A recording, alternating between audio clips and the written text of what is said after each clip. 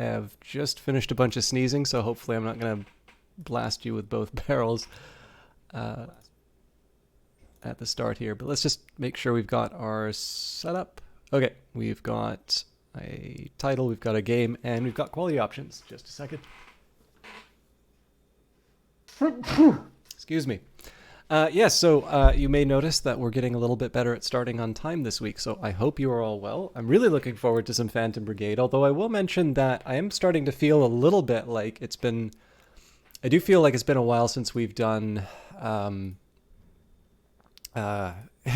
it's so long that I don't even remember what the game was.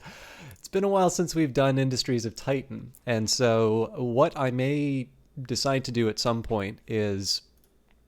switch over to Titan, even if there isn't a new patch at some point. I'm not quite sure when that's going to be, but just just maybe a word along those lines in terms of setting expectations, getting everybody, in line. I definitely know. The funny thing is that as far as the stream is concerned, I think there's probably more people who have a clear preference for Industries of Titan than Phantom Brigade, which is not to say that Phantom Brigade is not enjoyed. In fact, Phantom Brigade seems to be a game that is reasonably popular on YouTube, that or there just aren't better alternatives. By the way, for those of you who are joining us on YouTube, this is a live broadcast, so there's usually a little bit of lead up. I'm sure if you've seen my stuff before, you'll know that. I am actually currently loading the game, but I've kind of forever kept it on my my hard drive, so I do know it takes a little while to load up. But I'm just taking a look at my hard drive, and there's definitely a lot of activity going on there, and the Phantom Brigade icon just popped up. But yeah, so anyways, so like with that in mind, the funny thing is that Phantom Brigade almost kind of seems like the default choice for the stream, and I think this is just because of how the things like the local game dev meetup sort of work out, how just generally the overall schedule sort of works. It feels like it's more likely that Phantom Brigade is going to get more airtime than Industries of Titan, although I do like... I'd say probably like both games equally. I'm going to have some entries to read really quick. Early Access, welcome to the Brigade. We're excited for you to experience Phantom Brigade and to have your help shaping its development during its early access period. During the course of development, some aspects of the game might feel rough, sparse, or buggy. Every month we'll release a major update, which will include bug fixes, new features, and quality of life improvements for players. We appreciate your patience and feedback throughout the process as we work to deliver the most important features and fixes. From the main menu, check out our Early Access roadmap to see what's coming next for Phantom Brigade. Reach out to us via the Brace Yourself Games Discord community or read the latest patch notes for the latest changes and known issues. Thank you for joining us on this journey. We look forward to making Phantom Brigade better and better with your help. Seizure warning. A very small percentage of people may experience a seizure when exposed to certain visual images, including flashing lights or visual patterns. These seizures may have a variety of symptoms, including lightheadedness, altered vision, eye or face twitching, jerking or shaking of arms or legs, disorientation, confusion, or momentary loss of awareness. Immediately stop playing and consult a doctor if you experience any of these symptoms. If you or your relatives have a history of seizures or epilepsy, it is recommended that you consult a doctor before playing. And powered by Wise, there's the beautiful title screen. So, yeah, sorry, I totally lost what I was going to be talking about. So let's get some preliminaries out of the way. Again, if you're watching on YouTube, I apologize because I know the cardinal sin of YouTube videos is taking a while to get into it. But again, it is a VOD of a live broadcast. I can assure you that if there's going to be a Phantom Brigade specific video made on YouTube, I will make sure to keep it brief. So, first things first, I was given a copy of this game from Brace Yourself. Brace Yourself are a Canadian, specifically Vancouver-based developer. I miss Vancouver tremendously. Got a chance to meet some of them in Vancouver when I visited. And they are every bit as cool as their games would suggest, probably even cooler. But with that in mind, having been given a copy of the game for promotional purposes, while they certainly have not told me to say, be sure to say the game's really good, there have been a couple of times where there have been sort of specific things to say attached to it. And I can say them right now, actually. So any of the stuff that I do for GOG, they usually want me to directly mention the GOG storefront. And I don't know if they I don't know if they specifically forbid the mention of other storefronts, but they definitely say to direct people towards GOG. So that's a good example of a case where I've been told to specifically say something. Now, I don't know if this makes me a good broadcaster or not, but I pretty much say the things that I've been told to say. But in this case here, it's good to disclose both sort of when you have an interest. So if I had shares in Brace Yourself Games, first of all, oh God, I would love that. But it is a privately held company, and I believe probably the proceeds are more likely shared among the people who are putting the effort into the games rather than shareholders. But in any case, it is worth saying. I was given a copy of this game. I think it is fair to say that you are probably going to be favorably disposed towards games, or maybe give them a little bit more of a break if if you didn't put down money for it. I have actually wound up buying Industries of Titan, so I don't even know if that necessarily applies either. So I bought a Steam copy of that. But one way or the other, it is good to get this stuff disclosed. It has now been disclosed, and I am still going to say lots of nice things about this game because I actually really enjoy it, and I will continue to play it. Unless I'm specifically, the one circumstance under which I would not stream the game would be if Brace Yourself came out and said, please stop broadcasting this game. We do not give you permission to make content based off of this. But I have a feeling that I would need to be a very, very different person for that to happen. Anyways, what else was I going to say? Yes, okay, so we're talking about the other Brace Yourself games. As I'm always kind of fond of mentioning, Brace Yourself is more than Phantom Brigade. In fact, I believe Phantom Brigade used to be Tetragon Works before Brace Yourself. But Brace Yourself is working on a bunch of stuff, some of which has been announced, a lot of which hasn't. But just as a reminder, so they are responsible for Crypt of the Necrodancer, which just recently got a new DLC. They're responsible for Cadence of Hyrule, which I've not had the pleasure of playing because I do not have a Switch. But it's probably going to be one of the first I try. There's a handful of things I want to try on Switch, so I want to get better at Smash. A couple of you will know why. I want to try Cadence of Hyrule. I would like to play Mario vs. Rabbids for more than one level. I think that was it. But I feel like the majority... Oh yeah, and it feels like everybody really likes Breath of the Wild, so I feel like I should try that. But that would be my first... Oh no, I've played Link's Awakening. So I guess that would be my second Legend of Zelda game. But yeah, in any case, I feel like I should have a Switch. But like the thing is, I don't get a lot of console gaming in, and honestly, I don't play a lot of the PC stuff that I wanted to play. But anyways, so Crypt of the Necrodancer, Cadence of Hyrule, Industries of Titan, which is currently early access both on Steam and the Epic Store. Now that game will be getting a 1.0 release later this year. It may even be November, so it's just a couple of months away. And then Phantom Brigade currently does not have an announced 1.0. I have a suspicion that probably there's an internal target for 1.0. It's definitely ramping up towards its final release, it feels like. But currently it is only available on the Epic Store. I know there's a lot of interest for this game on Steam. And the best I can say about that, wishlisting it on Steam, assuming I'm sure it's available, you can wishlist it on Steam. If you can't, I will say when it becomes available on Steam as soon as I know. But if you join the Discord, that's where the official announcements get made, but that's also where they've been recruiting for their playtests for the Steam version. So I would hope that that's not the only reason that you want to check out the Brace Yourself Games Discord, but that is actually a really good reason to check that out. And then, of course, they also stream on Twitch and have a really good YouTube channel on their own. They've got a really, really talented crew.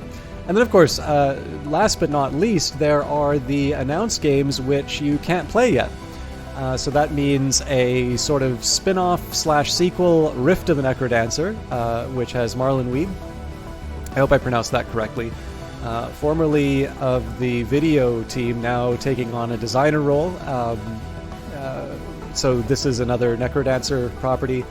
And Brace Yourself has also announced that they are a publisher now. So, of course, they self-published for, I believe, their entire existence. But they are now going to be publishing games made by other developers. This is actually something that I was kind of feel like was in the works for a while, because they certainly, I mean, they've been acquiring people and hiring and expanding.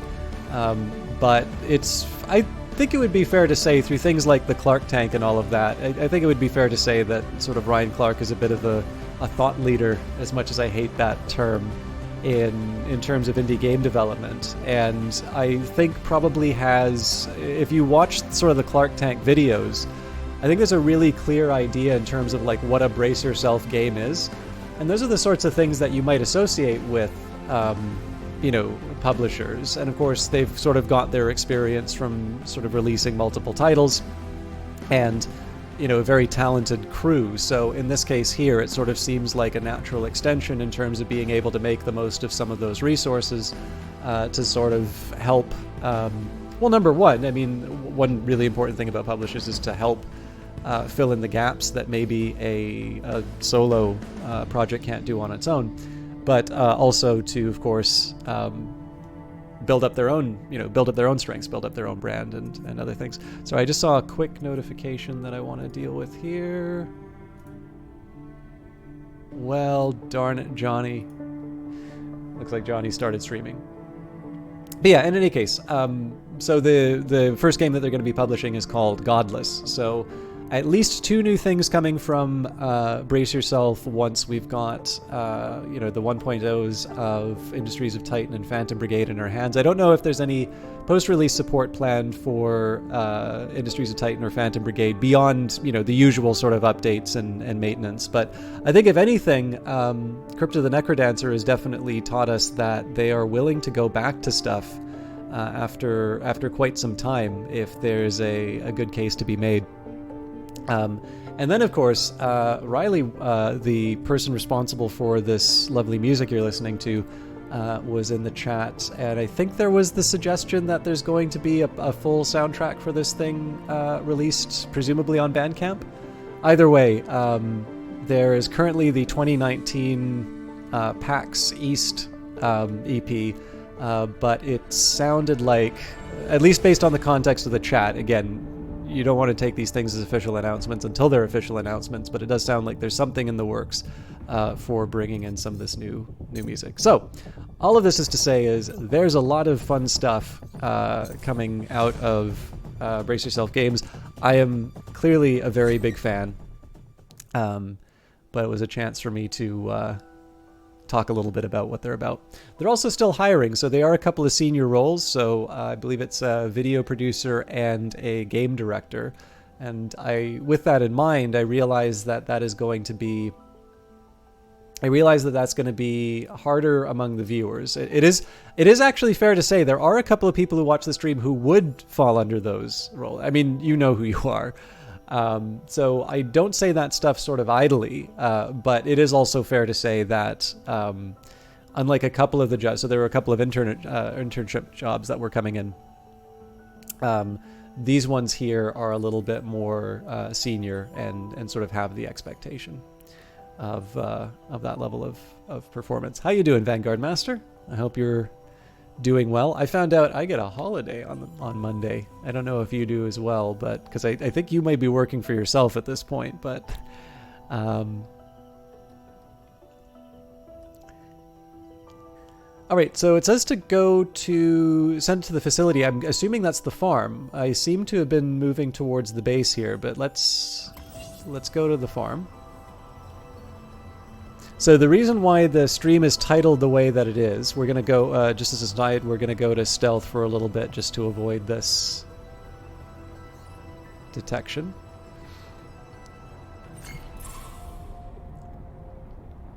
But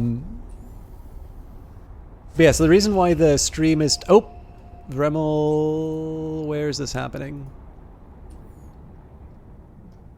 Ah, right there. Something in the distance. One of your pilots shouts out to you. They've spotted something in the distance. When you look, you see what looks like a person tied at the base of a tree. Self-employed now, you get holidays whenever you need one. Are you talking about September 19th? That I am. Deserter. As you get closer, you see that it's an enemy pilot. His clothes are filthy, and there's an ugly bruise on his forehead. You've got to help me, he cries when he sees you. Could be an ambush, boss, your pilot says. He turns to the enemy. Why'd they leave you here? The enemy pilot spits on the ground. I didn't want to do this stuff anymore. That isn't right. So you're a deserter then? Your pilot asks. That's what they called me. Will you help me or not? So we can capture, bring them along. They could prove useful. Leave, deserter or not, they're the enemy. They can help themselves. Or rescue. They may be the enemy, but they're still human. So we will capture them. So I would like to recover this base, but I was trying to talk a little bit before about the name for the stream. So there is a repair resource that was added here. I've only got 9 of that left. So when I do things like try to save the base, that's going to cost me. And I don't mind paying that cost, but it's something that I want to be conscious of when I make certain decisions. So we're going to go into overdrive just so I can have enough time to recover.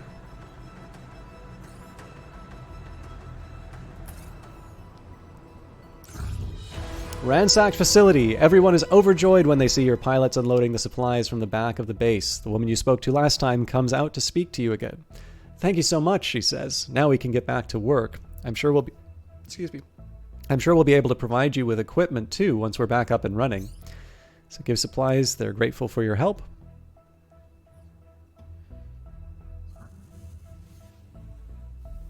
Interesting. Yeah, so I know there's like the difference between the federal and the provincial level. So in my case, I fall under federal jurisdiction. So I know for a fact that I get the day off. But I also know that a few business groups were kind of cross with the decision.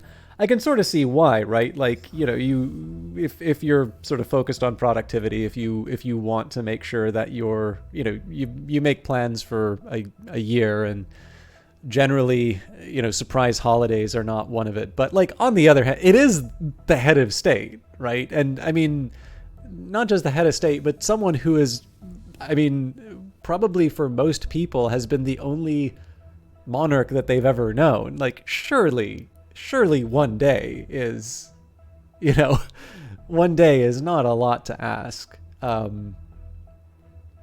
I realize, I mean, and this is the other thing too, like certainly among my follows, there's quite a few people who were extremely critical of the, you know, of the monarchy. And like, you know, fair enough. I mean, I know a couple of pretty heavily Republican friends, not Republican as in the US political party, but like would prefer to see Canada not be a constitutional monarchy, but would prefer to see it as a republic. In fact, I think probably would just like to see sort of a US style system where there would be a presidency and the Senate would be elected as well as Parliament. That's probably a bridge too far for me. I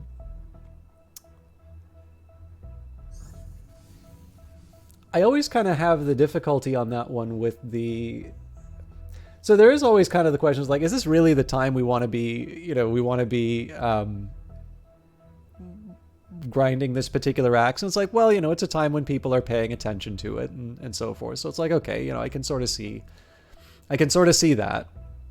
I definitely have a little bit more weight on people who sort of have shown some consistency with that, with those positions, and it's not just sort of opportunistic because of the news about the Queen.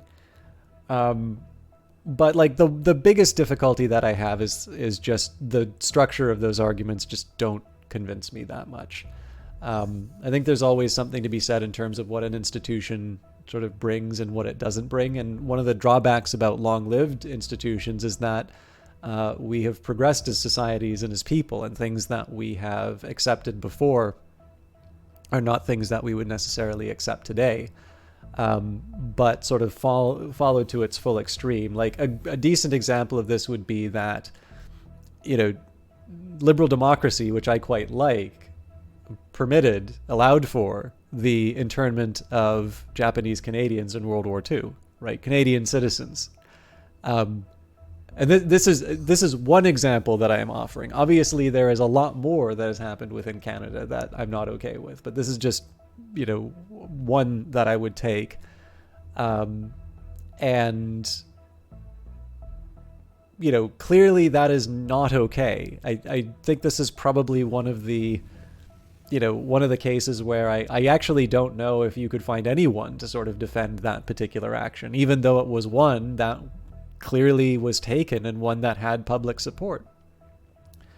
But the challenge that I have is that while I think that is an absolute stain on our past, and it's one that we should sort of recognize and stop from happening again, the difficulty that I have is the structure of the argument that says because, the institution of, liberal, well, I don't know if liberal democracy is an institution, but, because that allowed this to happen, it's irredeemable and we need to replace it, right? Because then you have the old quote, it's the worst form of government except for all the others.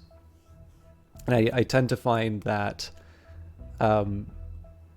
you can get a lot of sort of window dressing around the arguments of that form, and you can, there's like a lot that can sort of be done to sort of puff up an argument and make it not have that form, but a lot of it really does kind of come down to that. And again, it's a problem, right? It's clearly something to like, it's a good challenge in the sense of saying that, all things great and good in society come from our democratic institutions. I'd actually probably just say the best I can offer on as a defense on that is just the one that, Fukuyama makes in End of History and the Last Man, is that it's a system that allows for sort of a self-correction mechanism, that we fall short of the ideal, but the ideal remains, and it is one that has tools that allow us to improve, whereas alternative systems do not. Alternative systems tend to be quite brittle. But anyways, probably further than we wanted to go on this topic. Sorry, Vanguard Master. And how you doing, Strider Owens? Hops is done with you today. How are you? Doing all right. I'm a little bit behind on some of the work stuff, but I'm happy that I'm starting the stream on time. I have a bit of writing to do, and I'd like to get a little more reading done. But I'm feeling like I'm starting to kind of catch up on stuff. And I've also got some tea with me, which probably isn't the smartest thing to do when I want to be going to bed in a few hours, but I just like my tea. And I'm playing Phantom Brigade, so that's a good that's always a good time. So we will give the supplies, or you do not have enough supplies to give back to the facility. No, we will give them the supplies, and let's head straight to the base. In fact, we'll just hit the overdrive as far as we can. As long as we can make it. I mean, we're going to have to keep rescuing this. Oh, wow. They're really tying me up.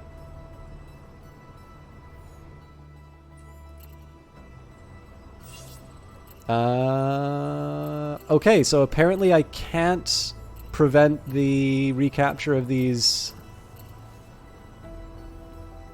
That's a shame. All right, well.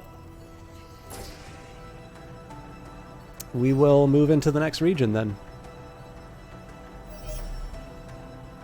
And there's a new battle site, so I took too long in the other region. Great. Well, I'm always happy to see you, Strider. I know I get to see you more through Hop's channel, but I am delighted to actually even more just hear about you sometimes. But I'm delighted to have you in here, and particularly because I know you like Phantom Brigade, so I do like being able to get the good word out on this game. Although here it's been about half an hour before we've got some combat, so here we go. I was a little surprised that we can't defend the base from recapture. We can move into this region to liberate it next. Take them out. You followed a distress signal put out by the home army to squash some enemy forces at this battle site. One of your pilots is jumpy. They mean business, Commander. They really want to win this war. Another shrugs. I reckon we can take him. What do you think, boss? Suit up. So one thing I learned about the Lance was that we overspec'd it for heat generation. So there's going to be a bit of there's going to be some revisions that I make on the mechs.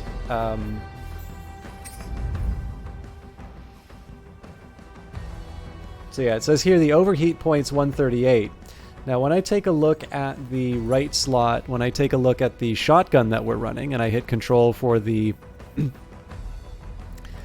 So it says here, right, the amount of heat generated from the activation of any given part. It says 135 here, so my overheat point is like 138. That's quite a bit.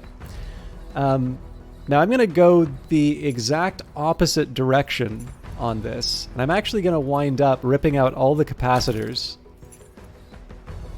at the start. And there's a really specific reason why, and that's because I want to try and improve the wind. So this one's got the improved capacitor. We'll give that an excellent.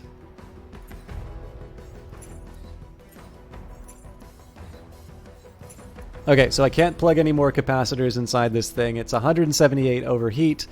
This thing says it generates 180, so I'm gonna have to hope that the similar principles apply to the other mech, the Lance. We'll see how it works.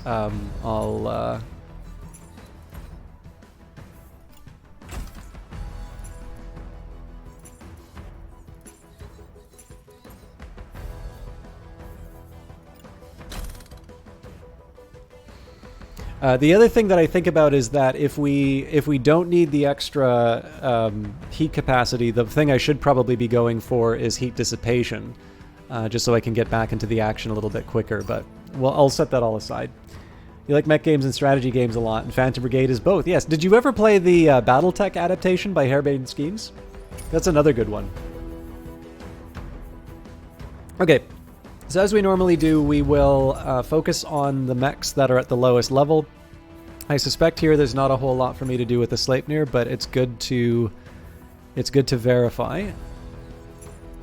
Definitely don't want to put a shield on that one. And the right slot, we're not ready for... Yeah, we're not ready to switch from... Yeah, it's super fun as well. Yeah, I also really like the... I think they did a good job with the story on that one, which I personally think is as important when it comes to a BattleTech game. Because, like, don't get me wrong, I love my giant stompy mechs and all of that, but I do think one really big part of that hobby is the ability to sort of enjoy and kind of live in this this universe that they've created, and all of the, you know, all the just the story potential, all the different ideas that are present inside of it. And I mean, again, it makes sense that the people who were originally responsible for that that setting, you know, are the ones who you know, would realize it in such a big way. That wasn't necessarily originally intended as well. I believe it was a stretch goal that made the game like that. But I really do like the fact that the game seemed to cover all of the things that make BattleTech a very interesting setting and a fun hobby to get into. So in this case, we're going to go for the stance because we lose 2 barrier, but we gain 50 on integrity. This also has an excellent regenerator as opposed to an improved, so we're in good shape there. One thing I may consider doing with the bull at some point is replacing the shield altogether and maybe making it something that fires missiles, because I've actually got a shortage of missile launchers, but I'm not quite ready. I'm not quite ready to go there on my team yet. So okay, that's the bull taken care of. I actually think we might have downgraded that a little bit, but. No way I'm going to give... So actually, there is one thing I want to say about the wind, and that is I'm wondering if this particular blade is actually designed for use in mechs that are just overall heavier. I've never really thought of the idea of having a big sort of, like, you know, big shield, big blade... like bulky mech coming after the enemy, which might be an interesting one. But the thing is that so much of my strategy for this game has been built around these light mechs. So one thing I do eventually want to do in this game is get to a point where I'm experimenting with unconventional unconventional loadouts, so that I can, I can basically just say, okay, here's a new way of thinking of this problem, and I'm gonna, become better at the game by experimenting with some of these different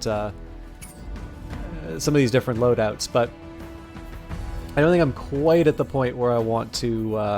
I don't think I want to go so far as doing a heavy melee unit. That'll maybe be something I try on another playthrough.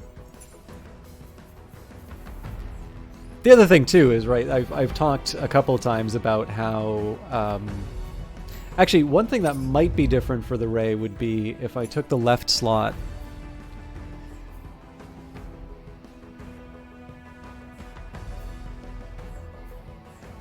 So it's actually slightly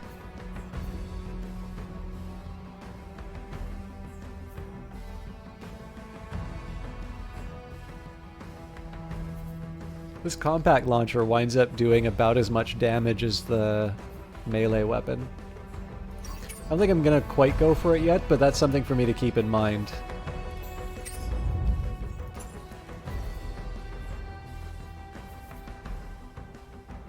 Interesting.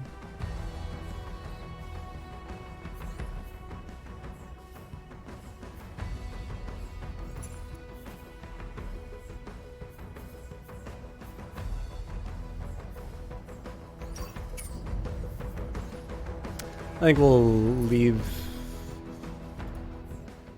things there. Okay. I'm gonna switch out the Ray, and we will add the wind. This is mostly just to see whether or not my overheating problems are still a thing. And lots of enemies. Yeah. We'll just jump in and see where it goes. I don't know if it was eloquent, but it sure was a lot more words than what normal people would use.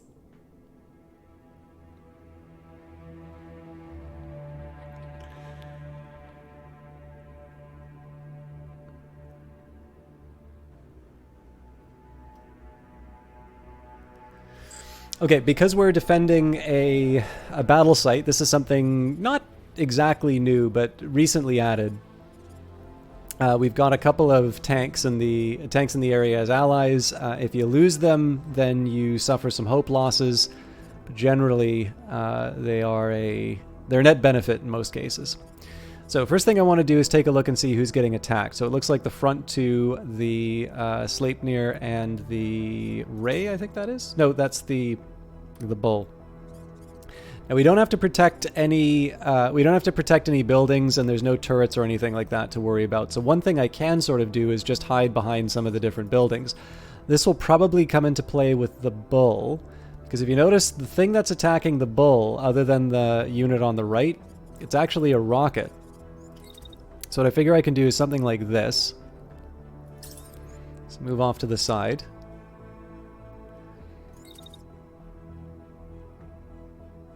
Now the problem is that I don't actually have. So like this is all well and good, but I don't have anything to attack based off of this.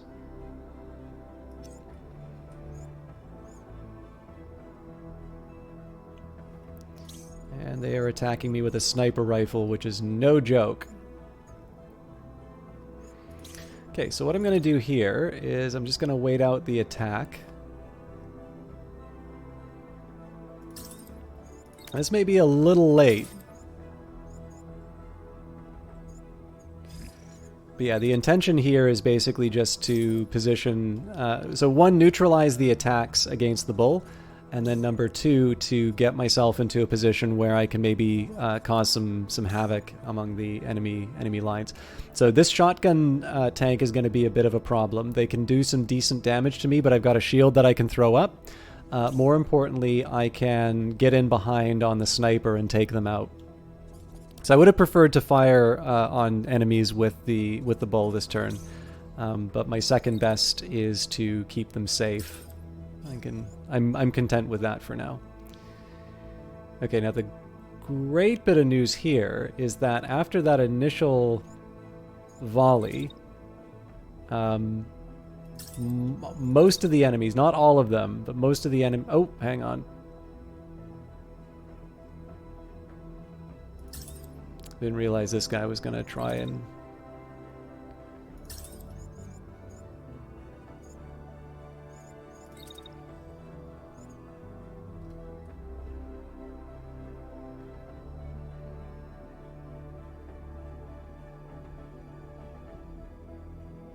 The other alternative is I run out around the side here, but I have a feeling, yeah, it's probably a little too brave for me.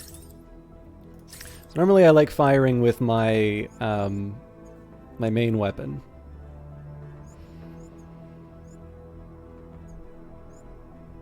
I actually really don't like the idea of getting in the way of the ally here, so let's see if we can revise this turn a little bit. So again, we wait out the enemy attacks. Now if I dash and then move forward like this... Okay, nope, this unit wants to attack me too.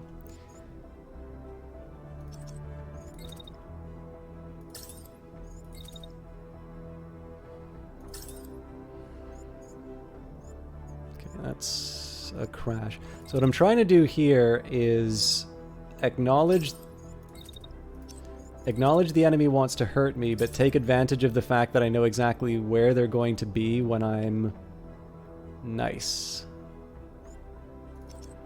Just have a slight adjustment I want to make to that, but...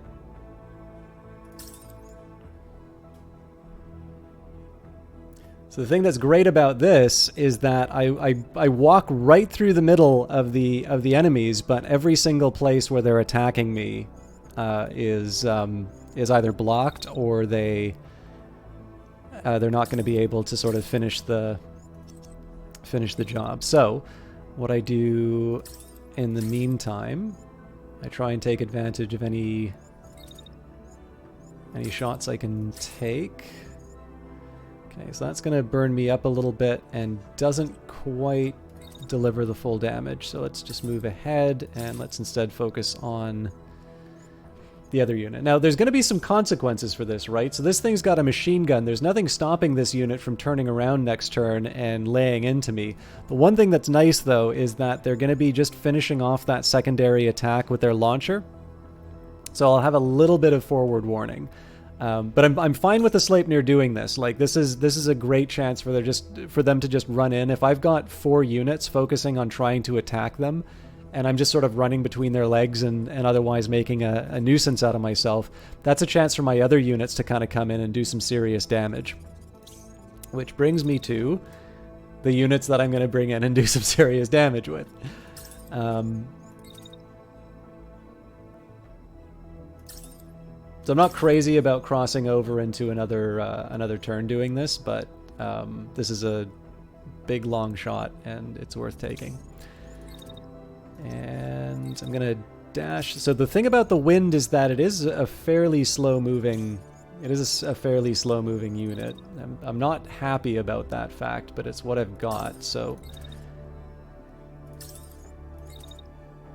Just needed to refine the attack a little bit here so I don't step on my tank.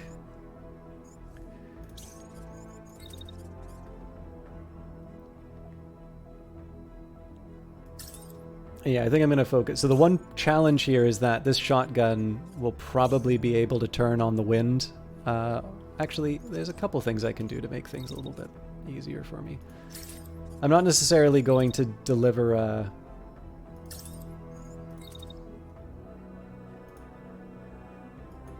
Yeah, it doesn't even let me start the attack.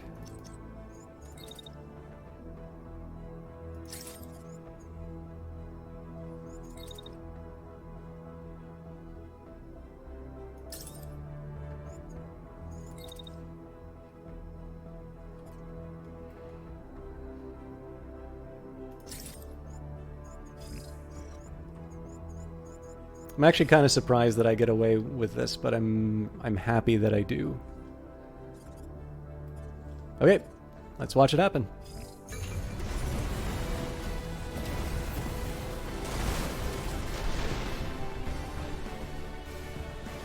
So we're going to hide behind the cover here until the rockets are on their way.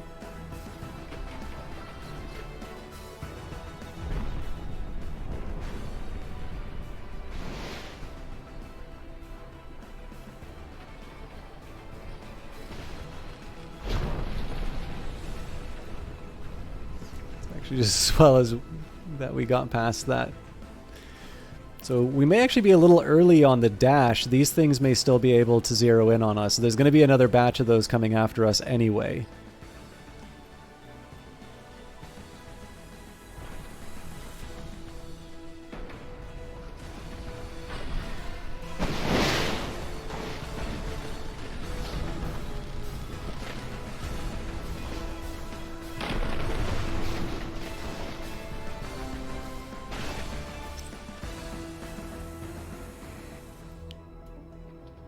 Okay.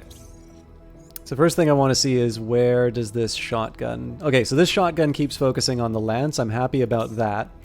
Now I do still need to protect myself from the incoming missiles. There should be 2 sets that are coming after this unit. Actually, it's just in the middle of firing these, so... Okay. So what I'm going to do... we're doing okay for heat, so I'm going to dash along. I'm going to set myself up. So there's the possibility that these missiles are going to cause me some problems. But the opportunity to get a full machine gun shot on this sniper from behind, that is way too good to pass up. Now, there is a worry with this sniper, and that's because I've spent so much time with this shotgun attack. So I just need to make sure that my movement's still in line with the attack that I want to make, but I also want to make sure that I'm behind the hill. And then the other thing I'm going to worry about is what the next attack is. So the next attack is also going to be focusing on this unit. So one thing I could try and do is move off to the side behind this building, or I can try in the sort of in-between time to sort of hop over this hill, because this unit's going to be coming after me with its machine gun. So for instance, if I tried something like this, you'll notice that I'm relatively successful in protecting myself. Not exactly, but what if I were to dash my way to safety?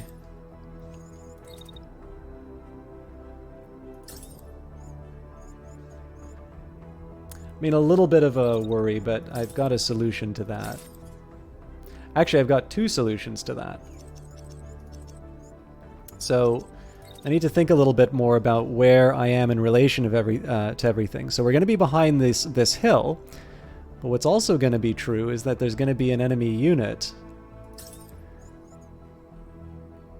right in between the 2 of us. So what I do is I set up my shield,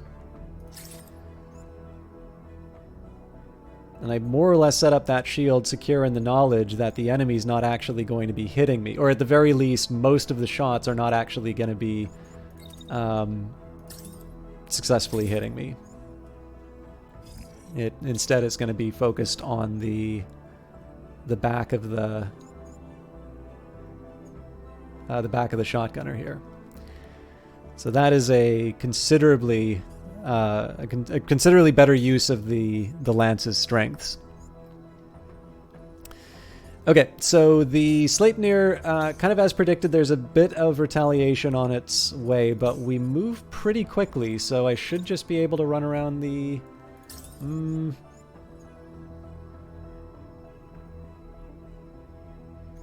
I wonder if I can get away with a dash. In this case, I think the cure is worse than the disease heat-wise. Okay, can't crash into an ally. Yeah, so I think I'm just going to run behind the hill this way. This is probably the most straightforward way of getting past it.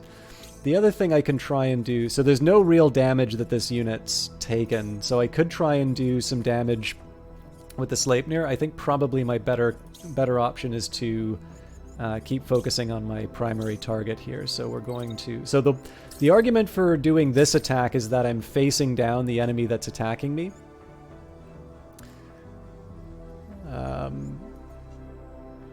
And then the well, the better argument, of course, is that I focus on the unit that I'm going to be able to do the most damage to. I wonder if this is actually a better attack, because it fits in my optimum range, and I can probably just stay here and keep doing that. Okay, I definitely prefer this attack. Okay, so we're going to be finishing off the attack here. This means that this unit is probably not going to be in a position to actually do the attack that it intends. It also suggests to me that I should use this autocannon for something else.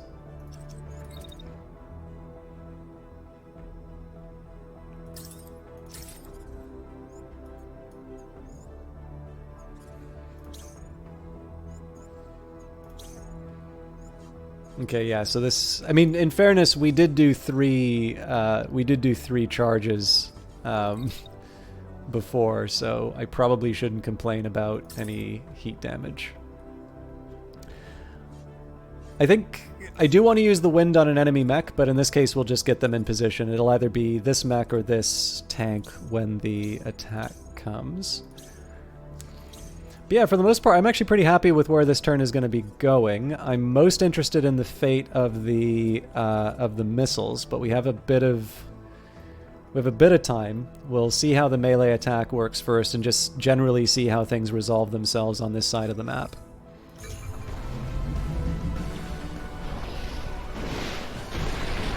Okay, that thing's just straight out of the fight.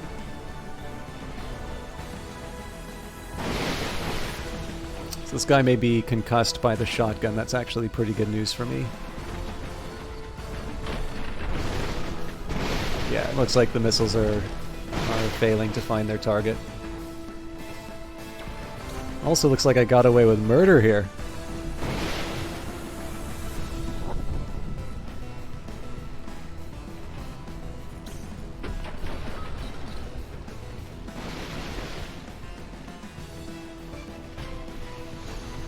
This is going to be a thing of beauty.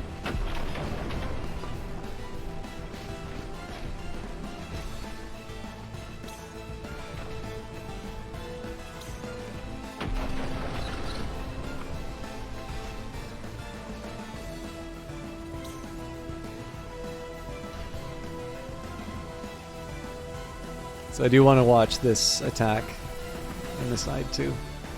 Okay, so those missiles are going to make it. Okay, now this is unexpected, so I'm going to take a lot more damage off of this just because this unit's been taken out.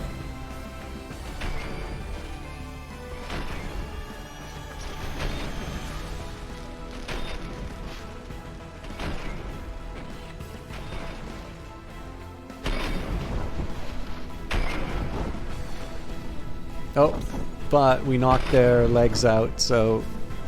Oh, this is so good!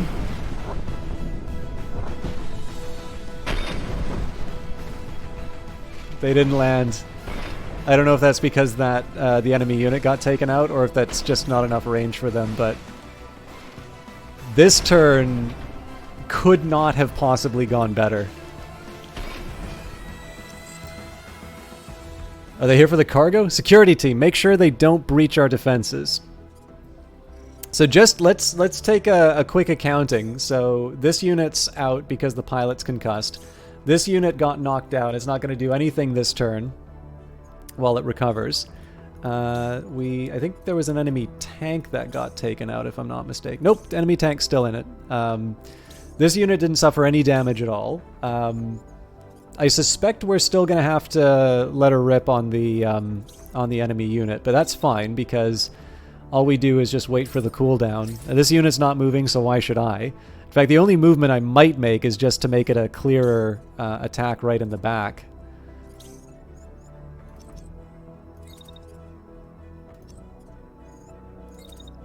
Let's just say, in theory, that I decide to do this.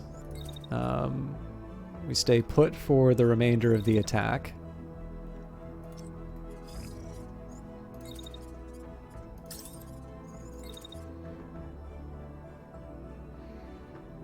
Most of that time spent getting off the hill, so there's no point in messing around with any of that. Okay. So I gotta wait till this thing's up and running. It may be better for me to just single-handedly take out the tank.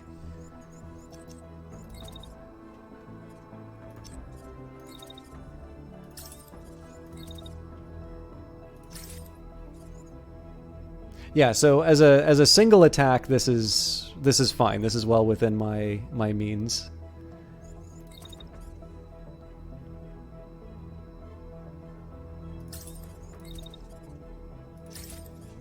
Can't get a second one off though.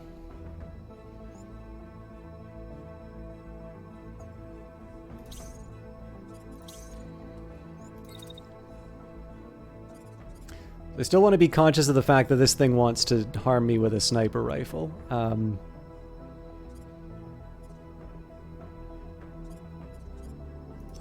So if I stay put and I just fire with my shotgun,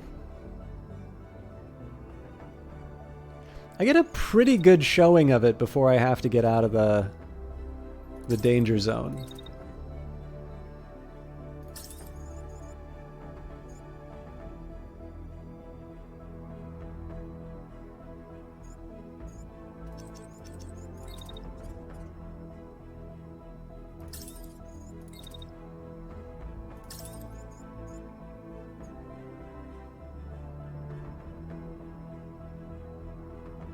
I'm a little conscious of so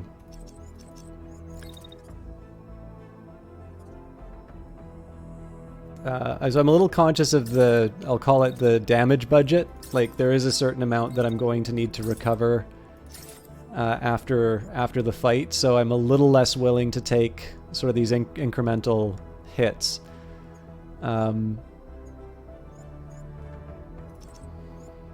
Yeah, honestly, as much as I'd like to do some extra damage, I think it's better for me to protect myself with something that's got a barrier on it, especially given that I have allies that are going to be able to make a move on the enemy. So, let's shift the turn a little bit.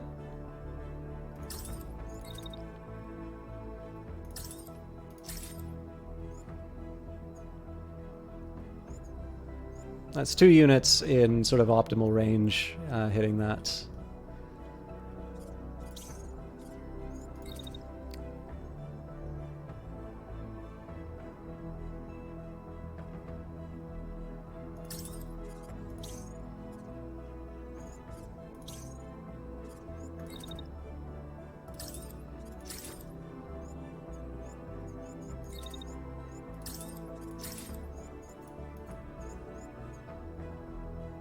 So this is not a bad example of a case where I would consider extra heat capacity, because it's a little silly that I'm not able to stack up my assault rifle attacks.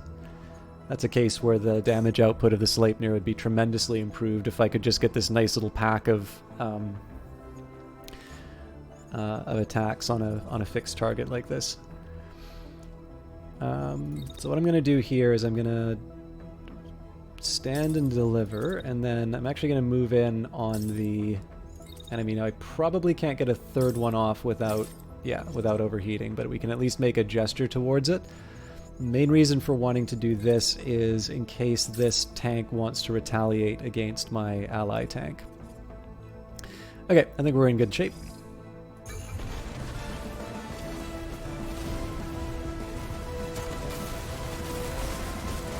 Yeah, so that was pure barrier damage. That's good news there. Oh, they're almost out. But they still want to fight.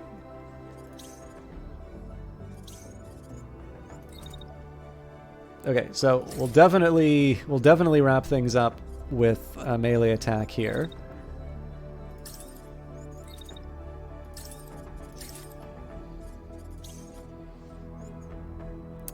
So yeah, this unit's going to be attacked. So the other thing is, again, I want to protect my ally here. So the placement of the Sleipnir was the right call. Unfortunately, I potentially have a friendly fire problem.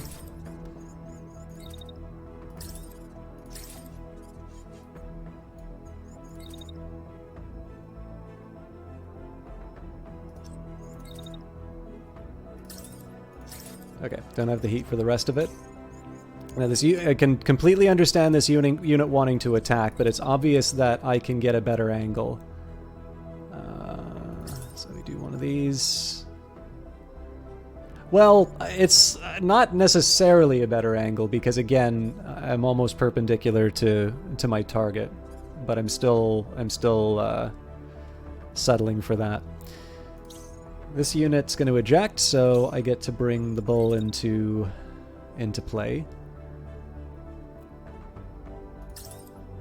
I think we'll just hold... Yeah, we'll just hold position. We can't really do that much this turn.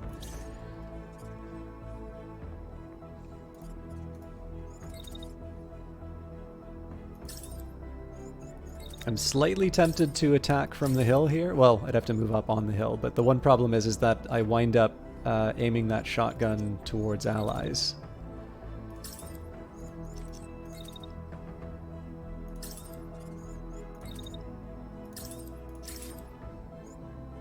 Okay, that's more like it. So you may ask the question, why am I not worried about this attack? With 1% of his pilot HP left, there's no possible way that attack's actually happening.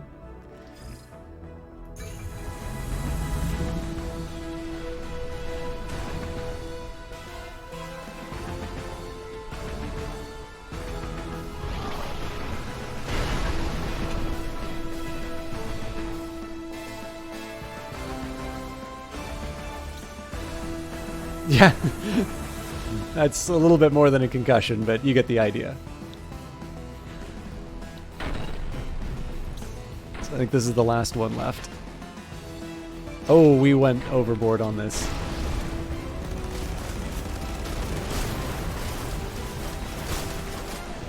Yeah, so I actually walked into some friendly fire there. But yeah, we did well.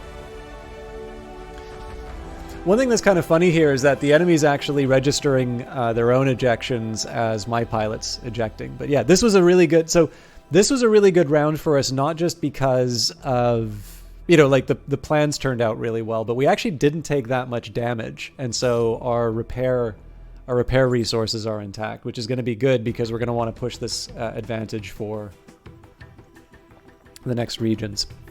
Not much as far as scrap's concerned, but we'll be able to turn that into supplies, so...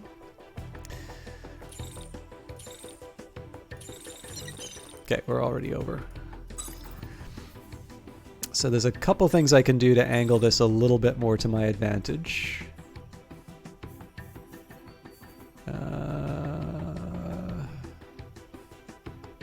Well, that's it, really. I don't think there's any more... Yeah, so we'll just leave the 5 on the ground. So we're up 325. It's down to 21. Really, this is just going to be a question of clearing out the last of the few bases. Now, we do still have a little bit repair-wise to do, so we're going to cruise towards this base. Okay, then we get to go stealth as soon as we're in radar range. And actually, while I'm at it, let's just see if we've got any easy upgrades. So the things that I'm most interested in are things that will make the base a little bit more effective at navigating the map. So for instance here, the expanded storage, it's nice because it means that I can have more mechs in, you know, just on the team. And there's, I mean, you probably don't really need a lot of arguments as to why having extra mechs would be good. But for me, it comes at the cost of reducing the overdrive speed for, reducing the speed for overdrive, cruise, and stealth. So I gain 2 extra mechs, but that comes at the cost of speed. It's a little bit of speed, but it's still, we're not as fast as we would like to be. And you can kind of follow that logic all the way through to stacked storage and maximized storage. So in this case, you know, we could go up to 8 mechs. It's very hard to argue. Actually, I'm curious why it says...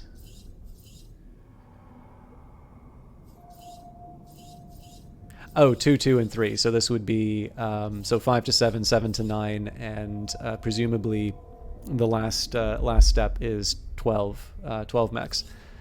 Now parallel repair kind of makes a little more sense. Now again, it comes at the prerequisite is expanded storage. So again, we're giving up some speed there, but The parallel repair has a certain charm to it, just because the ability to, like, so we've got 4 mechs in the team. If all of them have taken a little bit of damage and you need to do serial repairs, it may be that you're actually waiting before you make a move on the enemy because you haven't finished repairing everyone. And so there's an implied speed trade-off when it comes to there's an implied speed trade-off when it comes to like when you can practically move on the enemy based on your repairs. Now, we haven't been repairing that much, so I'm not quite willing to go down that route yet, but it's one that I want to keep an eye on. Military grade sensors, so that'll improve our vision. Rain compensation allows the base to see practically unimpeded through even the heavier range using salvage when penetration. Oh, neat. Yeah, so all of this is just improving our visibility, which I like. I don't think we have anything related to speed that we can equip anymore. We've already got those. This is about the workshop, so this is kind of tempting because I am eventually going to wind up building more resources.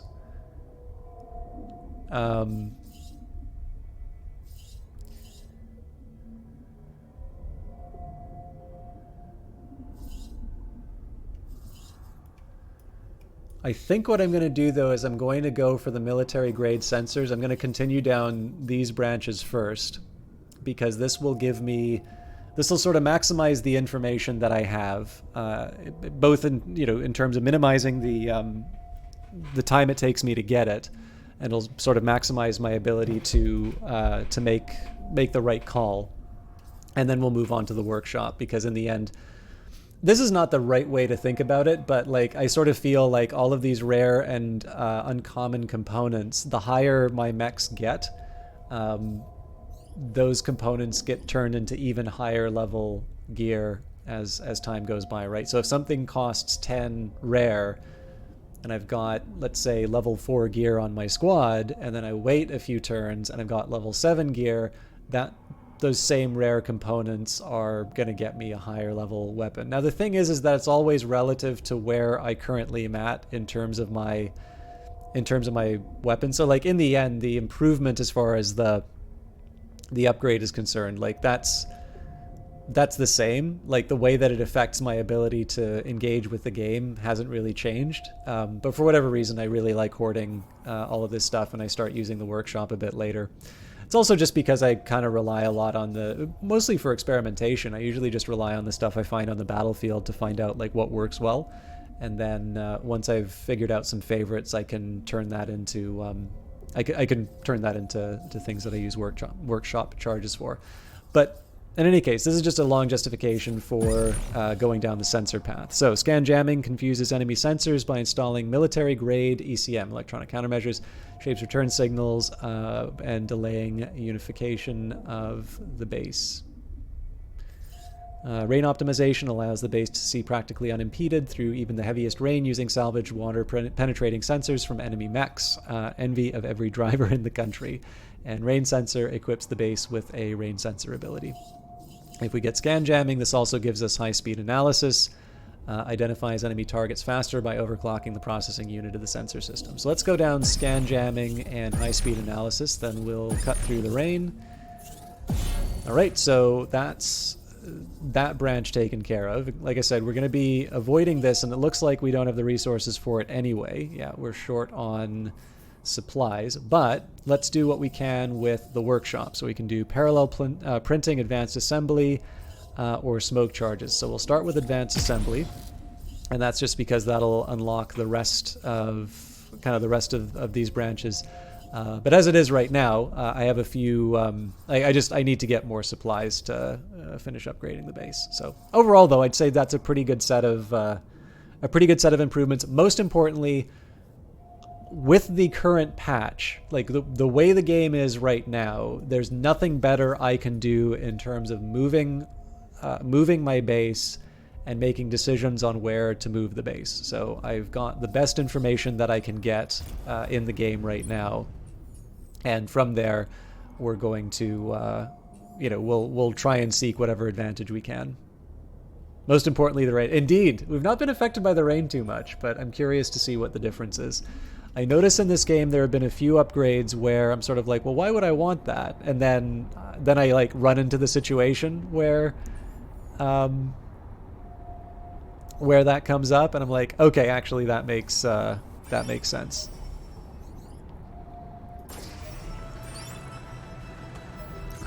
So again, we closed in on the base before they could send the reinforcements. Sitting ducks. You're looking through the latest report when you hear one of your pilots laughing and calling out to you from the front of the base. Look at this, your pilot says when you join them. They're sitting ducks. Sure enough, on the radar you can see that there are some enemy mechs up ahead. I think they're gearing up to join the battle over there. He taps the screen where there's a cluster of activity. We could get in before they know what hit them. Suit up. Okay, I think I'm going to...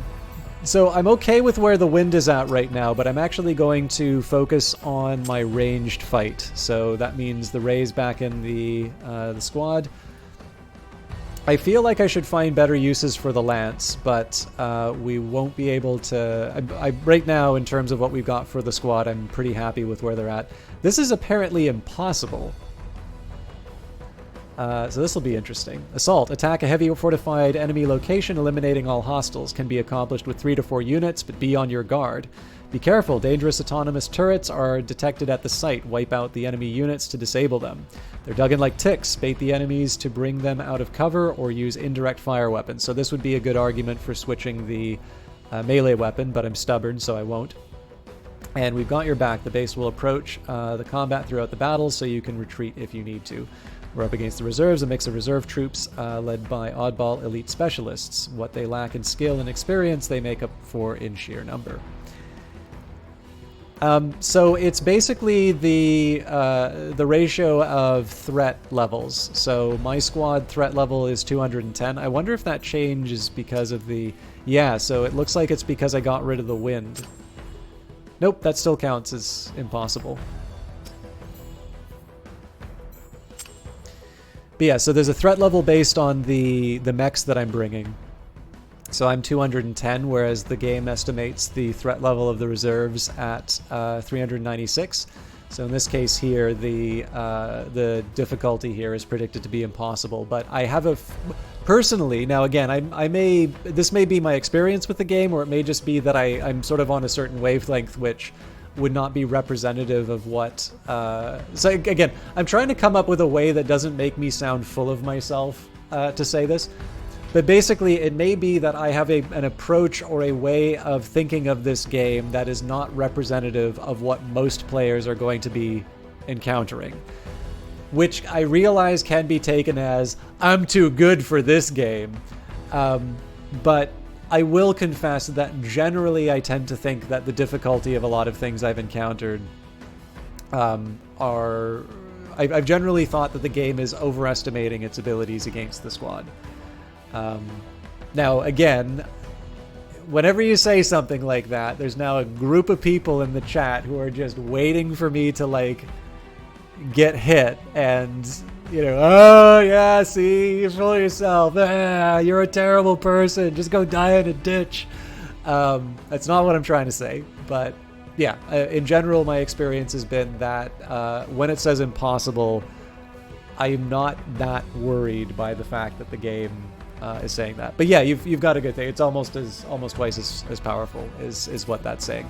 Now, there are a couple of things that we can do to try and change those numbers. Not that I necessarily want to, but we do have a couple of pieces that we got off of the new off of the other mechs. So I just want a quick second here. So we've got hollowed plating on this guy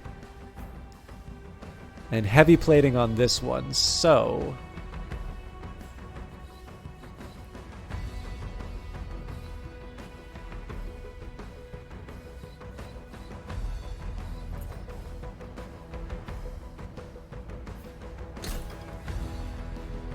hang on. Okay, so 2366.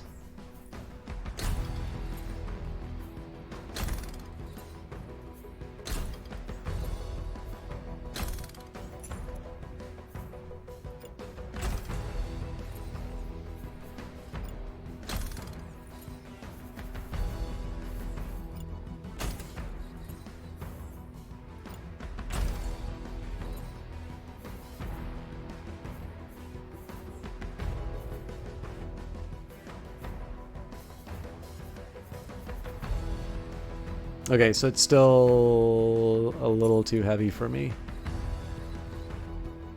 Then again, 21 isn't, like, bad.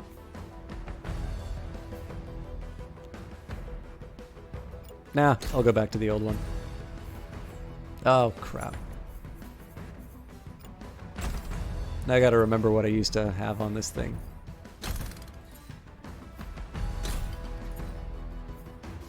Wait a minute.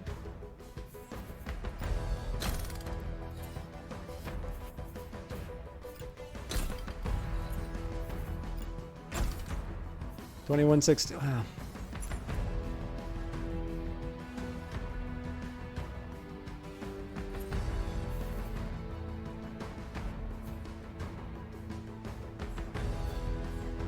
So you can get a little more power by...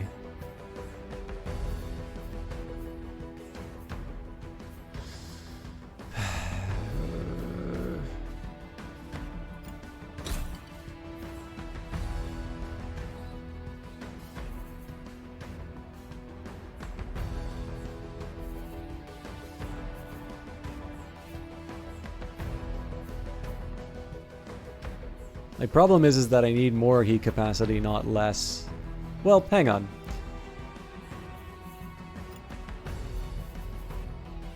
So what if I went for the overdrive?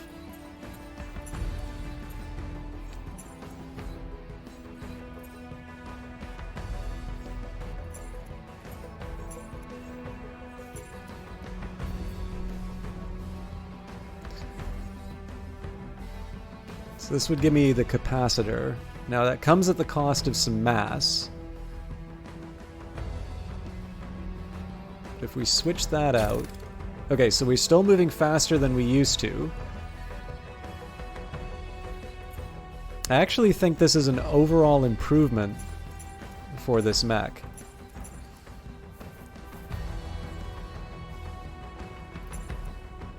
We'll see.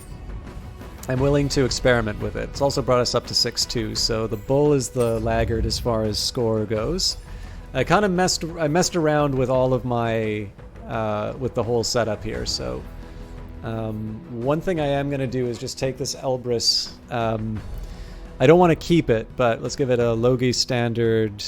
Oh, God, do I really have to give you a regenerator? Yes, because I don't have anything else.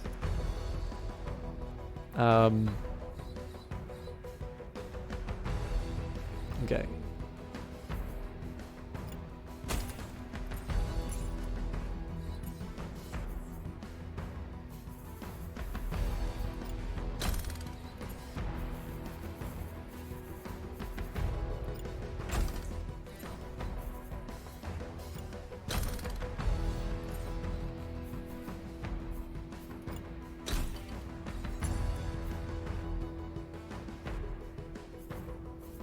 Okay, so oddly enough, this is identical to what I used to be equipping on my own guy. Now this gives me the option of hollow. Oddly enough, the mass isn't as good. Very good heat dissipation, which I don't need on this one. Okay, so here's what we're going to do. We're going to strip out that hollowed plating.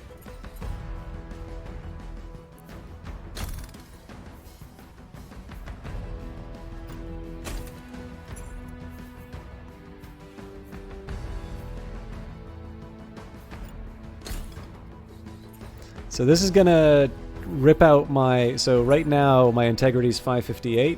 Putting that hollow plating on... Oh, well, that's not even that big of a reduction. Okay. Feeling good. The other thing is that my heat capacity, I'm definitely overdoing it. So I feel like I can drop the heat capacity in exchange for... So if I give it the overdrive, I get more power. Huh, that's it, huh? Well, that's fine. Let's try an overdrive on this one. I guess one thing I could do also is to try to put better thrusters on.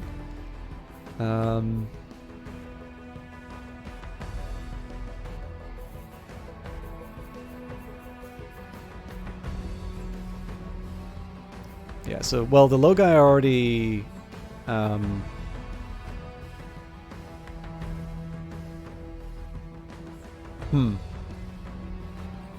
Which I think I'm pretty okay with where we're at on those. Okay, so the problem here is that I've messed around with a bunch of different loadouts. So here I just want to do a review of all my possibilities to make sure I'm making sort of the most informed choices. Maybe a better shield. Nope.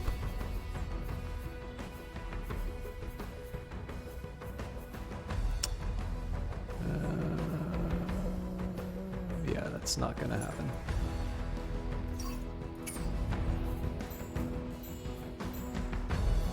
Okay, I don't really need to do that much with the wind, but it's always nice to see if there's something else I can equip. I think this Asgard wound up stripped. Yeah, so let's give this...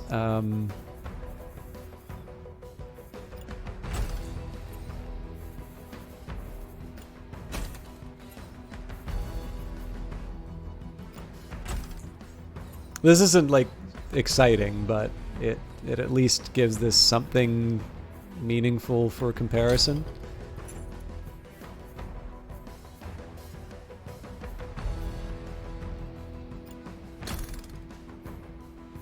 Okay.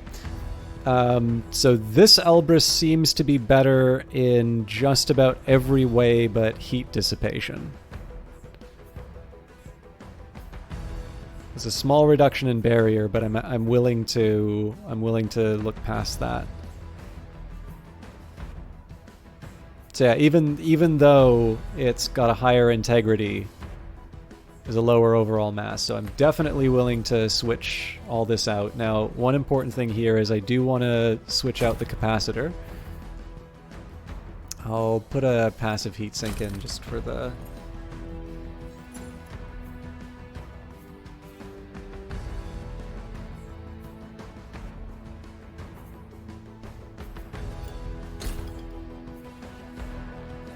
So I may want to be messing around a little bit. So the low guy, I think we had originally switched... Oh, wow, this is down to 16? What did I mess up?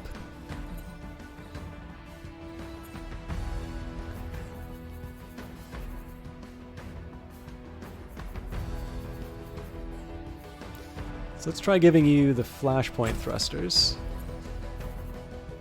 Now I need to keep my heat capacity up, so we've got a standard core on this right now. I'm actually going to try doing a charge core.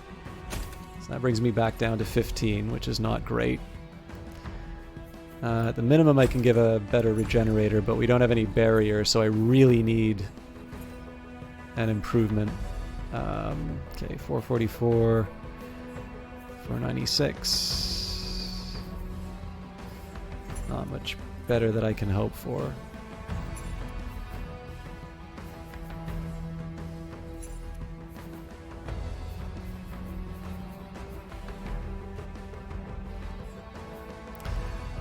So the Tsubasa,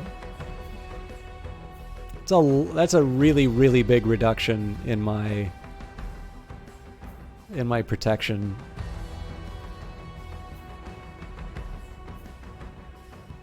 That's actually only a little bit of mass that I gain off of that, so maybe we'll skip that for now. I'm not bringing this thing into battle anyway, but yeah, I might have ruined the wind, to be honest, but I'll work with what I've got there. Okay, on to the ray. So again, just a quick peek at some of my options. So when I see something like the arrow here, I'm like, okay, there might be something I can do mass-wise, but I don't want to mess around too much with this because it also looks like there's changes in terms of things like thruster power and such.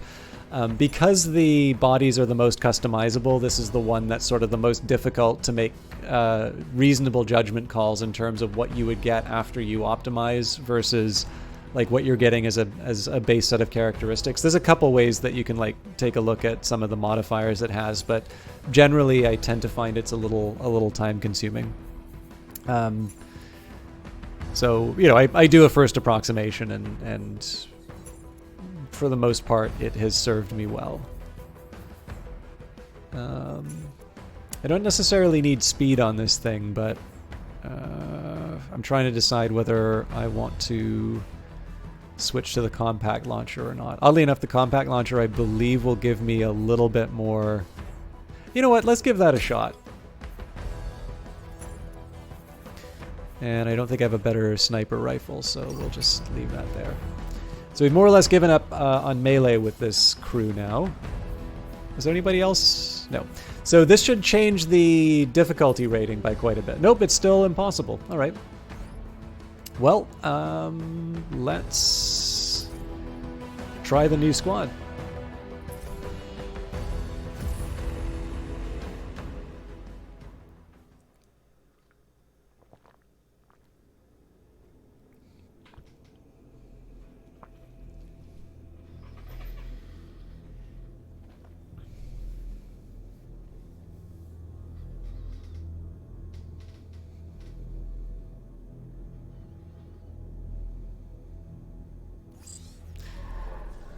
Getting negative IFF code. We've got hostiles in range. Engage at will. Reinforcements should be coming soon. Okay. So, first thing I want to do is get a read on what I'm up against. So we've got somebody with a heavy launcher. So this is a primary weapon. It can do but 275 damage, so it's not too much on its own. That also looks like it's targeting my own missile launcher, of all things. This one's 784, so there's a combined 1,000 coming after this unit, which means I do kind of need to take it a little more seriously. Now, the one thing I'm reluctant to do is to react too strongly to what the enemy is doing here. So not react too strongly, but I don't want to launch my own missiles quite yet because they're running in between buildings, which makes me think that I'm not actually going to be able to land the hit. So what I'm going to do instead is I'm going to make the most of the start of the turn. Might actually be a little risky to try that.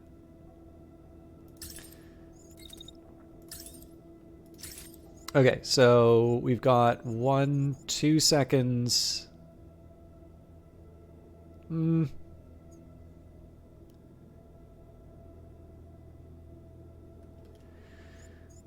It's risky, but the payoff is potentially being able to do some serious damage to this tank. Okay, now this is going to require a little discipline on the Bull's part, but I'm actually kind of holding the line here, and this because this unit is basically firing into its ally. So at the very end, then I need to worry about this assault rifle coming after me, the 479. But for the rest of the turn, I just kind of stay put. In fact, I kind of wonder... There's probably something I can do to make this a little bit better. So all I need to do is make sure that I just stay... Oh, that's right. Hang on. Because they opened fire on me. Yeah, no, I actually need to stay... I need to stay put.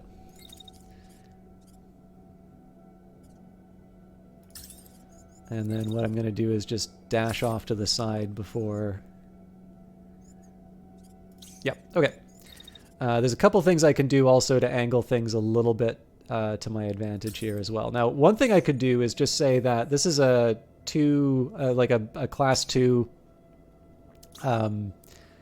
weight, and so I should just throw up my shield and bash into them. The thing is that that's going to damage the shield, and I want to be minimizing those kinds of repairs that I'm doing. So what I'm going to do is I'm just going to sort of lumber ahead, and as soon as they sort of show up, I'll let her rip with the shotgun. So at the very least, they're paying for that action. Then the other thing I'm going to do is run my Sleipnir into place. I think, yeah, causing a little too much trouble here, so...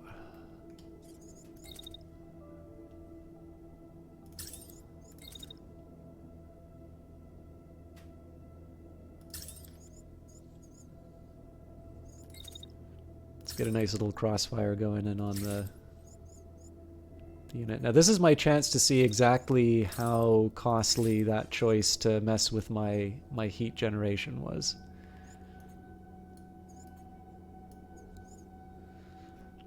It actually kind of looks like I'm firing at about the same rate as I used to.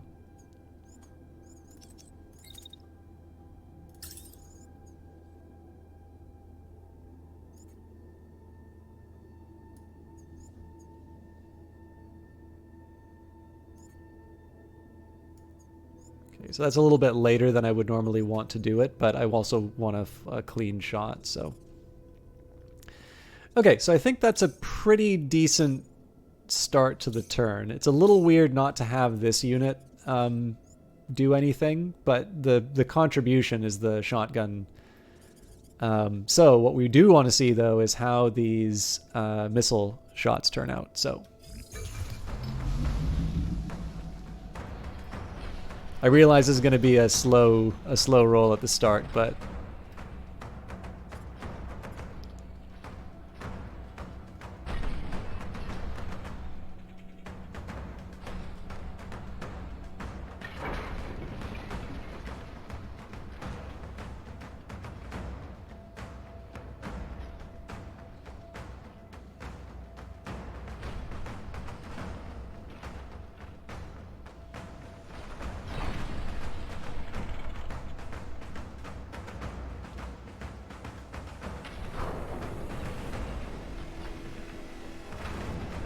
so I'm really interested to see whether or not this thing blocks the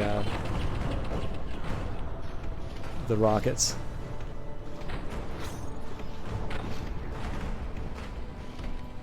Looks like it.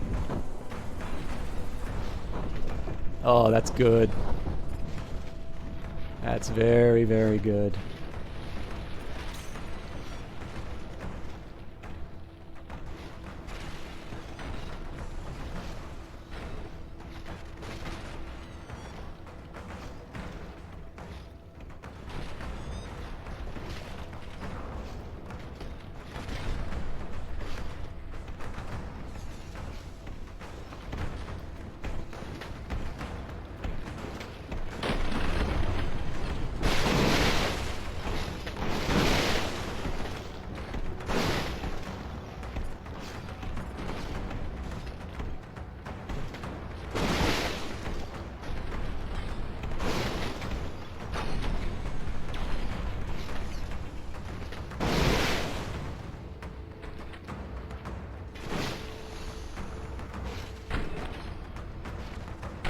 This guy's gonna fire here.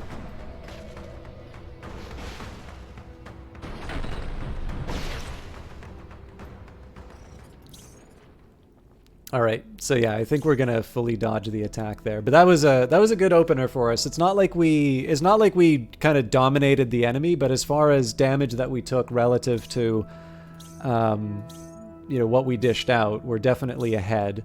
Now, one of the things that's worth considering when it comes to the question of, you know, how tough is the enemy, we want to be thinking about, like, how much damage does it take to actually take these things down? I'm probably going to need to sneeze, so just give me a second.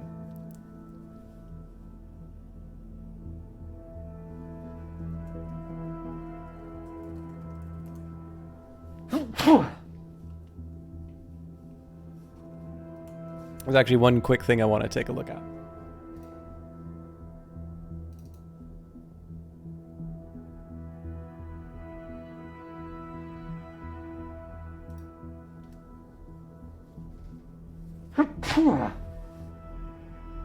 Sorry about that. So the other thing that you want to think about in terms of the overall difficulty of the enemy is not just how, like, you know, can they deliver a punch.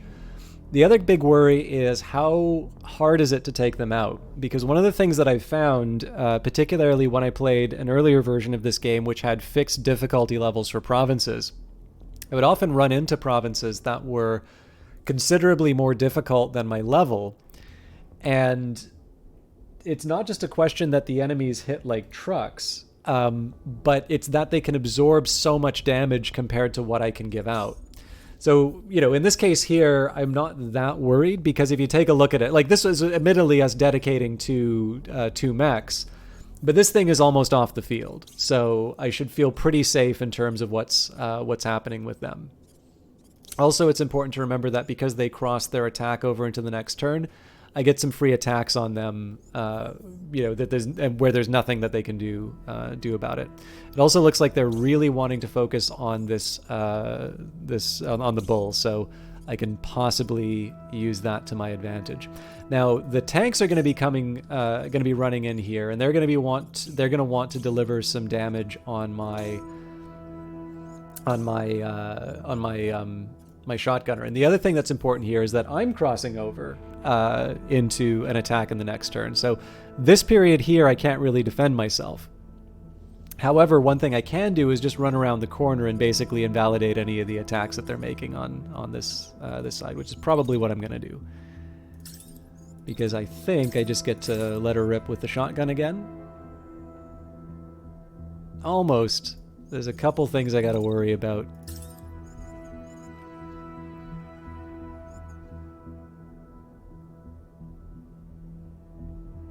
Yeah, so there's a little bit of damage that happens, but I can keep firing the... Oh, nope, I get heat damage at the end of this one, so...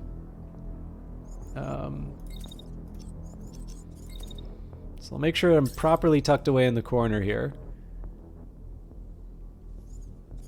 Then we're going to wait out this attack.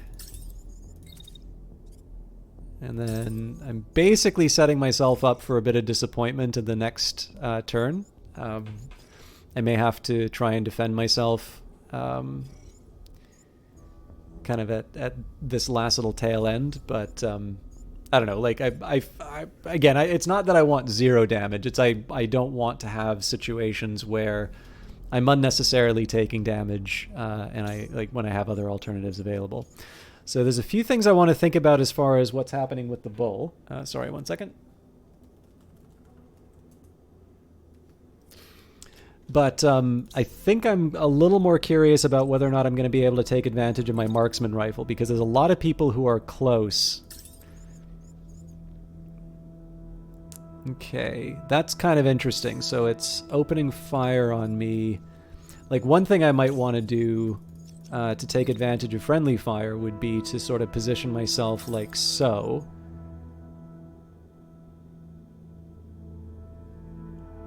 I almost wonder if it moves out of the way like this specifically to avoid the friendly fire. The thing is that shotguns, I feel like, are a bit better. Like, I don't feel like they always go blasting into the enemy. So I want to be a bit safer. But it looks like I can just sort of stand here and let her rip on the enemy. Now again, it's not like I'm taking advantage of this launcher that I've got. That's a small worry that I have.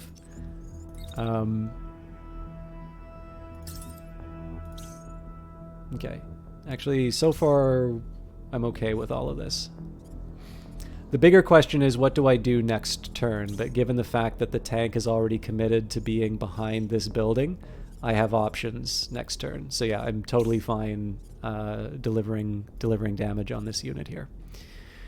Okay, so I could probably guarantee that this thing is out of the picture this turn if I focus fire with my Sleipnir. But I feel like there are better options that I have. So if I move to the side here...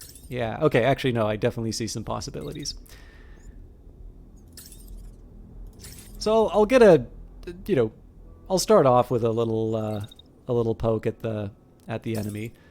But it seems to me like this is a bit of a prize that I can direct most of my attention to. So if I wait a little bit longer too...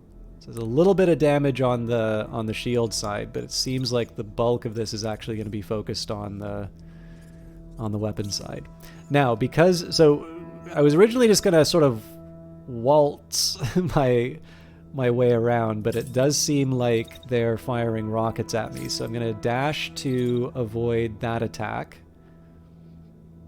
I want to be a little bit careful of where I'm standing. Yeah, so one problem here is that the turret is in the region. Interesting.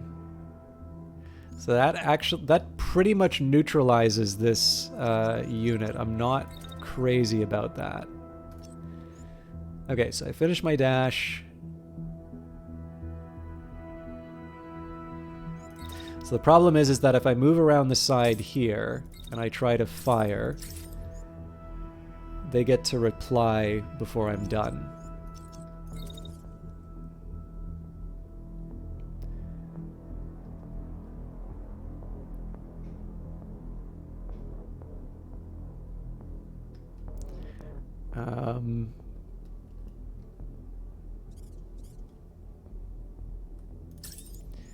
Okay, so I walk. Okay, here's what I do. So what if I dash once, like this, dash twice to get past the... Okay, can't quite make it in time. Okay, yeah, I don't have it in me for more than one dash at that speed. Now that sort of works, except that, again, this unit winds up launching at me.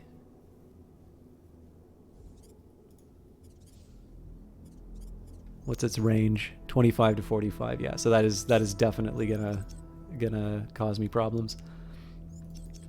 Okay, so my last option here. Again, this is a dash to avoid the missiles that are coming after me. So then I hop up here. And then the idea would have been that I use that to attack enemies, but again, the problem... So number one, they're like sort of in range, but I don't think they're going to be in range long enough. Second of all, there's still an attack coming after me, so...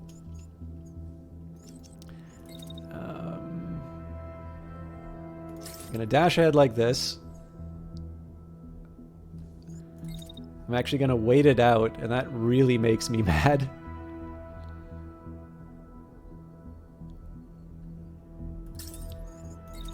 I'm going to basically just dash and walk my way back, because that's the best place for this unit to be. But again, it's not the worst thing in the world that I'm doing this stuff, because it does mean that's an enemy unit that's not focusing on my other stuff.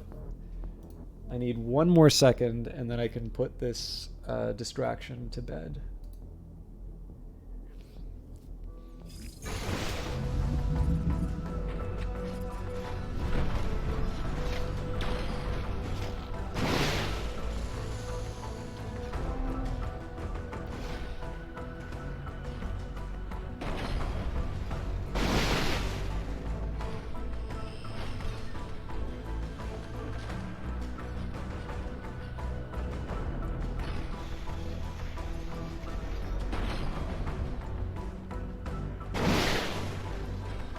It wasn't doing concussive damage anymore.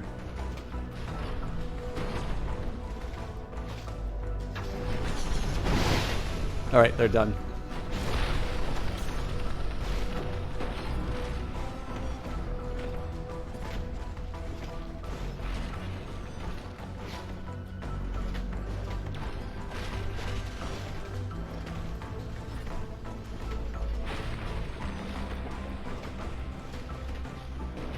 So these things have no idea where to go, apparently. I'm pretty happy with that. Although it may cause me some trouble with my guy over here.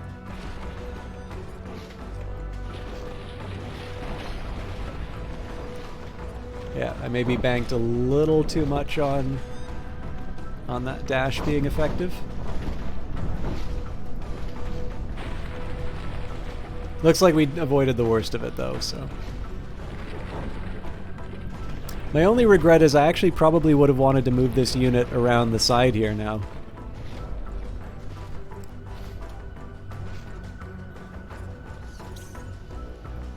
But yeah, so fair chunk of damage from the marksman.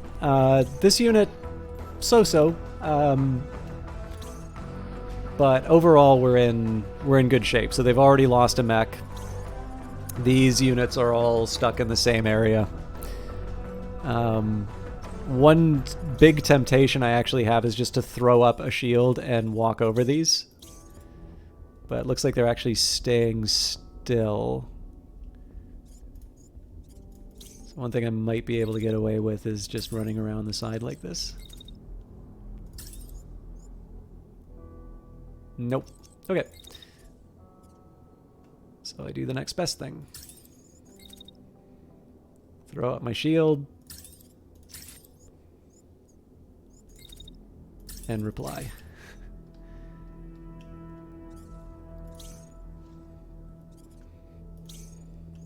Okay, so the rockets are still coming after my machine gunner, but at this point, like I want them in the fight. So we're going to run around the corner. We're going to dash in, and the question is, who do they direct their attention to first? And I think in this case, you know what? Let's not even worry about the tanks. Let's direct it where it belongs. It's a little hard to anticipate what my heat needs are going to be, but let's say there. I'm also going to take advantage of an attack in the back with my Sleipnir. So stack this up as much as we can, see if we can get a third this turn. Nope. And then the question, as always, is what happens with the marksman. Now, one thing we might want to do is just focus down this unit. The question is, well, I can actually take advantage of friendly fire.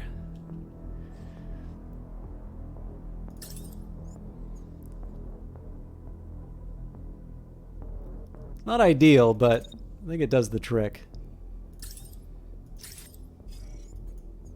So, to be honest, I would have preferred to focus on this unit here.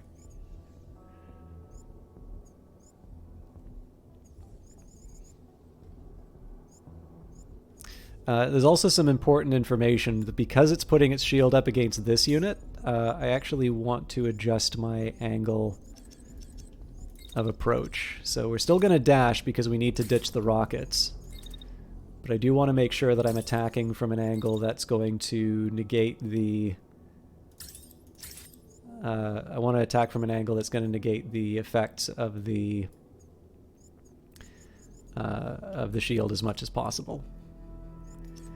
In fact, I can even get a little bit closer because I'm delaying the attack. I just want to make sure I'm not, you know, firing into the side of the building.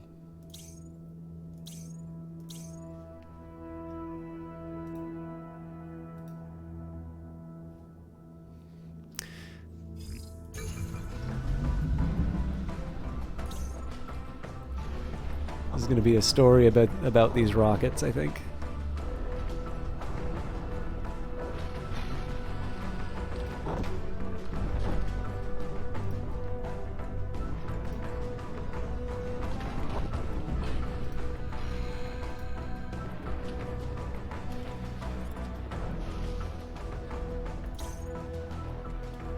So it's done firing. At this point, we should dash and be able to scramble these.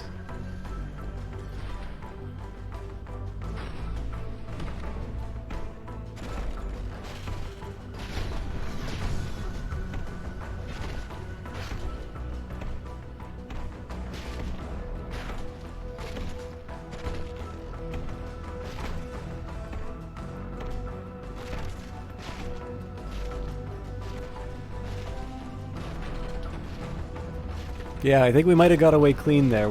It's hard to see, but it's looking good.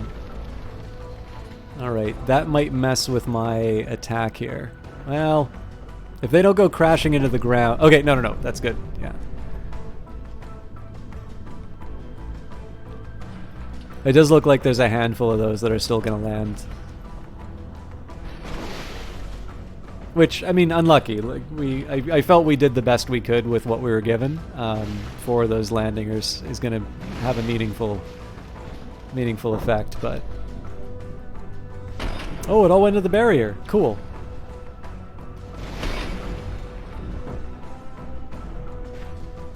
And if I'd known we would have crashed the left side so early, I probably should have tried to attack before anything else.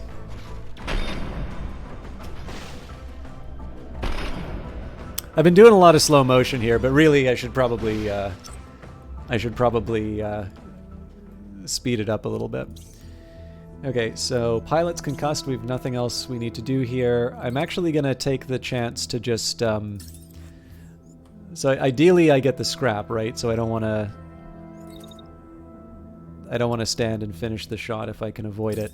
There's always that danger of crossing over into the next turn with the attack, but kind of got to work with what I was given here, so we'll do our best there. So this okay, we've crashed the unit. We'll probably finish it off. But this unit still seems to be staying put, which is kind of inconvenient for me. I'm going to try and get a slightly better angle, and then we will... actually, I wonder if I can just get on the build... Okay, no, if I get on the building, then I present a nice, tasty target for the enemy. Okay, well... it's the best I can do under the circumstances. Moving on. Okay, we're already got the bull working on... my target of interest. It's telling that they're focusing with the shield. Of course, the good news is that this unit is sitting there perfectly happy to open fire on the exposed unit. So I definitely want to make sure, while its shield is directed in the wrong spot, I definitely want to maximize the number of attacks that are happening there. Everything else to me is secondary. Now again, I still want to maximize the number of attacks that I'm making on this enemy unit here. Okay, yeah, so there's not much else we can do. In fact, one thing I might want to try and do... So when my heat is at 0... So I'm going to slightly adjust it. So there's one side that says, you know, okay, so this will maximize the time that's spent with the shield up. But if you look at it, right, it's just this tail end here of the attack where the shield's up. So what I'm going to do instead is notice that from the about 1.5 second mark up till 3 seconds. That's 1.5 seconds where I've got heat dissipation, which is doing nothing because the level's 0, which means that next turn I just have less heat to work with than I normally would. And I'm in a great position to attack either this unit or the tank. So what I want to do is I just want to move the attack and spread that out a little bit more evenly, because notice, right, the amount of time where there's 0 heat dissipation is tremendously reduced just by shifting that over here. So it means that the total amount of damage that I can do over multiple turns is maximized, which is sort of what I'm trying to accomplish here. Sorry, just cool. Okay. So that's the sniper accounted for. Now, because we know with the Sleipnir, the enemy is trying to avoid damage from it. The one thing I will do is do whatever damage I can while they don't have their shield up. Obviously, that's a rare opportunity for me. I don't have infinite opportunities. Okay, great. So I can get 2 just before the action starts. So I'll stay put. But I am potentially exposing myself to the shotgun here. So what I do at the end of the turn is just move behind the building, and that can mean that I can either move around here or move around here to attack the shotgunner. Or if they attack the Sleipnir can just kind of zip away, and then the machine gunner deals with the tank. So I've kind of created an impossible situation for the units. I feel like there should be another... No, hang on, sorry. I was like, what about the other rocket? And I'm like, no, that's here. Oh, you know what? This is probably going to land on top of the land. That's a bit of a worry, actually, because this one... Nope, hang on. It's not the scary one. Okay, well, we'll see how it turns out.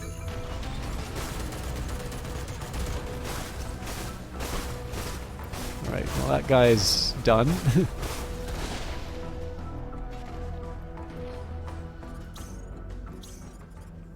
Okay, so there's...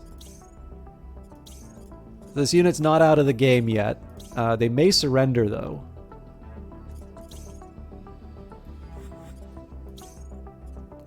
This thing's firing with its autocannon, right? Well, there's not much I can do about it, though. So I'll move back.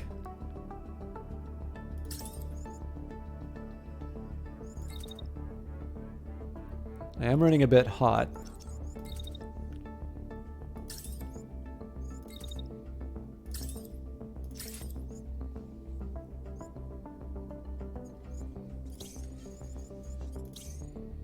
So I think I'm going to stay put for this attack, and what I'll maybe do is set up... I want to kind of be close to the turret just in case it tries anything funny. We should be able to attack them here. Again, I expect this one to be finished. I think my best option with my... Well, actually, there's a couple things that I can do.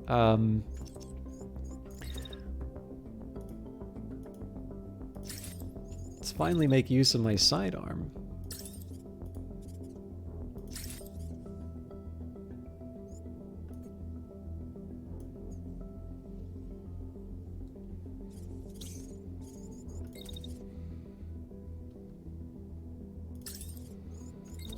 This is going to be a little hard to position the Sleipnirs, so I think I'm just going to keep them at on the edge here, and if I have to run them through the turrets, I will, but probably won't be necessary. Okay, so yeah, that thing went up.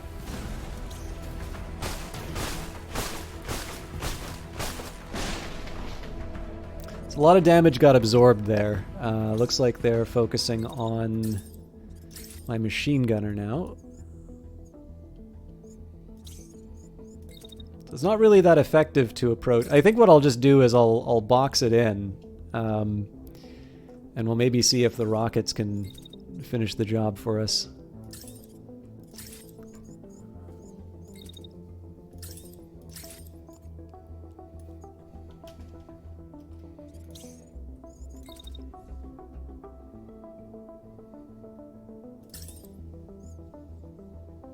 Nice. So I can at least get the Sleipnir in position.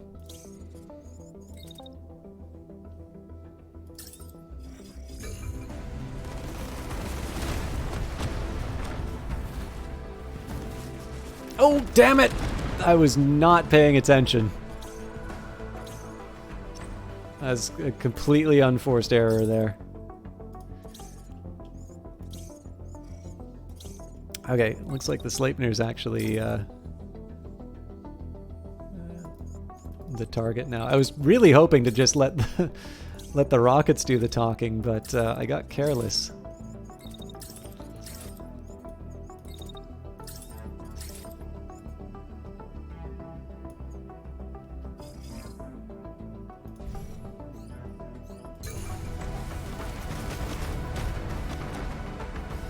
Okay, pilot's knocked out, but there might be a little extra coming in. There we go. Alright, so got messy at the end there, but this is what I meant when I said that just because it said impossible doesn't mean that I'm gonna treat it that way.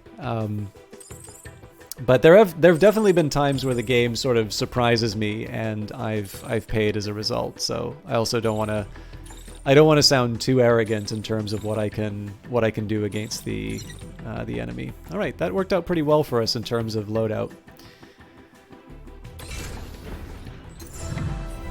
Province liberated! Thanks to your efforts, the enemy was driven out of the contested province. Resistance forces will hold it from here on out. Okay, so actually this is a resupply point for us as well, so this is definitely a good place to definitely a good place for us to reload. Token of appreciation. Thank you for all your help, Brigade, says a woman from the settlement. She brings out a cart full of scrap from her house. Sitting atop a stack of dented armor plating and military provisions is a container, its casing worn and aged. We've been scavenging around abandoned houses and invader facilities, she explains. Honestly, we don't know half of this stuff even is, but you can help yourself to whatever you want. It's the least we can do for you. Thanks again, Brigade, and good hunting. Excuse me.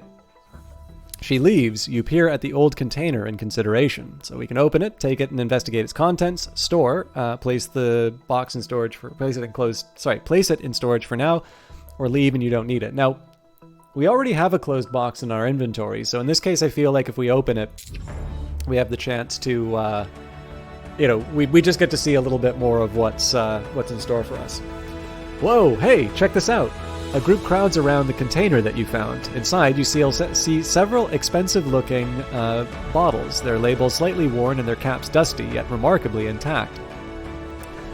Oh, this is the good stuff, Commander, remarks one of the techs. He holds a bottle up to the light and whistles. You know, the factory that used to make these stopped operations years ago. It's probably worth a lot, the scout snorts. Who cares how much they're worth? Let's crack them open. So we can drink no time like the present, all pilots recover, but in this case I'm actually going to save it for later, because there is the celebration. Complete victory! The invaders have slunk away with their tails between their legs, thanks to your decisive and bold maneuvers. Multiple messages come in from different officers in the home army, grateful for your contributions. The radios are also jammed with messages of celebration that fly from town to town in the area, all happy to contribute to kicking the last of the invaders from these lands. A pilot approaches you, while others are distracted by the celebrations going on outside the base. Can we celebrate, boss? Just for tonight? I think we've earned it.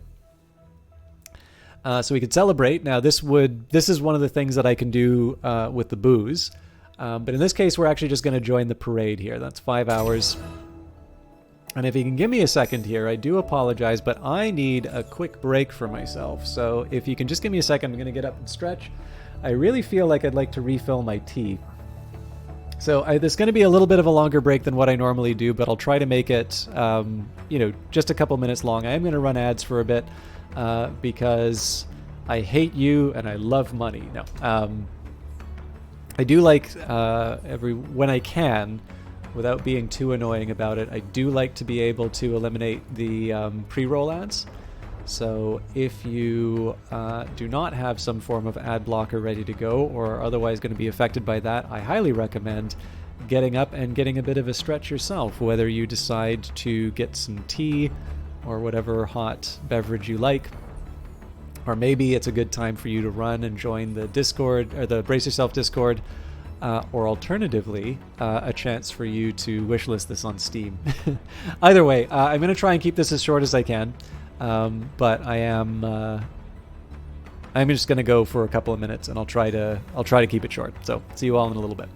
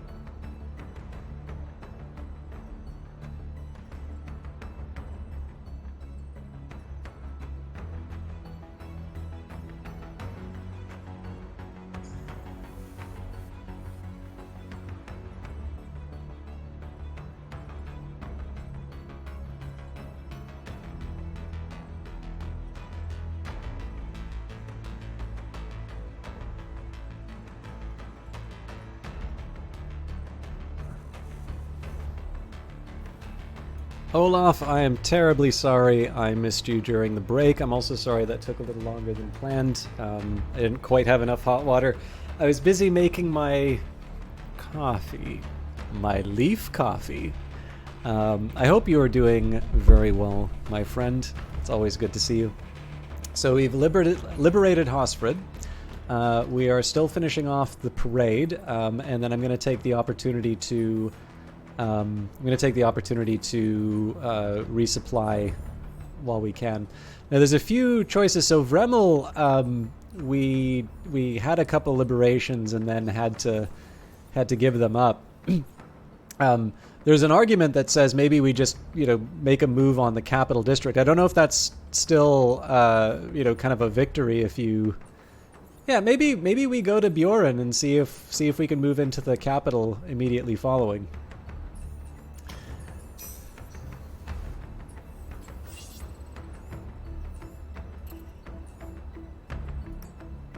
Interesting. So the repair convoys still hang around even though the province is liberated. I wonder if that's intended or not. Oop. Oh, I can never remember the...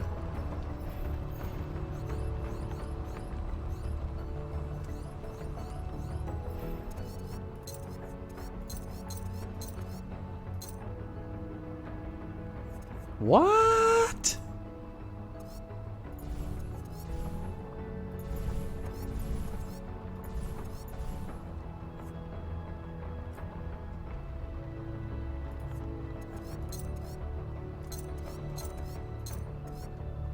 What I was really looking for was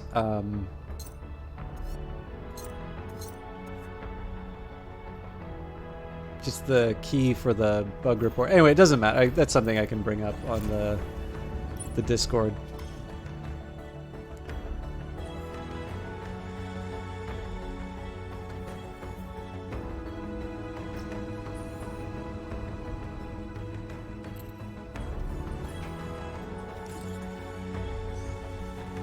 Oh, here we go. Rest and resupply. Starting resupply. Would you like to proceed with resupplying? This process will take time and the base will not be able to move for the duration. Yes. So again, that's just because we had repair resource 3, so if we didn't do that now, I would not be able to... Oh!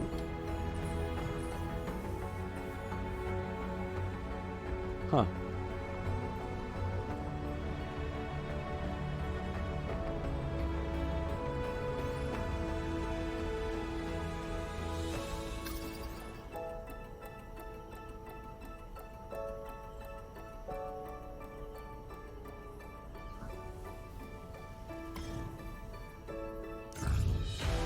Birthday wishes. During some downtime, one of your pilots approaches you, looking sheepish.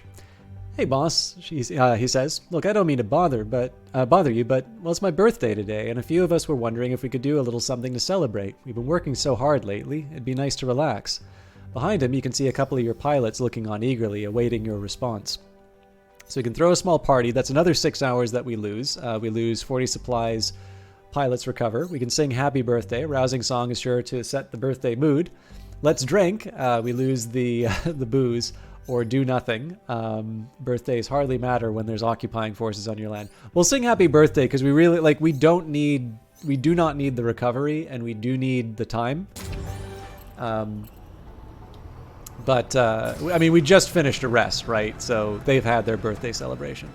Yeah, so we do have some intel on these regions here, but I actually kind of want to see what happens if we make a move on the capital district at this point. Because if it does turn out that you can just beeline to the capital district, it makes me kind of wonder why you would ever go into these later regions here. And I mean, the answer, of course, is that there's going to be more added to the game. That's relevant. But obviously, for me, I might want to just see how. I mean, maybe the next challenge will be to see how quickly I can take the capital district after the first entry. Anyways, one way or the other, we are in the province now. I'm gonna try. It seems to me that, and I don't dislike this choice that they've made. I'm not quite sure what the point of doing raids before contesting the provinces, because I remember before it was quite. It felt like it took a very long time to get to the contest province, and then you'd have a fairly involved procedure of actually taking the province. Whereas at least now I can just go in, contest it, and then that will sort of motivate me to go and take out all these different regions. So no, I mean, again, it presumably if you put something in a game, you want people to be able to do it. So it may be that I'm missing some subtlety, or it may be that there's a little bit of balance that's required to make it so that I don't necessarily want to contest a province as soon as I cross the border. But in this case here, like it's obvious to me, yeah, contest it. We'll move on the farm, and then we'll go to stealth as soon as I can. Actually, it looks like the rain's going to obscure my approach too, which is nice. Oh, can I get by with... No.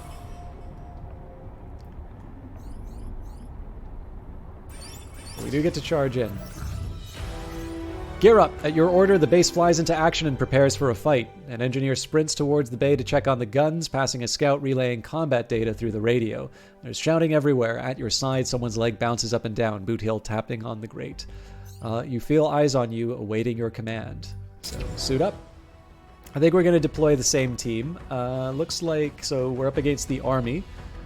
Generic branch of the military that carries all sorts of military-grade equipment. They are not specialized, but offer a lot of cover a lot of bases and use their mixed squads of tanks and mechs. So if it turns out that this number represents mechs, and it does seem to be that that's turned out so far, we're up against 4 tanks, which is actually pretty good given that I'm going to be bringing the launcher with the ray. Okay, pilots, everybody should be at max health. The only thing I might do a little bit differently would be to equip like Whiskey Kilo Polaris and Hotel, it looks like. Nope, Whiskey... So Polaris, Kilo, Whiskey Foxtrot.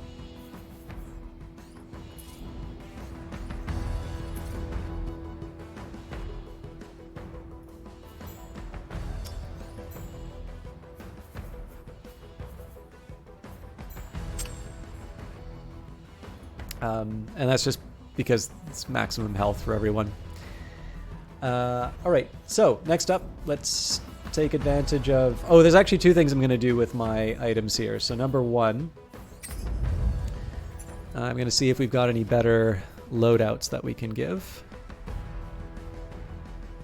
Okay, so there's the plating makes this a hard comparison. So I'll ditch the hollow plating here. Ditch the basic plating here.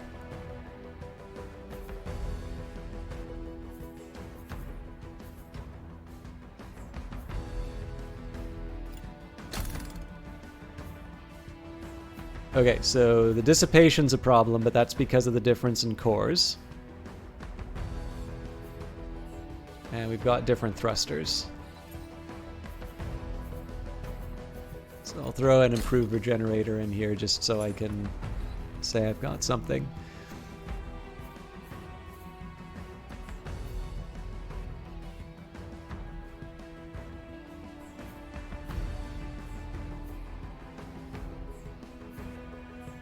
Feels weird to be passing up a rare, though.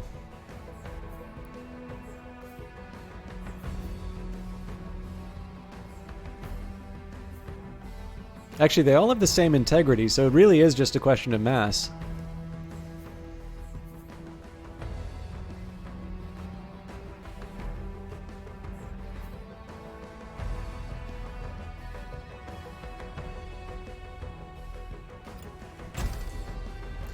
I wonder then.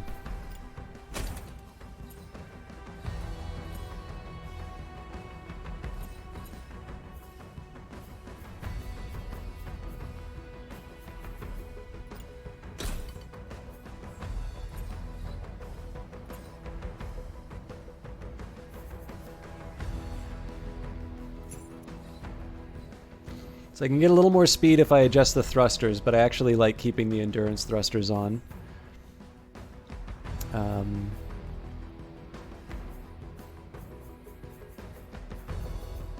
The Atlas, maybe.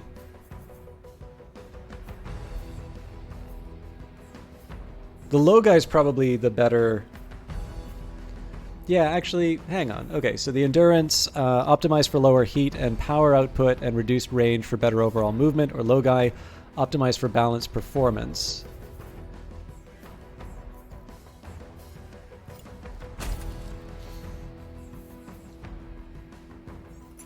I think I actually prefer that to the endurance for this guy. Okay, let's just make sure we can put better... Or, well, sorry, we don't have to put better, but I just want to make sure that I've got options. Okay.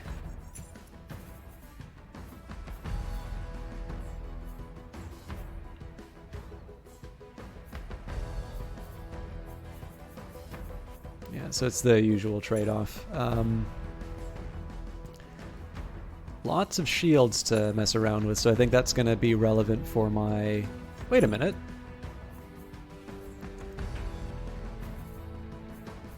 What happened to my fancy livery?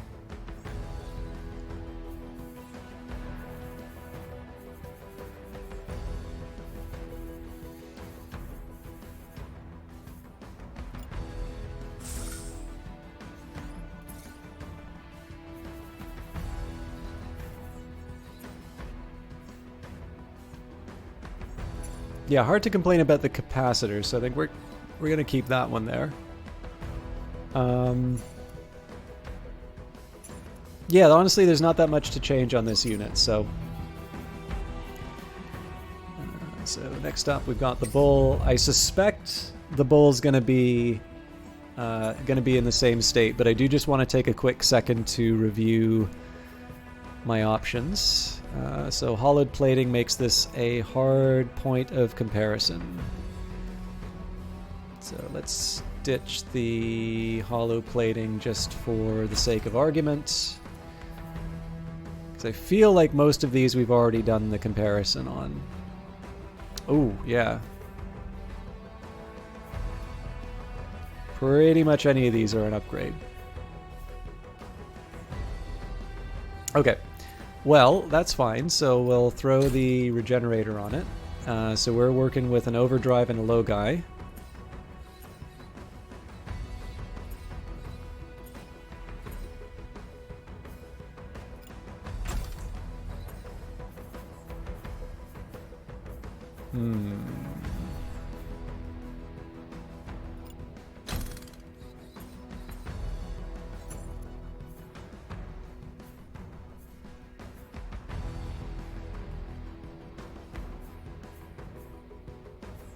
Okay, so let's take a look at the modifiers here. So it says composite 2 for a modifier. Oh, we've got composite 3. Okay, so that may have something to do with it. So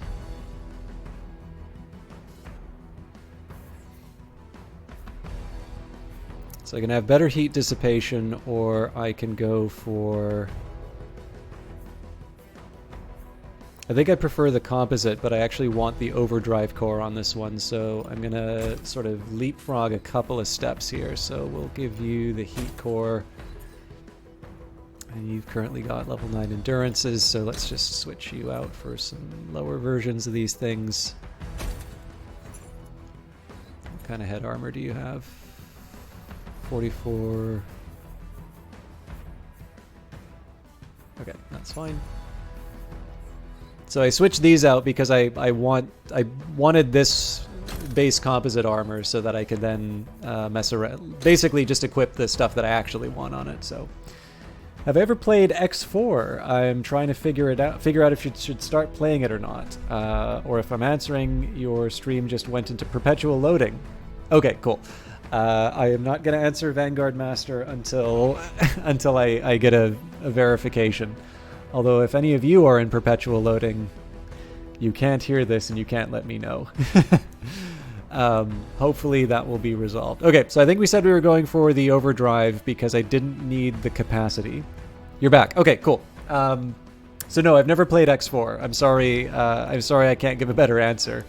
But is anybody in chat familiar with the series or the game? Okay. I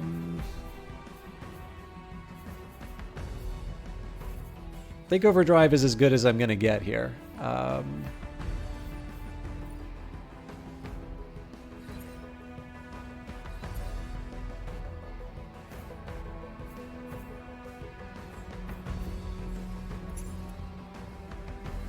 Okay, so lower body, it's the usual story. Too much extra mass.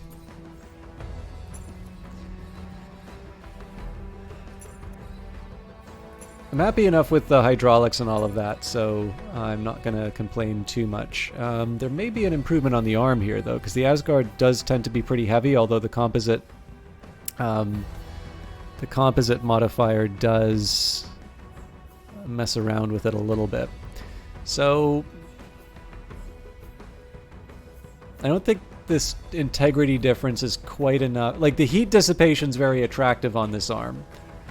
But I don't think it's quite enough for me to give up this. Well, come to think of it, this may actually be something that motivates me to move off of this one finally. So,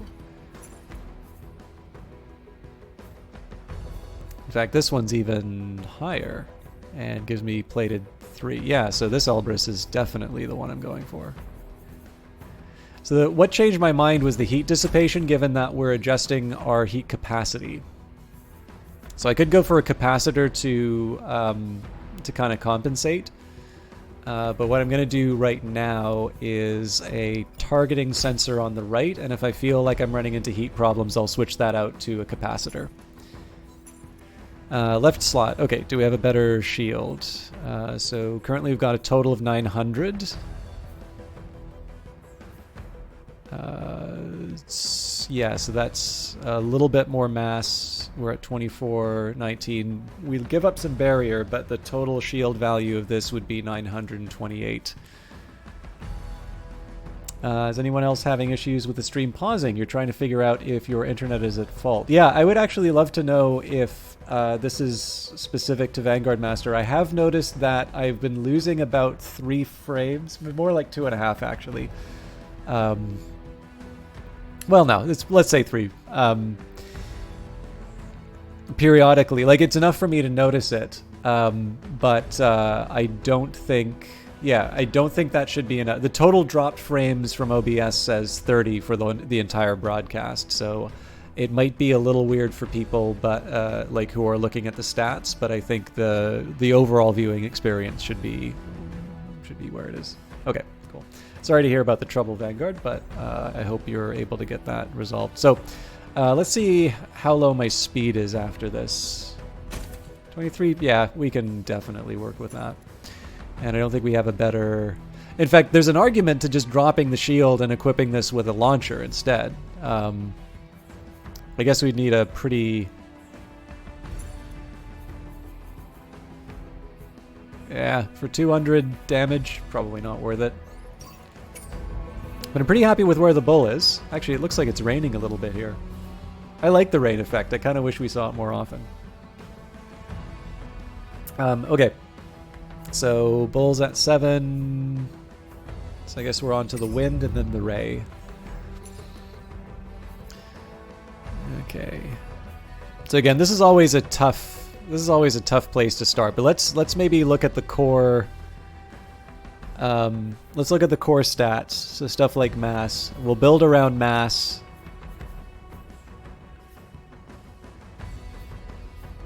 Yeah, I mean, this is a non-starter already. So we're at a 6.4 with this Elbrus body. We can't get any lower than 2124 unless we wind up with a new hollowed plating, which we don't have. So there's really no point in like pursuing this any further. Maybe what I'll take a look at. So we don't have any better flashpoints. I don't think I have any better Elbrus head armor. I mean, I could switch out the upper body, but then... Actually, yeah, this is an interesting question. So my lower body's got 215 and 56. My upper body's got nothing. So presumably, equipping the empty plating would be better on the upper body. So we're at 1535 right now.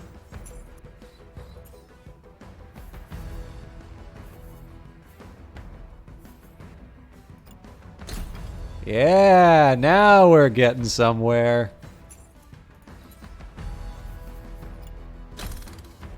I can't believe I didn't think to do that earlier. And in fact, it looks like we can even equip this Nox lower and get strict improvement there. So we'll switch this to an improved regenerator. So we put these lower Nox legs on. We get higher integrity, cost of some barrier, but the net survivability is higher. Currently, it has a reactor, which is going to make my speed go up by a considerable amount, but I'm actually more interested in the cooldown. But on top of that, because it's a mobility subsystem, we can probably equip hydraulics. So 1721, yeah, 1765, so we get even more cooldown for that. All right, things are starting to look up for this unit finally. Hey, Takri, how you doing? Okay, let's see what we can do about this arm. Same story here. So currently it's got a capacitor. Now, we don't want to mess around with that because, again, we don't necessarily want to overheat this thing. But if there's an offensive subsystem, we can still... Yeah, so like this is a good example here. The Nox 2M has a higher integrity, and we could give back some of that heat dissipation. Thing is that I think we would run into the heating problems, so I'll maybe pull that back a bit. But that is an option available to me in future. I think we have the same dilemma with any of the others. So we're currently equipping capacitors like nuts.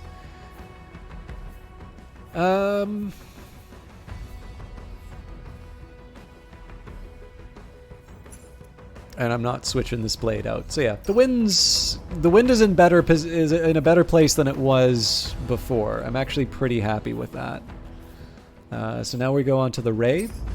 I may want to reconsider the launcher that I equip on it, but again, let's just take a quick look here and see if we can do anything better with our bodies. Doesn't look like it. Standard core. I may actually need to run and get my... I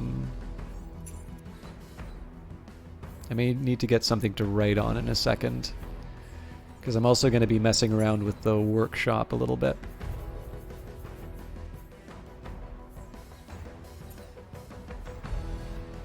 I did find out, I think I'll probably wind up streaming on Monday anyway, but this is actually worth talking. We were talking about this with Vanguard Master earlier. In Canada, it is a federal holiday. So there's a bit of there's a question of jurisdiction in terms of where certain holidays fall. So I think, for instance, Remembrance Day technically is not a holiday, but in the case of my employer, they usually give it off. We usually get it off because it's it's just you kind of you look like a bit of a jerk if you don't, I guess is what I'm trying to say.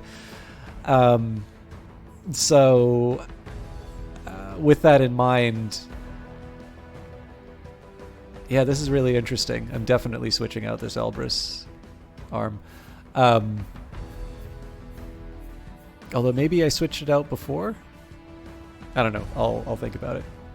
But yeah, in any case, I do fall under one of the groups that gets the 19th as a day off to mark the passing of the Queen.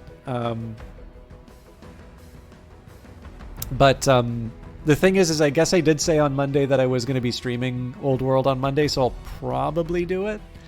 But just as a heads up, like, I kind of want to take the day off.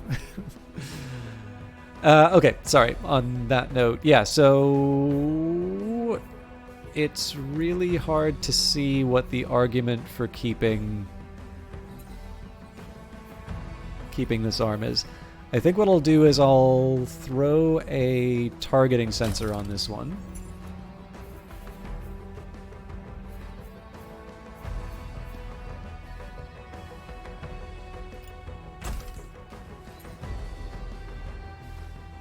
Yeah, and I'll live with these hydraulics. Okay.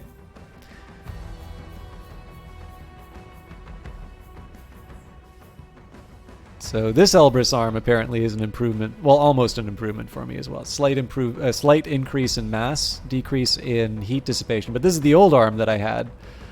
So I can actually give a little bit of that back.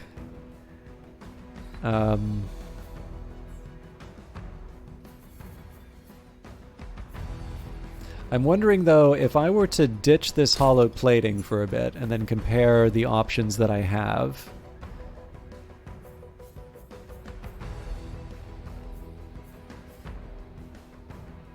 Yeah, so this Elbrus suddenly looks a little bit more attractive. I don't know, though. I'm gonna put the hollow plating back on. I did just recently get have a day off the stream though, so like I don't feel as compelled to hold off, or like to take that one off. If it had been a while between breaks, I'd be a little more willing. Okay, so that's the ray taken care of. I guess it's just the lance that I have left. And then I am going to have to mess around with my notes.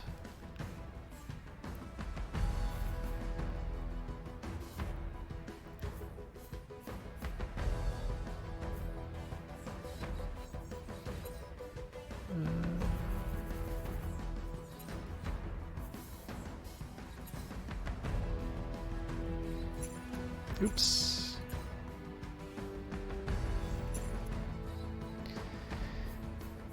So I don't honestly see myself replacing these Vidar legs, but it's always nice to double check.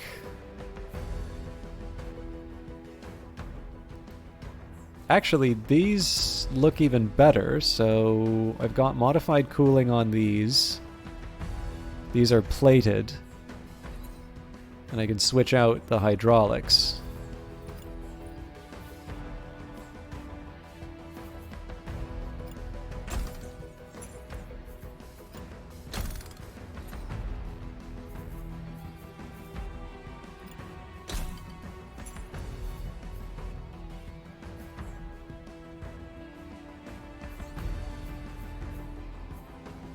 I might have messed it up. I mean, we're 1349 on this thing, but...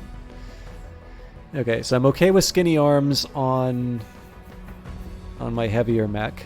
I'm not going Tsubasa, though. I don't really feel like we need a capacitor on this thing, except that I don't necessarily have any better alternatives. Well, if anything, I should probably put an excellent capacitor on. But maybe instead, let's give it a targeting sensor for starters.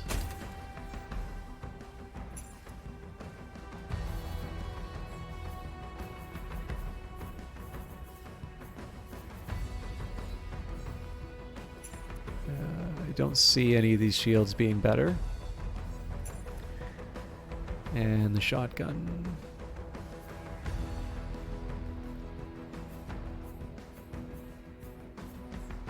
Okay, I'm going to be back in a second just because I actually want to take... we will do the battle. This will be the last battle for tonight, but I actually want to get through...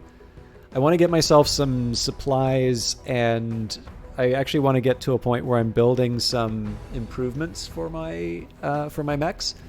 So I'm actually going to start writing down the different weapons that I have, and... like, just generally, I want to have a better accounting of some of the stats for this stuff. So I'll be back in a second. I know I'm gonna grab a tablet to write on.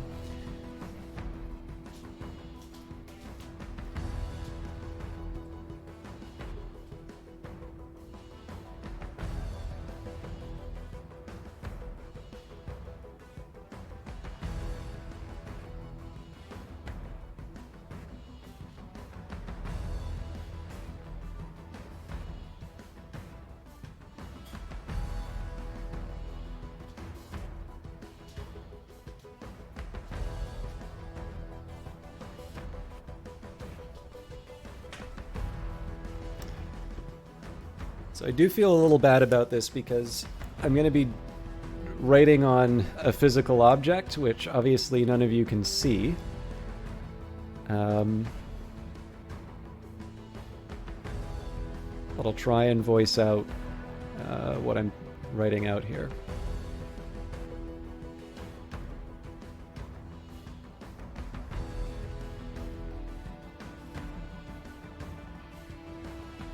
I don't know if my penmanship is just atrocious or if it's because I'm writing in the dark, but... Okay, so let's start with the Sleipnir.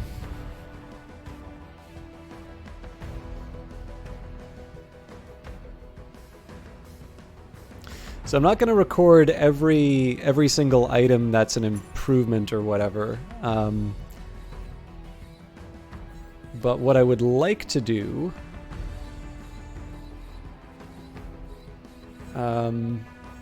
how do I handle this? Okay, you know what? I think probably the best option here is just to get a read on what kind of weapons I'm equipping with this thing.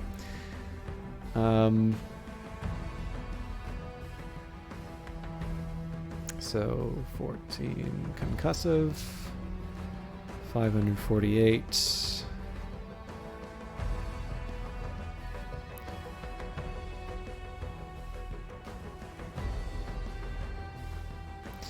Okay.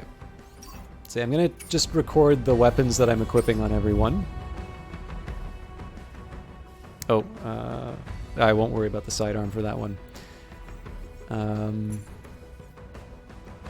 Okay.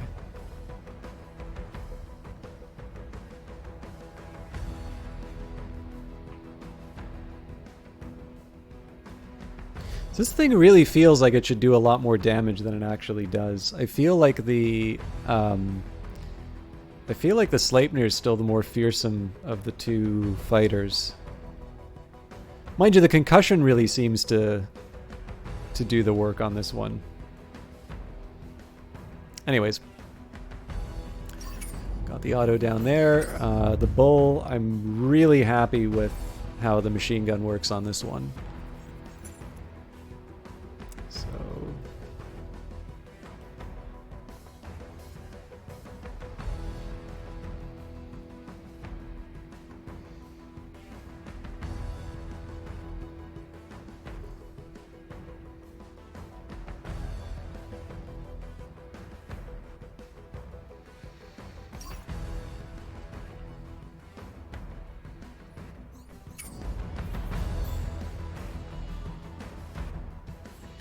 The Ray, I do actually want to write down the secondary weapon, but first...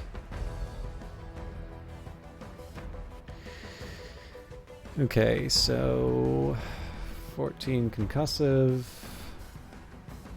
576, which is actually not that much damage in the grand scheme of things. Like, given the fact that I have to engage this thing at range, you kind of wish that this thing would maybe be doing a bit more damage-wise. And then...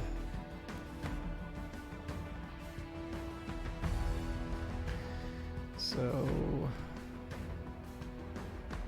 Decent concussive. Definitely good for base damage. And unlike the last launcher that I equipped, does not require an entire map length to be effective. Okay, finally the wind, which I really feel like I should be... Like, 1765 speed, I'm starting to get it where it needs to be, but...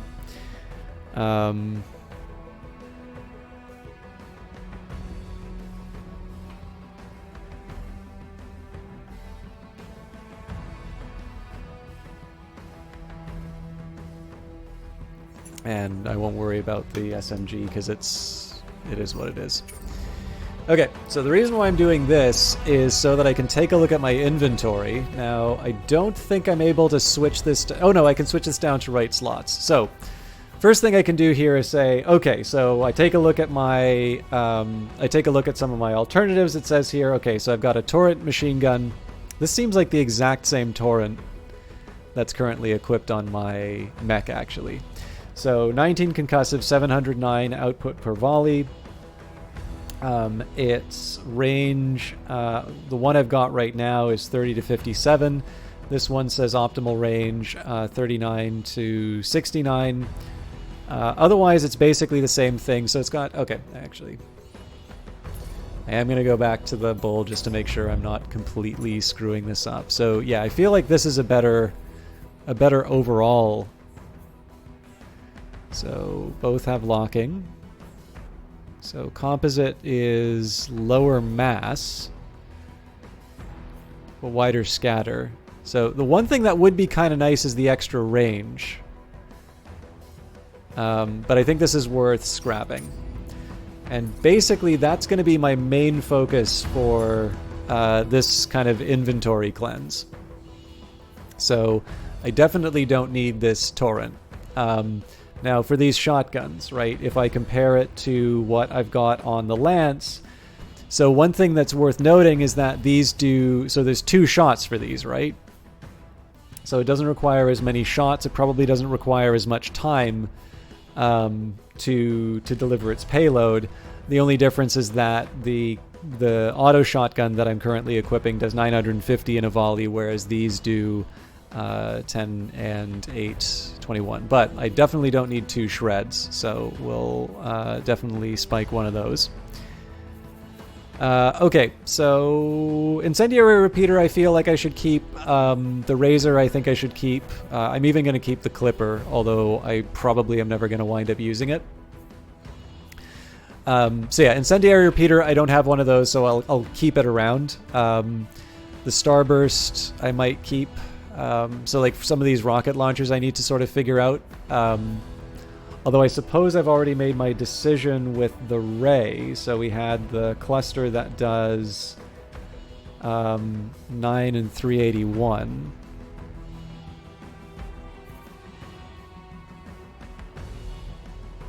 So we can definitely get rid of this cluster one at least. Maybe we'll hang on to the direct because that's a different type of fire.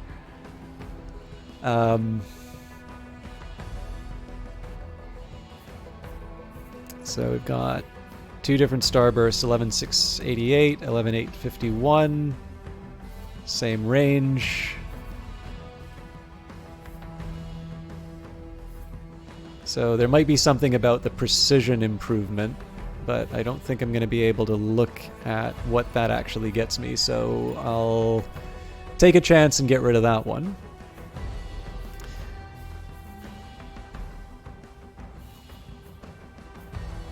Okay, so on paper these look the same.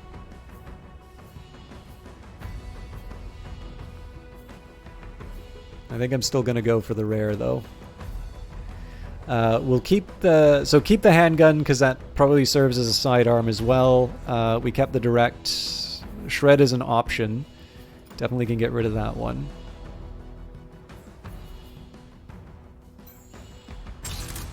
Okay. Now we're going to take a look at left slots. And I think it's fair to say at this point, if we haven't used it, we aren't going to. So all these shields.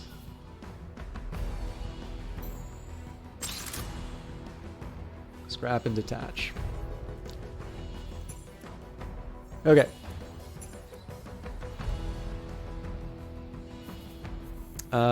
I can't remember if there's a select all option. So what I'm going to do here is I'm going to hit detach. So this is actually going to cause a bit of chaos as far as my my overall like management is concerned. But I think what I'm going to do now.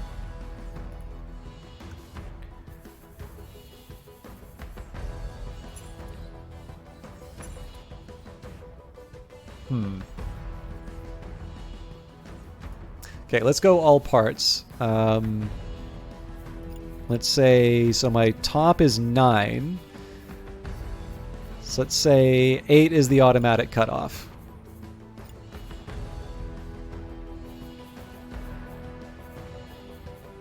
Okay, don't want to get rid of the weapons though.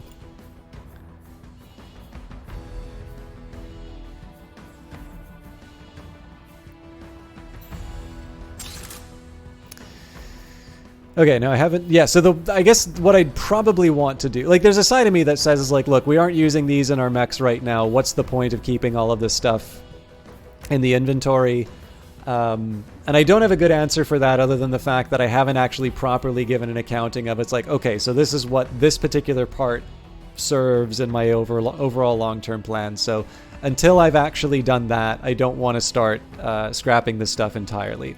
Subsystems, though, we are definitely due for a bit of a reckoning. Now, I don't really care if they make my overall mech levels go up or down, but what I want to start doing is actually getting an accounting of how many of certain types of improvements I have. Because if I'm carrying, say, like 6 improved regenerators or something like that, that's more than I'm ever really going to need. So,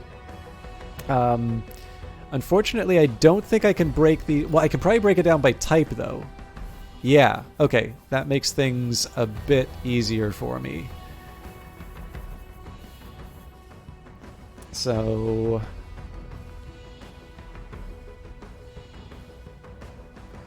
we got 1 low guy, 2 hot rods.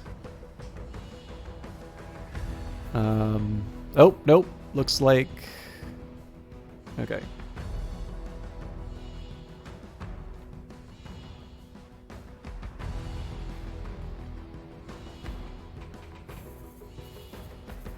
I don't have a good way of... I mean, it's nice I've got this group option. I just kind of wish it was more than by part type. Anyways. Okay, so looks like 2 low guy. Actually, I'll just do tick marks. So, 2 hot rods. 1 atlas. 1 reach. Okay, so 2 more hot rods. So, like, already this is a good example where, like, for the hot rods, we've got 1... actually, we've got more than 1. So we're going to have more than 4 hot rods. I'm never going to have more than 4 mechs on the field at any one time. So this is definitely a case where I've got too many and I should be scrapping some. So let me just double check. 1, 2, 3, 4. Okay. Okay, 4 endurance. Okay, there's another hot rod. There's another endurance. Yet another hot rod. Yet another endurance. Okay. So at minimum, we should get rid of probably 2. I mean, the thing is that we actually have space. I should maybe check the number of the spaces that I have available for mechs. But, like, we're also equipping certain types of thrusters on our mechs already. So, you know, again, this is definitely... I'd say this is pretty egregious in a few cases. Okay, cores. So similarly, right, we shouldn't have in terms of cores, we should not have more than the number of mechs we can possibly field. Or not field, but more than we can have in storage. So standard. So the reason why I'm doing this right now is because I want... Like, I've actually got some cases where I may want to have certain types of cores equipped, but I don't have enough. Or alternatively, I may want to be upgrading certain parts, and I want to be able to decide what I build in the workshop first. So, like, for instance, range sensor is not a high priority for me, but cores are. So, heat.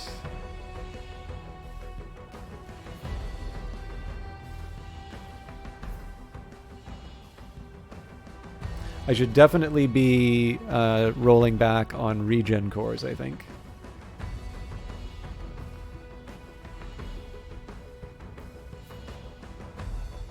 Okay, we're actually doing okay for standard.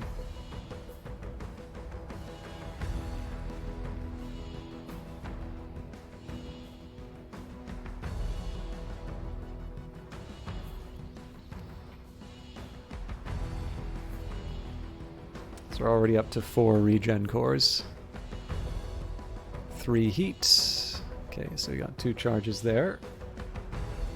It's a little more balanced than I thought it was going to be honest. So we've got 3 launch.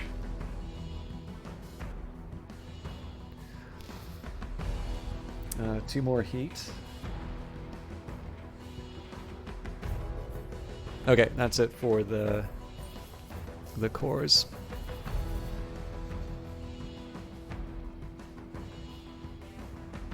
Okay. I feel like the sensors are going to be a bit tedious.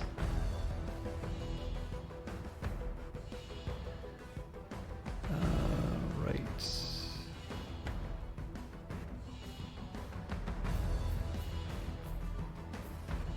So that's 5 right targeting sensors.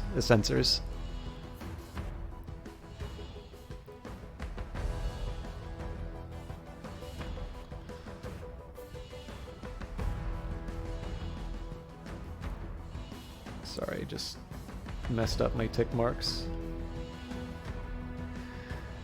Okay, that's 3 right range.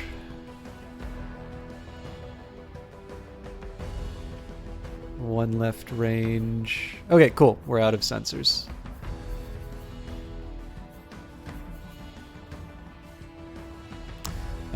These are offensive subsystems, so...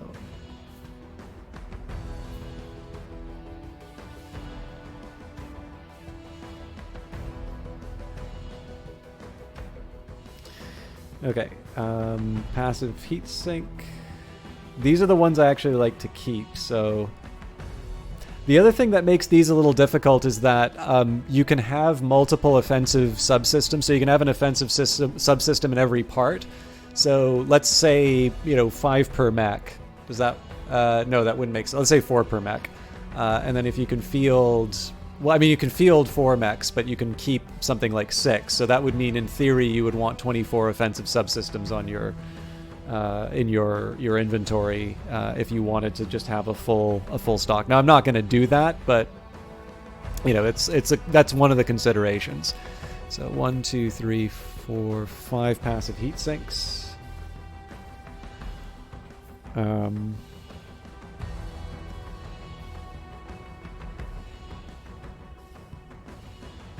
It's 1 improved capacitor, 2 excellent capacitors.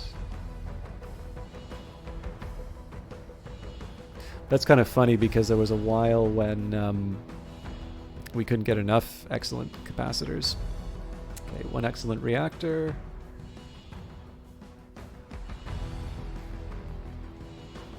I kind of find it funny that I put so much effort into equipping these strange cores, but I never take advantage of the reactors.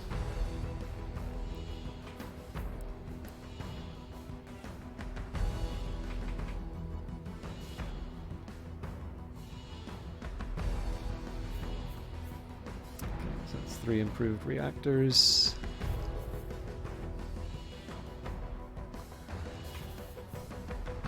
We could probably scrap that basic reactor, but...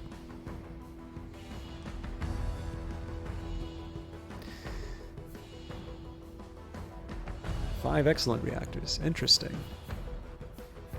Okay, we're on to mobility now.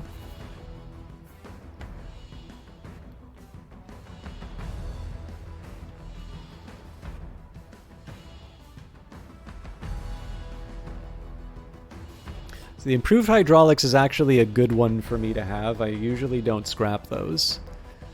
Regenerator.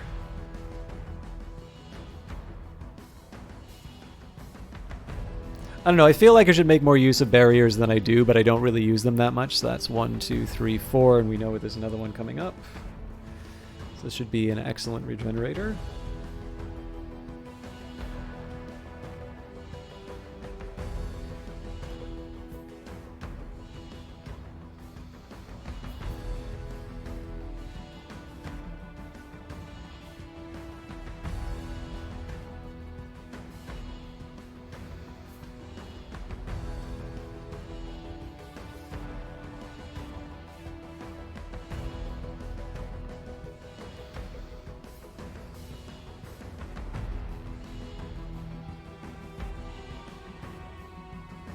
Sorry, again, I'm messing up my writing here. So we've got 6 improved regenerators. Okay, good news is we are on to defensive systems and then the heads, and I don't actually have that much for defense, so those of you wanting to see the action, well,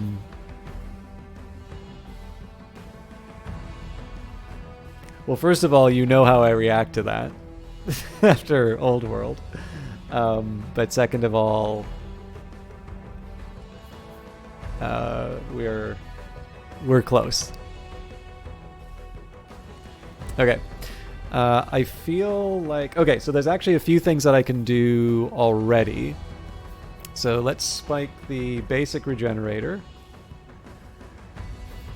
I'm actually going to be pretty liberal with what I'm keeping. We can spike the basic reactor. I actually want to double check how many mechs I have before I start messing around with the number of thrusters and cores that I keep. Actually, no, I'm not even going to check the number. I'm just gonna keep this, because like even though we've got like 5 heat cores, we do have more than 5 mechs in our loadout. I don't ever see a situation where I'm gonna keep that kind of armor. Even the right targeting in the right range, like I'm probably never going to use it, but... Well, the one thing I won't do, the left targeting in range, I'm not going to mess with, so...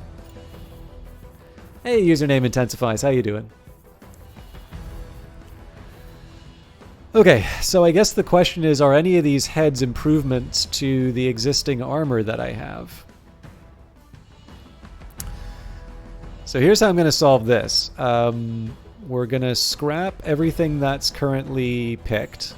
I'm going to go back to my units. So 1, 2, 3, 4, 5. Okay, so if we have 6 or more of something that we can only equip 1 of, then I am going to destroy it. So that means a hot rod and endurance I knock off the list. What I'm actually going to do here is that I just want to make sure that the upper bodies, the heads that I've picked, are the best that I can equip. So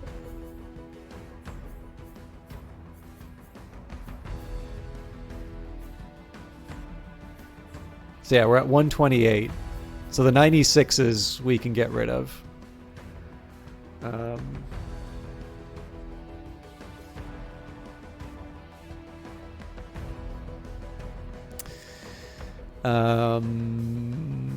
may hang on to the Asgard as of... well, okay, hang on. Let's not get ahead of ourselves. So let's think about what we're currently equipping. So this is a Vidar head.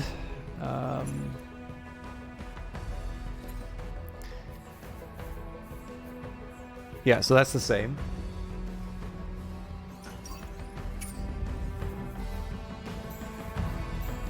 The bull is also an Elbrus. I have to assume it's already got the best head, but I don't even have... Oh, there we go. Yeah, so that's another 128. We're fine there. Okay. we love our Elbruses, apparently, so... Oh, but it's a 106, so we can give this an improvement. Glad I checked. So we can also get rid of the 106. Or maybe we don't, because that's actually an upgrade.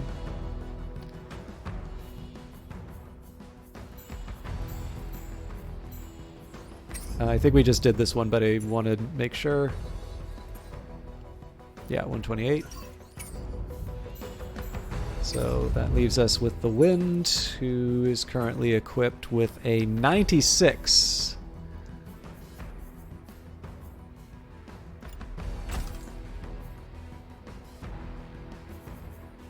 Okay. So...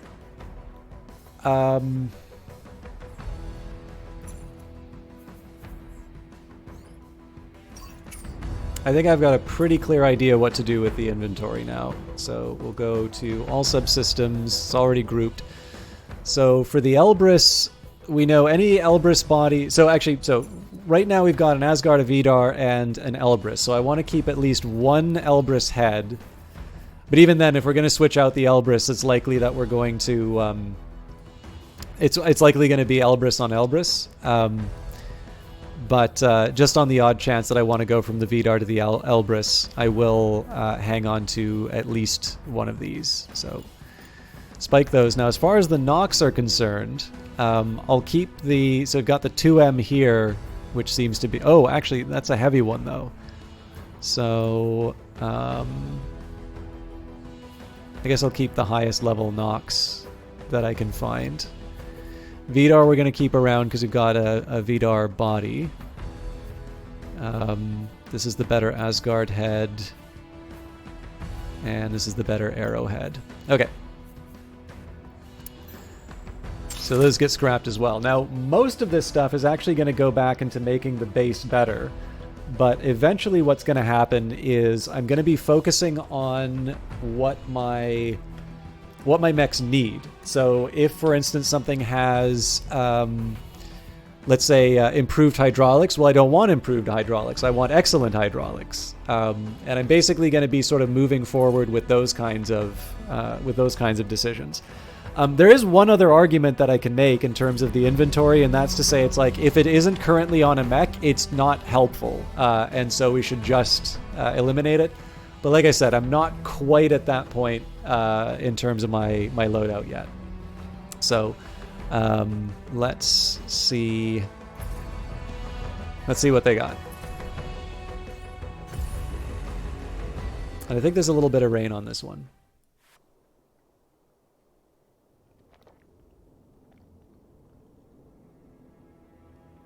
So if I'm not mistaken, that actually helps with the heat dissipation. Okay, so it looks like the two mechs are in the same area.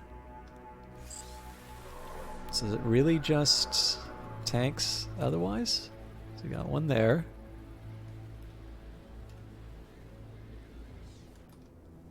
Oh, there's the others. Okay, yeah, so that old rule that we were talking about where the number seems to indicate the number of mechs. In this case, we've got 4 mechs, although the number had said 2 previously. This is actually kind of a tough start for us, right? Because we've got, like, everybody's got a clear shot on our people. So we may have to just sort of move around these barns. Even then, though, these barns are not that big of a defense. So let's see what we're up against first. So we don't need to fear too much from this unit because it's just going to be firing a shotgun at us. If anything, it's actually going to be causing some friendly fire problems. I wonder if this is... It looks like they're going to crash. So this heavy launcher I probably need to take serious. Well, I mean, 325, that's not that fearsome. So those are headed towards the bull. Okay. Could be better, but yeah, so not that scary of a heavy launcher and a handgun that does more damage than than the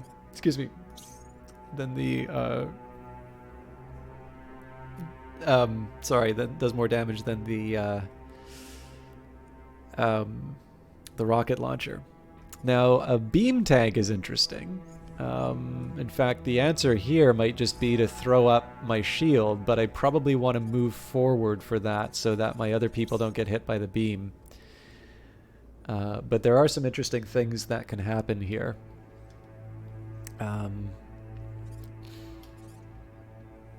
Okay, so overall this feels like this one I maybe want to deal with as far as getting rid of the range attack on me, but overall I think this is a lot of stuff that I can just wait on. So that would imply that this group is a little bit more urgent. So there's an assault rifle on a tank, there's a sniper rifle, that's pretty much public enemy number 1, and also a beam weapon. Interesting. So I'm going to show off what I can do with my shields, I think. Okay, but let's see who that sniper's targeting first. So that's Okay, looks like it's all going after my... This is a bit of a shame, because I suspect the sniper rifle, yeah, 748.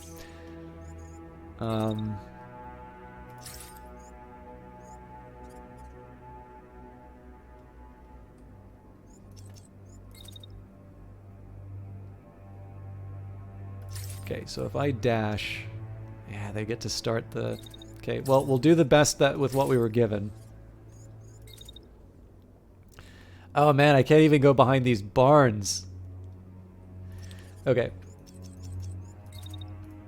I think I actually have to keep the shield up then.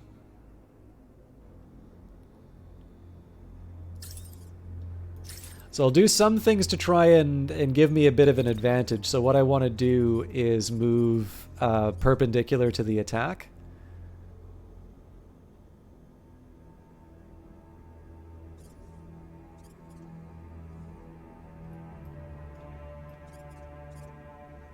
Well, as much as I can, anyway.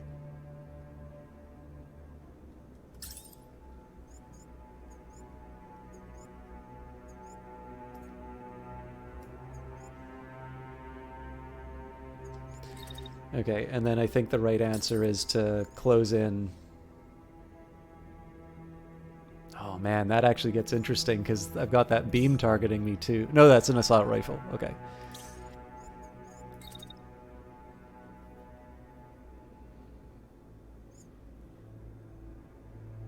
So closing the gap here is probably going to make life a little bit easier for me. Oh, do I really not get to... Okay, I really wanted to do an attack, but that's fine. I'm willing to take this all on my shield. And what I want to do here is I want to bank on the rest of my team delivering the... Whoa, hang on. Did I screw this up?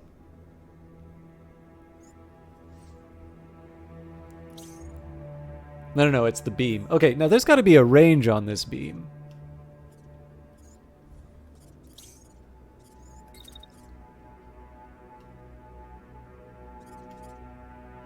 Although maybe there isn't, and the right call is for me just to follow behind the...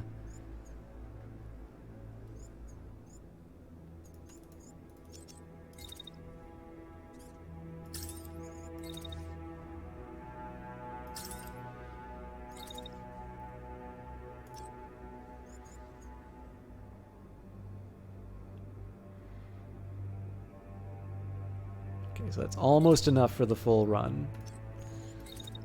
So gotta wait it out a little bit because we move considerably faster than this unit.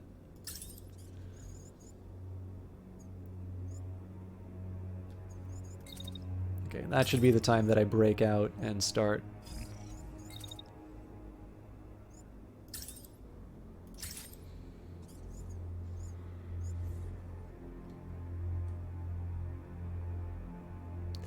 And I'm putting a lot on this unit.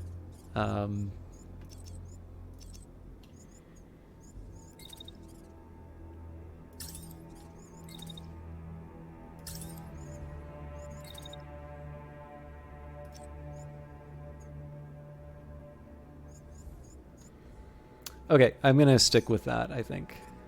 There may be some improvements, but... So perhaps the right call here. I'm noticing there really isn't that big of a threat to my marksman.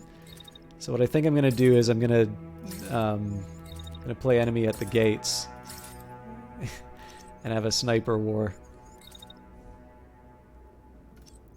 In fact, might be interesting if I start with the... Well, I got to get out of the way though, so...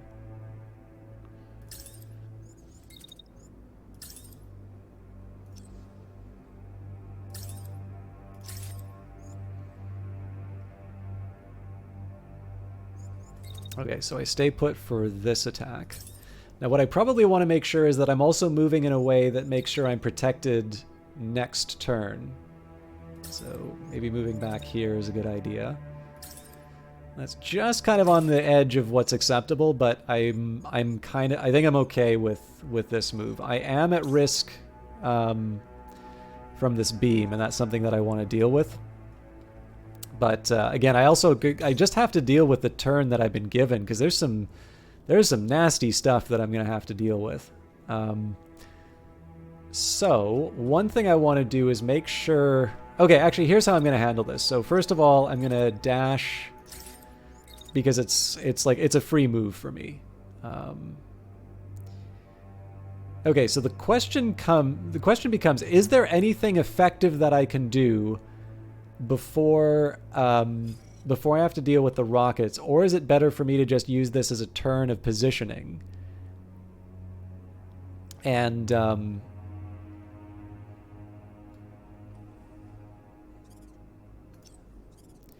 it's like, here's an alternative, right? I move forward like this.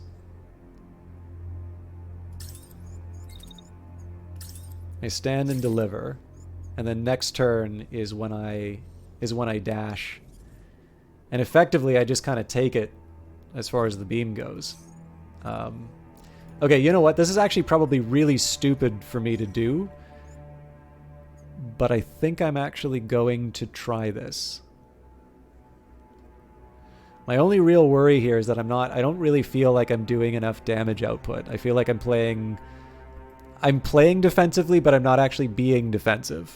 Oh, hey, Algren, sorry, I missed you. I had to finish the new Netflix Cyberpunk series. Oh, did you enjoy it? I completely forgot that's a thing. And the stream has definitely been going well. We're on our last battle for tonight, but and this one's going to be interesting, so let's see how it goes.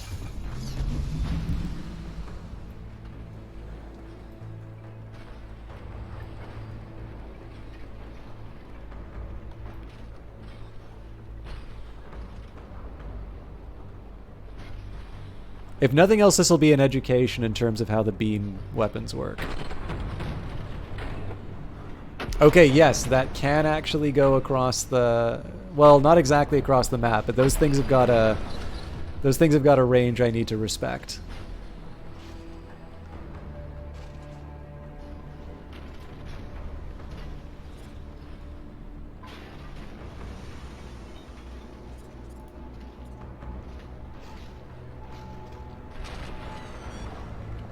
And it actually just occurred to me I don't have my shield up for when I'm going to be running into the beam, so this is gonna suck.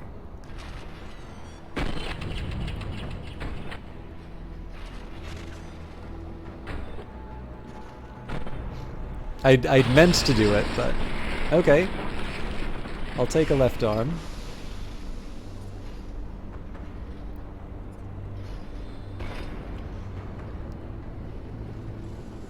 Oh, did this dash? No? But it looks like they managed to escape the missiles, sadly.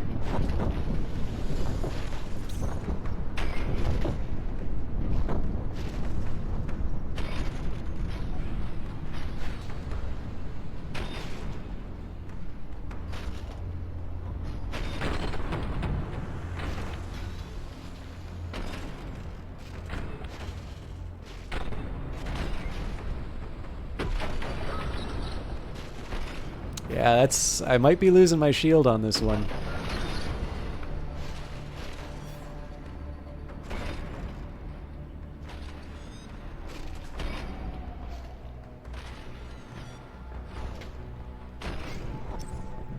Okay, so I'm a bit lucky in that the beam is hitting, has been hitting the shield for the most part.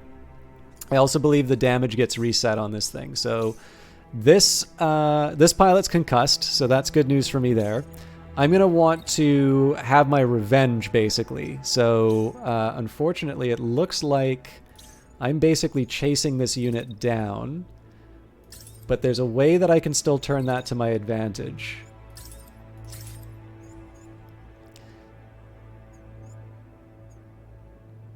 So I'm not gonna put up my shield. I'm just gonna take it right in the center of the chest, and we're just gonna keep laying on the shotgun attacks. Now, we've got a missile incoming, I think, unless it already landed.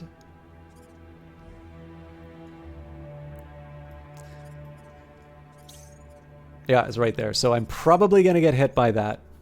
Oh yeah, I'm definitely going to get hit by that because we can't dodge right away. But I can at least get past the second one. So I'm going to move out of the way. Now, unfortunately, this does mean there's going to be a beam that hits the Sleipnir. But it's a price I'm willing to pay. So we dash. There's a bit of heat damage. And in fact, it might be that the best call for me here... Okay, I'm going to wait for the... I have an idea. So I'm going to wait for the attack to finish. And then I'm going to... dash to the side. So this is actually setting me up for the next attack. There's a side of me that wants to use my shield to protect against this beam attack on the Sleipnir, but I have other... I actually have a couple of other ideas for that. Actually, you know what?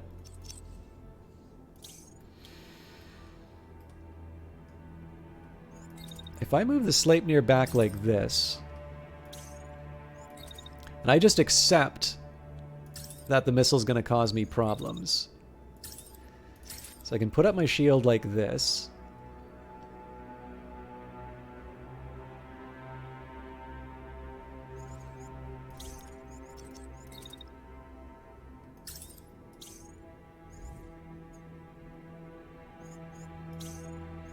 So what I'm trying to do is redirect the beam against the enemy units. The only catch is that it's actually really difficult to... It's really difficult to try and get this focus to where it needs to be. Okay, well here, first things first, let's take the Sleipnir, let's get them to where I want them to be. So again, we'll try and triangulate it as close as possible.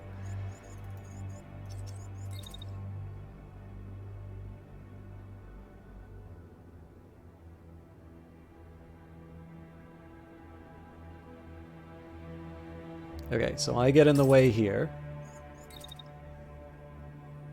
And then I start moving in such a way that I protect the Sleipnir.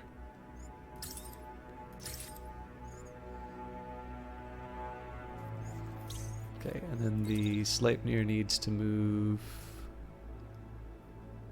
Oh man, this is a tough one.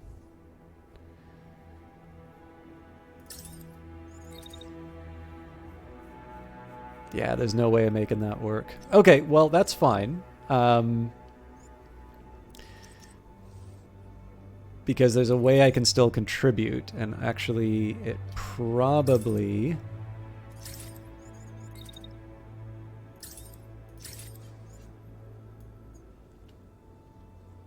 can probably take out the beam unit.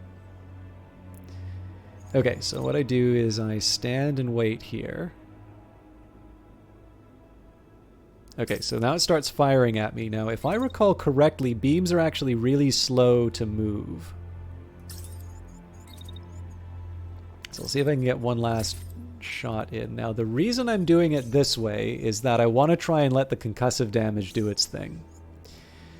So the next thing I want to do is, so I sit and wait...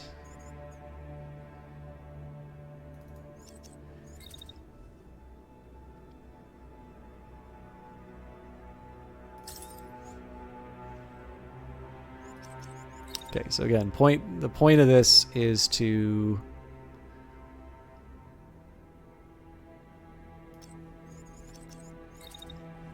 point of this is to try and get in the way of the beam as soon as possible.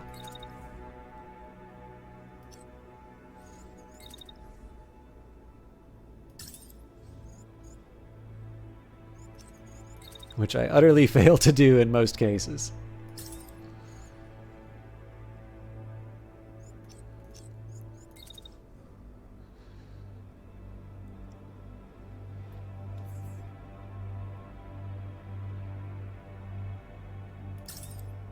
Okay, that lets too much go by. That seems to do the trick, though. Okay, so that works right up until...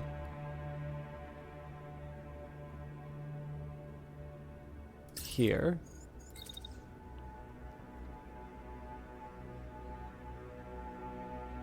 That's where I want to start closing in.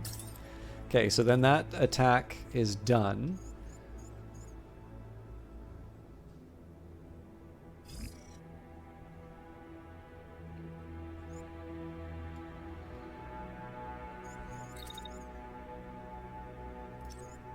So maybe I don't... Yeah, okay, there's actually a slight improvement I can do on this.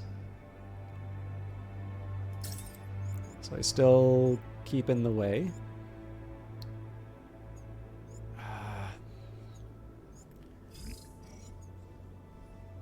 Problem is I'm not protecting the unit anymore. I thought I was. All right.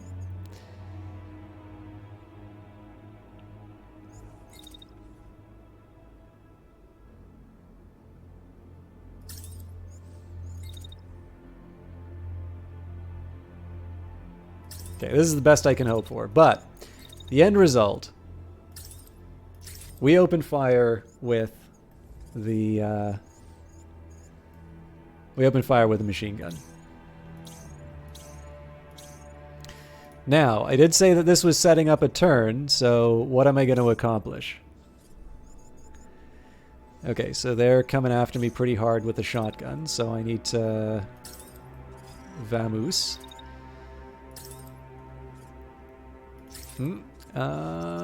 Close.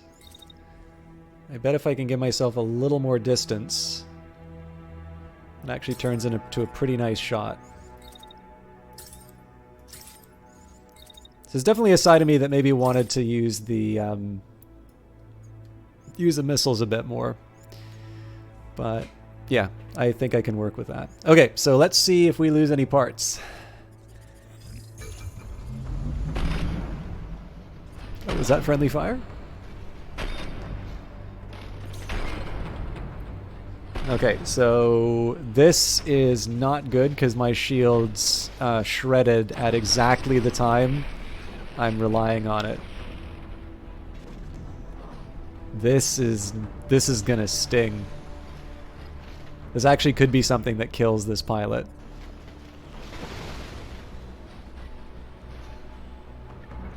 But I'm saved partly by the fact that it takes a lot to aim these beam weapons.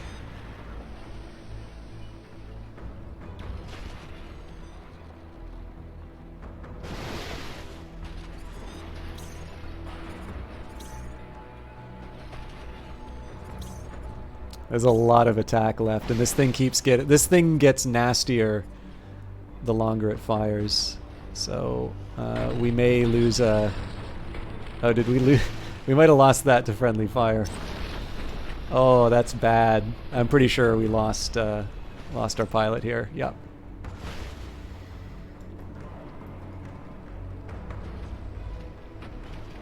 Yeah, I was definitely banking on that shield being there to bounce the damage back.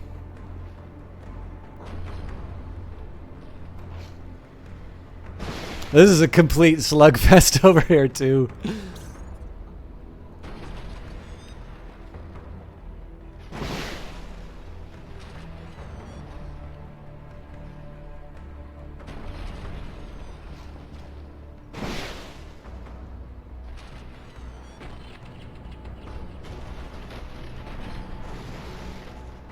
Okay, that's encouraging, but this was intended for this beam attack.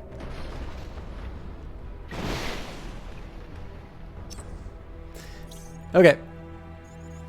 Honestly, I think there's exactly one role for the Lance right now, and that is just to chase this thing down like the Terminator.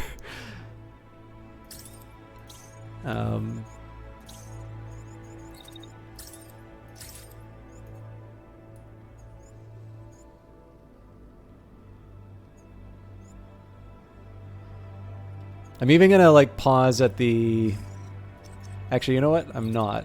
I'm going to bank on the idea that we take it out after this, and then I'm gonna turn my attention to the enemy. Okay, so they're gonna try and beam me. Now, there's actually a way that I can angle this to my advantage. So the Sleipnir is left alone. And I intend to take advantage of that. This is one of these ones where I can sort of take the shot and stand, take the shot and stand. Just because of the heat.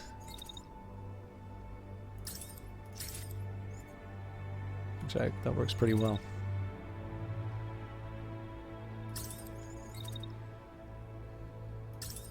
I don't think I'm going to be able to get the next... Yeah, that's fine. Okay, so this guy is going to want to drop some shotgun shots on me. Well, they start wanting to do that. But then they change their mind. So normally I'd probably want to be focusing down one target. In this case here, I have to dodge the beam, so I'm going to stay put. Actually, there might be one small thing I can do.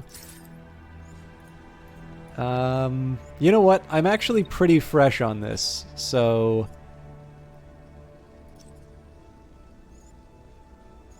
I'm going to stay and fire the missiles, and then I'm going to go around the corner. Because again, the starting attacks are not the thing that are scary about beams. It's actually when they... it's when they're kind of allowed to just sort of sit and run for a while.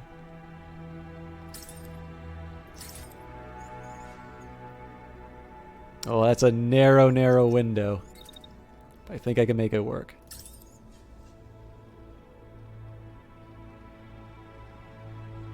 It's actually slightly more appealing if I... Yeah, I don't want to cross over into the next turn, but okay. So, let's see how it goes.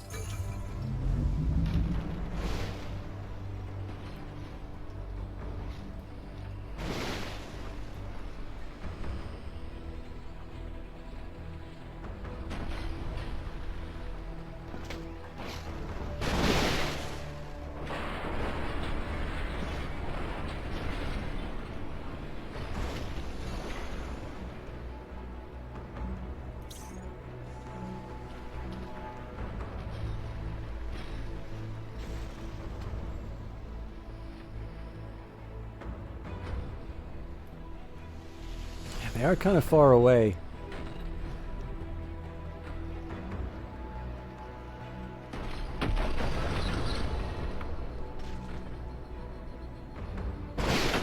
Looking good on that pilot HP, though.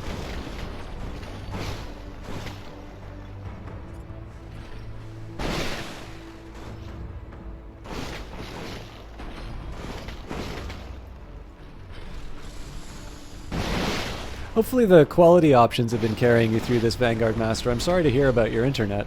Do you mind if I ask who you have it with? Oh, we're so close. Come on. Look at that smile. Oh, come on. He's got to be out. No!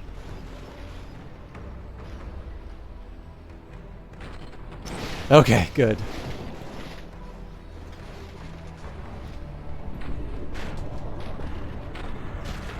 Should be able to see the sniper shots coming in at the end.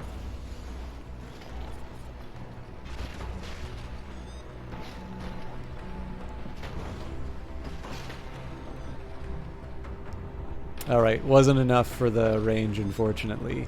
We've banked on that before, so I can't complain when it happens to me, but... We're starting to even this out a bit. Now, I suspect, yeah, there's going to be hell to pay with the beams and the Sleipnir. So the problem with this is the question as to whether or not I'm going to be able to take out this pilot in time. And the answer to that, honestly, is no. So the question is, how do I take advantage of the Sleipnir's mobility to try and get some kind of advantage? One thing I am actually going to do, so it just occurred to me that, so if this is going to turn around with its shotgun and come after my marksman, it's just as easy for me to move that forward. So we'll hit this here, We'll do a dash. Again, anything to close the distance.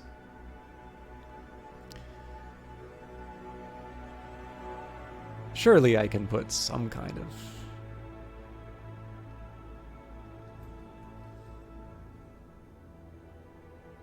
Wow.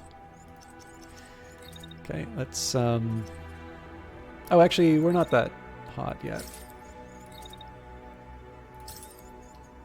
Can I stack it? Not without burning up. So what I'm trying to do is just get in... I'm trying to get into the area where I can have some kind of an effect on what happens to the Sleipnir. Actually, this would probably be it. Oh yeah, I'm just shy. Okay. Let's see if we can tighten that window a little bit. Nah.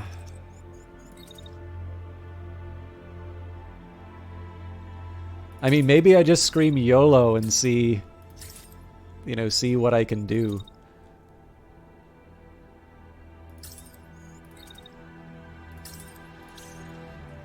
Okay, so I think what I got to do here, so we'll keep them in range. Like, I want to make sure that I've got them sort of in my sights for the attacks that I want to do.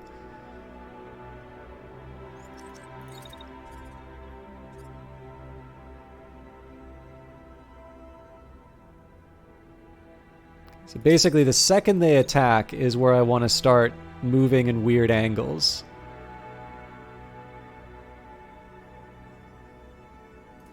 And actually, I think there's a missile on its way towards me, so maybe what I do shortly after is I do a dash. I'll take a bit of heat.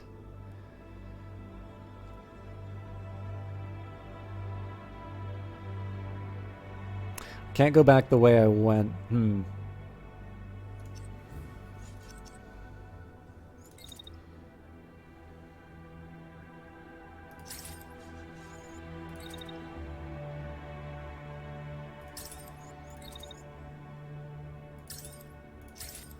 This is a terrible way of trying to take it out. Like, if I'm trying to take it out with concussion, I'm failing miserably. But I'm hoping this does enough to sort of mitigate the damage. Okay, next up. My battered lance. We're just going to lumber along.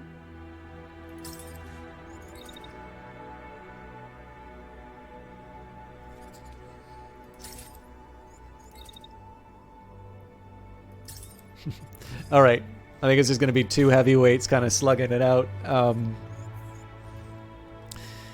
So let's see how this goes.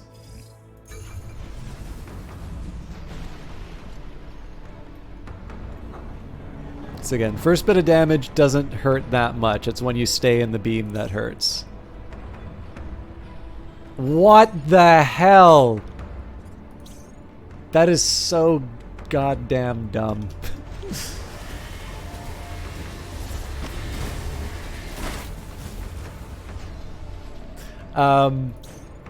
I really don't feel like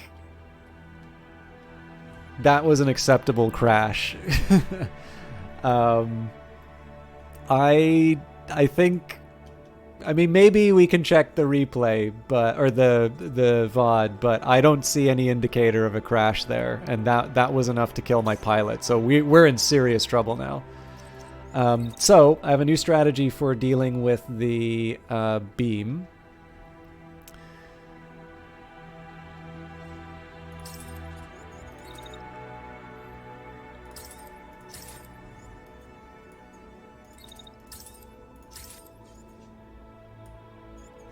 So the good news is this is a fresh weapon. This is actually one of the first. This could be the first loss that I deal with in this campaign.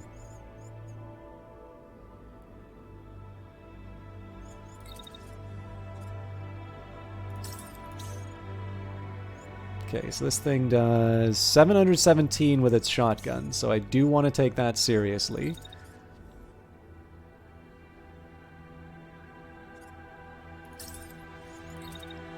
But I also can, weirdly enough, dodge it. I just got to be careful on my timings.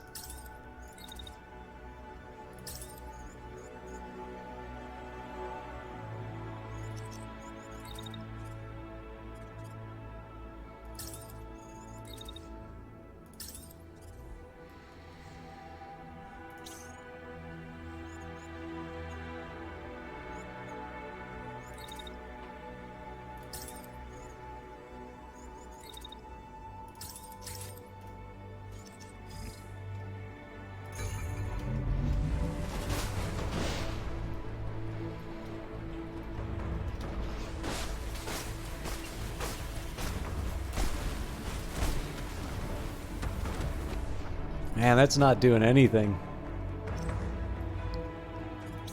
But it does look like... Oh, excellent, Vanguard Master. Feel free to share that with the chat if you'd like. Okay, so I gotta dodge the missile here, so I'm going to start by dashing right away. So the other thing I want to do is avoid the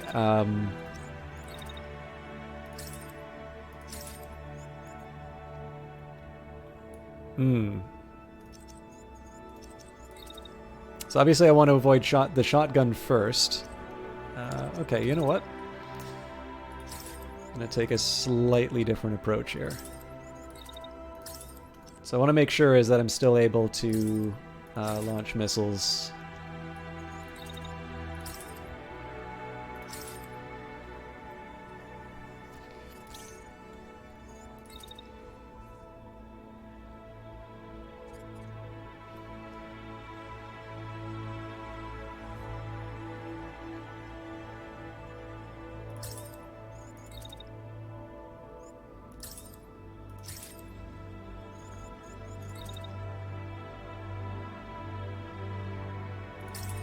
Okay, it's very, very tempting to move like this, but the problem is turn number 2, because if I'm in the corner here, and this beam unit is moving in, then I have nowhere else to go. So, even though it's attacking the shield side, it's better for me to be patient.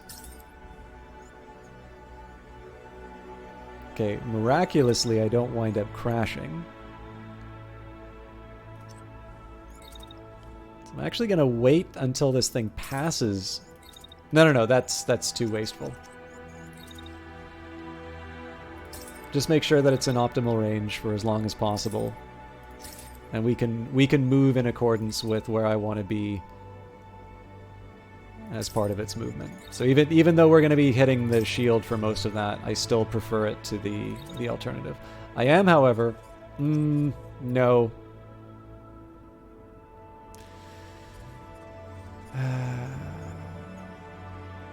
This does give me some shots to the back. Okay, so if I were to try jumping around the corner like this.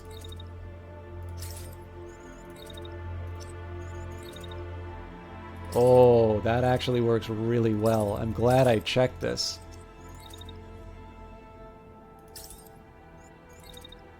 There's a really big reason I prefer this way. So,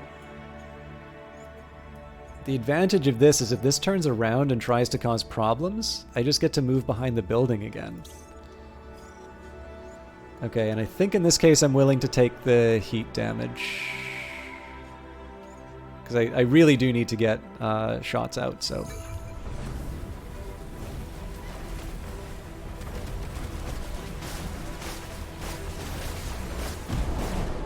Oof. That pilot HP is not looking good. Okay, so, yep, they're doing exactly what I thought I would do. But look at that lower body. We're going to have a huge mobility advantage against them pretty soon. So, we do what we normally do. If I can leverage this into an attack on this unit, so much the better. But I think probably what's going to happen... Yeah, I can probably just do something like this.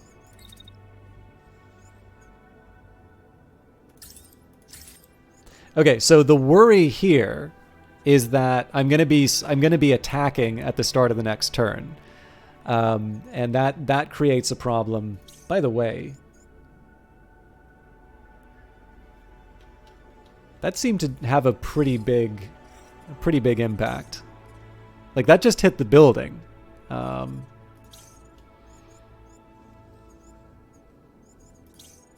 Anyway, I'm gonna run up.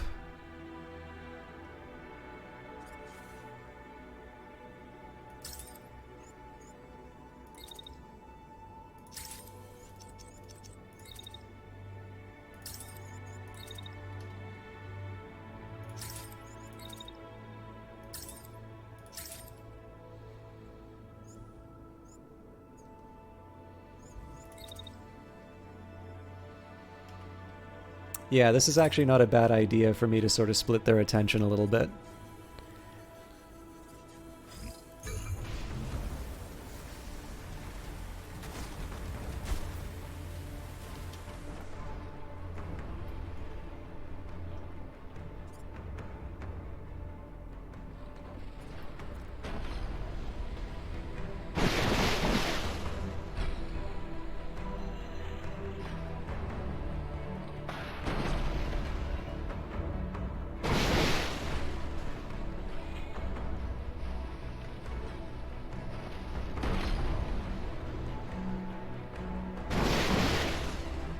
Every little bit helps.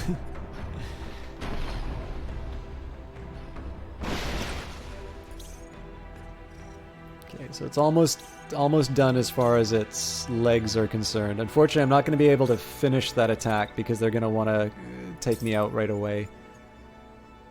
Ooh. I have no other option. Honestly, at this point, standing my ground. So the maximum damage it can do to me is 717. What's its optimal range? 15 to 30. Mine is 18 to 33.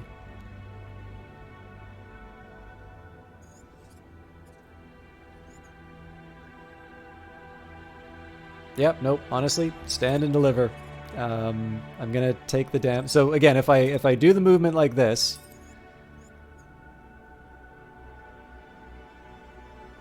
well, okay, there's a little bit that's okay. So if there's any amount that's mitigated, it's actually worth it. Well, no, hang on, maybe it isn't. Because if I'm turning my right-hand side to it while it's attacking me,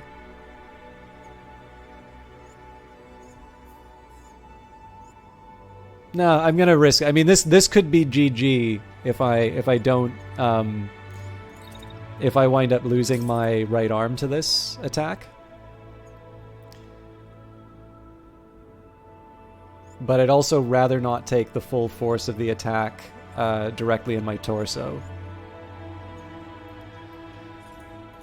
Okay, so first things first, I need to try and dodge the rocket.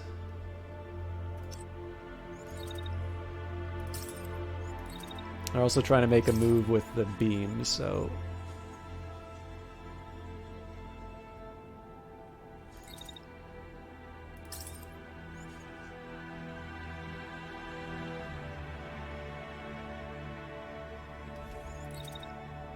Okay, now I'm really not crazy about staying still this long, but it's really my only option right now, so...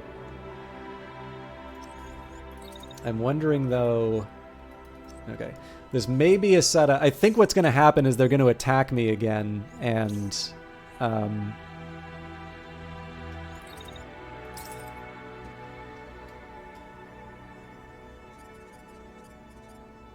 yeah, there's no point in doing any of this.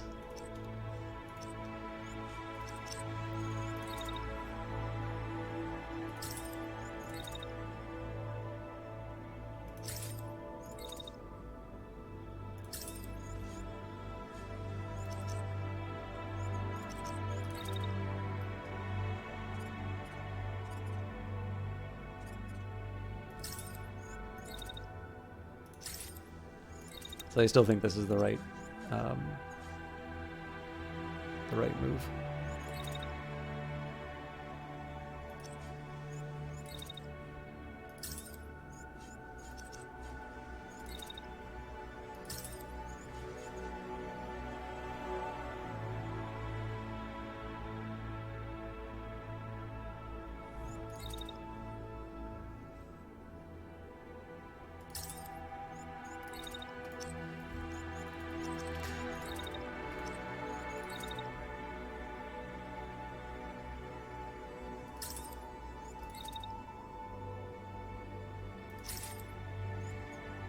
I mean, it's positioning, but it is what it is. So, clearly, we see what happens on this side. Oh, yes! The concussive damage from that missile is devastating, but we took him out twice over. Once from the... No way. What the hell happened here?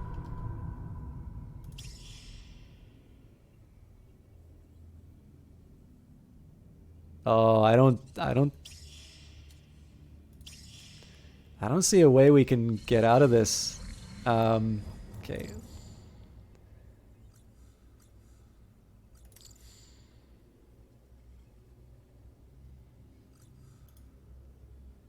Yeah, man, that thing's unstoppable. Okay. So what I've got to do is find a way to...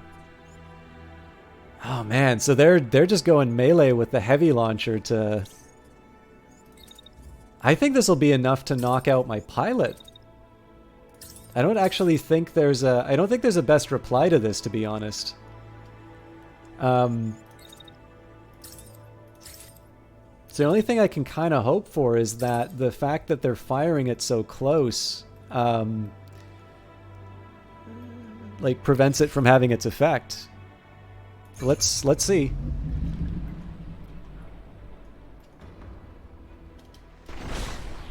Yeah. Man, that's brutal. That's the first time we've lost an encounter in Phantom Brigade.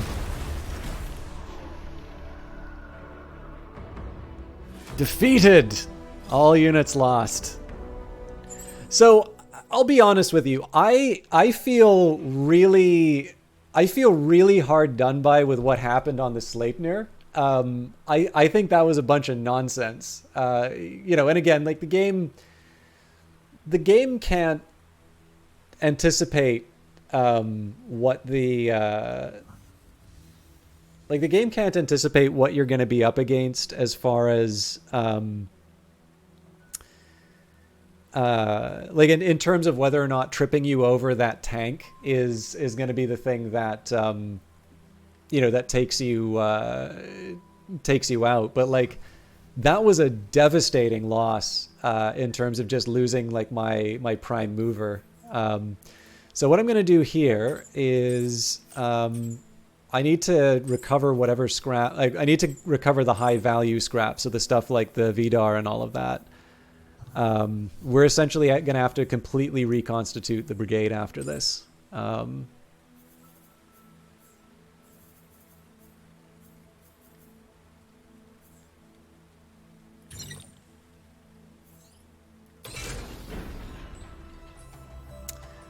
Yeah, so we are building some new units. We've only got the wind available to us right now. And we're in the middle of contesting a province. So, I mean, there's a thing, there's two versions of this that I can do, right? Which is to say, it's like, oh man, that's BS what happened to me in terms of the trip. But it's like, no, look, you know, this is actually a place we've never been before as far as this game is concerned. I've never actually lost a battle before. And this particular battle was devastating, right? Half my pilot's gone, all but one of my mechs. And this is just after I cleaned out my inventory. So we're in a position now where we actually need to completely rebuild, like using the workshop and everything. And it's exciting to be in this spot, right? Like we get a chance to see what we're what we're made out of. So first things first, we build a mech frame. In fact, we build 3 of them. So what happens when you lose? Basically, you recover as much as you can. And in this case, we try and rebuild the squad. So one of the things I could try and do is to take the farm with the wind.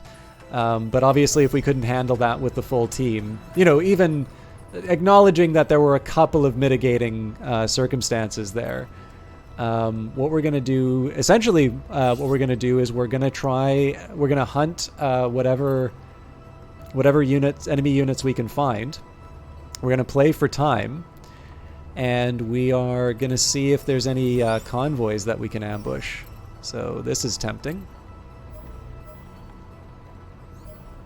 So I wonder if I go into stealth, yeah, that stops construction, so it's a reinforced convoy, so I don't want to be messing with that.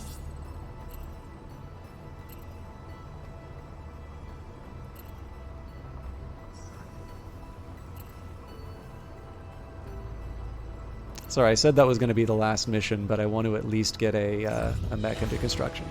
Untested waters. After you cross the border into the new province, a pilot approaches looking worried. Hey, Commander, we just got intel back on this region. The enemy troops here are much tougher than anything we've dealt with before. Behind him, your other pilot says, we can try to beat them, but we put people at more risk by trying to be heroes than by leaving here and coming back when we're better trained. What do you reckon, boss? Your driver calls it from up front. It's up to you. Is this like XCOM where if you lose a squad, you're on the back foot and you have to struggle to get back? Tough to say. I mean, I don't have that much invested in my pilots. I definitely lost my best pilots on that, but it's not something I can't recover from. But we do need to rebuild, so let's go. I'm going to take my lightest body and start with that.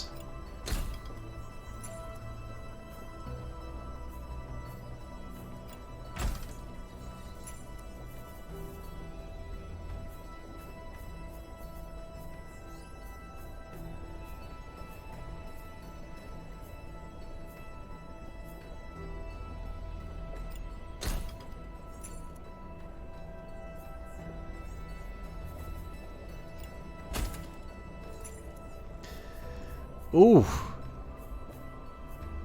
We're really short on weapons.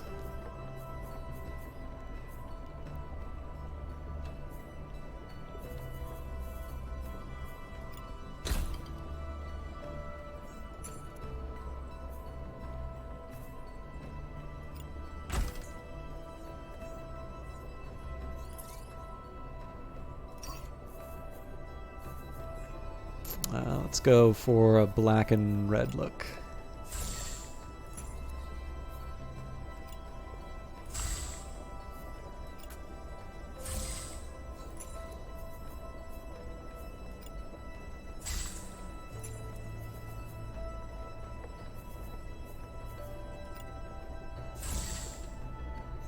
Okay, so what we do now is I'm just going to tweak some of the we're going to tweak some of the options here. So pretty much always go hydraulics. This is an improved capacitor. I feel like we can do better.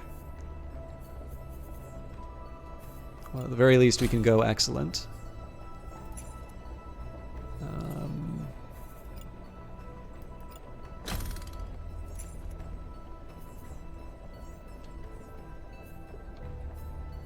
Okay. So, this thing's got to run in and do a lot of damage with the shotgun. So let's just start by taking a look at the right slot. This does 821, generates 8525. Now we've got a pretty good capacity for heat anyway, but let's just see what we can do here as far as pushing things. So we're at 2124. We maybe don't need that much speed. So if we go to a charge core instead, 1596. That's actually a pretty big.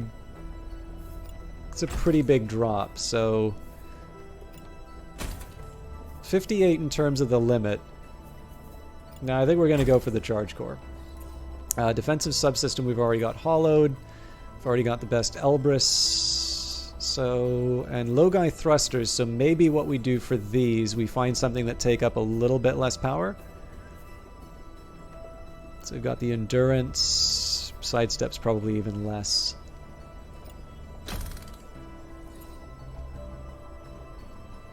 Yeah, 17 I can work with.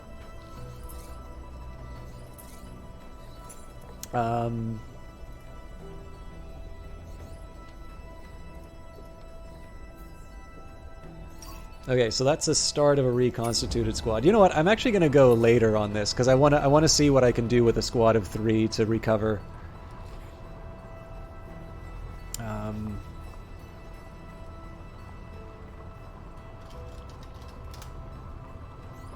Yeah, I was thinking like Safecracker, but I think there's other ways people will take that. Oh.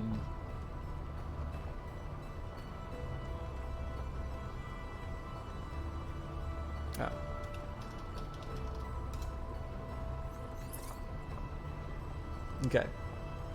So what I'm going to do here, I suspect, just looking at my weapon, well, no, we probably have enough for a full squad of 4. I'm just going to wait on the periphery. Looks like we've got a pretty favorable set of weather conditions.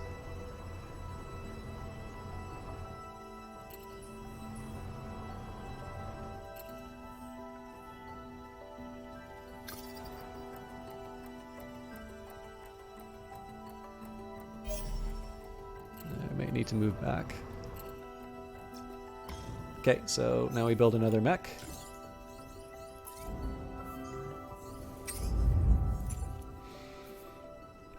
So again, I'm going to follow my usual rule of the lightest mechs possible, hitting as hard as we can. Unfortunately, this is where I'm going to feel the limitation of the different parts I'm working with.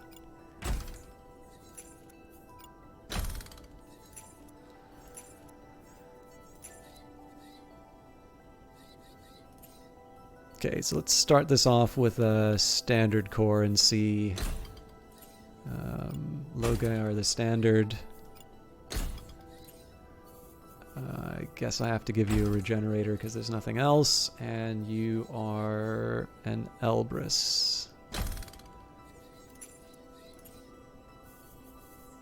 Okay.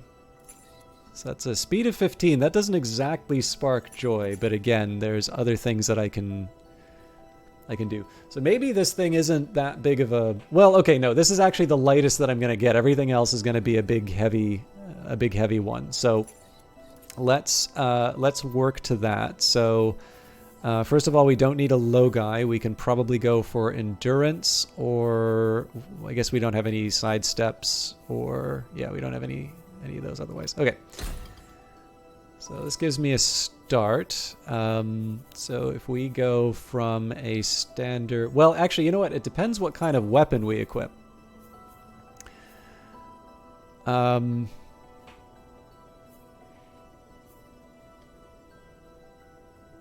is 110 heat generation, so I might actually want to put a stronger... I might want to put a stronger core on this thing. Or stronger... thrusters.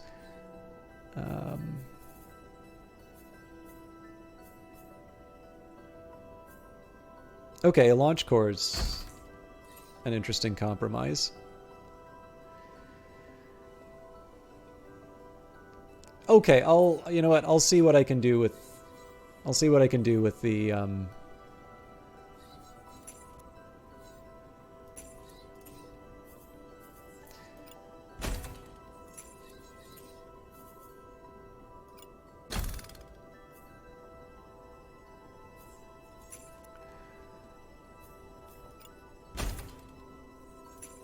Okay, now I was not expecting this to be a melee mech.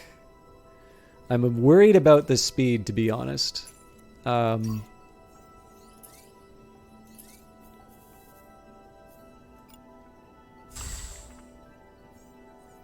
But this is definitely a beggars can't be choosers situation, so... Nope.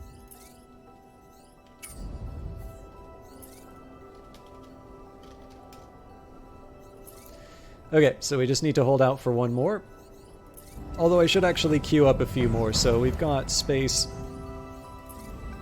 We've got space for 5, so I should queue up one more mech frame. Ooh, we're not going to be building anything new for a while. Okay, so there's already a battle site, so we want to move towards that as soon as we can.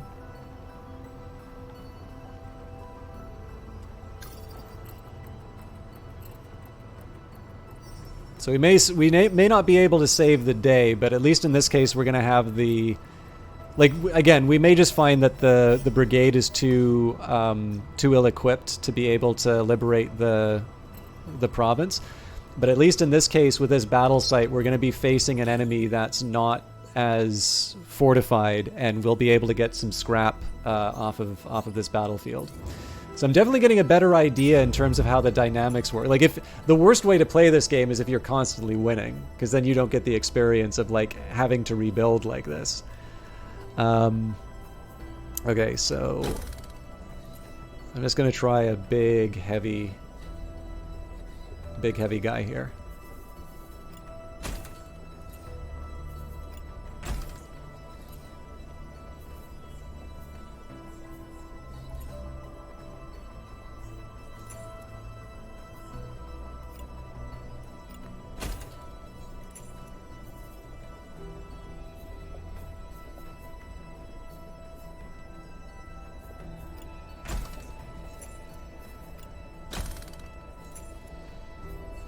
Okay, so apparently the only sidearm I have is melee. This thing's just going to sit back and lob rockets at people, basically. So I don't hate the sidestep. Okay, actually, first thing I want to do is just compare. So yeah, this Upper Asgard is slightly better as far as mobility. Or sorry, as far as mass. But I think I'm going to stick with what I've got here. So we've got sidestep thrusters here. I really... going to endurance is not going to help things. What I should probably be looking at is how much heat this rocket generates. 110. Okay.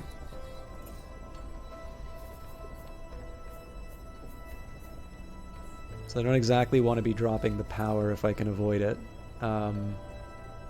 Is there a way we can stick a capacitor? Well, okay, let's start with the hydraulics. Capacitor brings me... Okay, no, we've got some... Ah, now actually, range will help me here.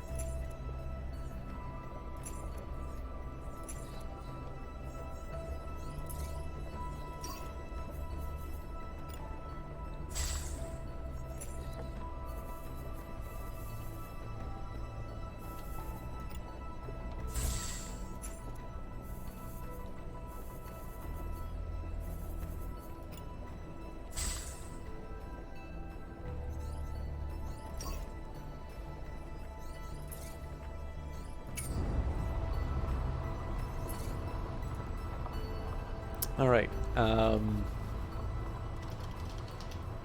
Call this the Gustav. Let's see what this fairly motley crew is made of. Growing ranks. Good news from the home army out on the front, Commander. Your scout comes to stop at your side. She tells you that the army numbers have grown beyond their expectations, with people signing on from all over the country. It looks like there's more bodies than they know what to do with, she continues. The army has asked us for some assistance. I think it will take... I think we have time to help train some of the rookies. Honestly, I would have preferred to send supplies. I hope we've got more than 15 hours for this battle.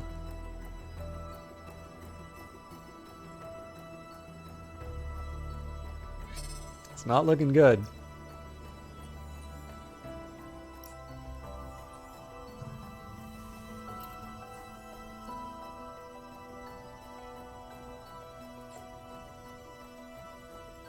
We might be able to overdrive it.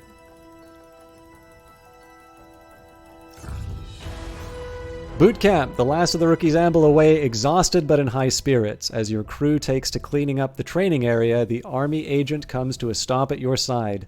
Much appreciated, he says. His face is stoic, but you can tell he is pleased.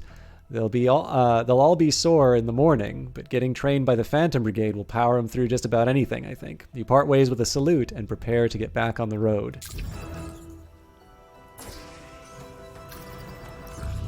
Oh, thank God. All right.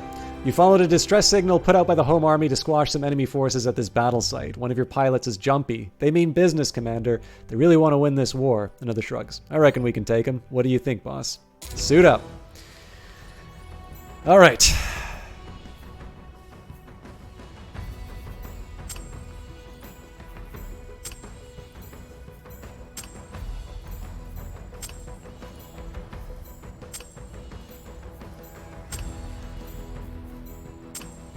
As we recruit new pilots, I think I'll get people's names to add to the group. So this counts as very hard. We've got no upgrades to do. Definitely the numbers here are going to be tricky to work with. But this is a chance for us to work out our new strategies.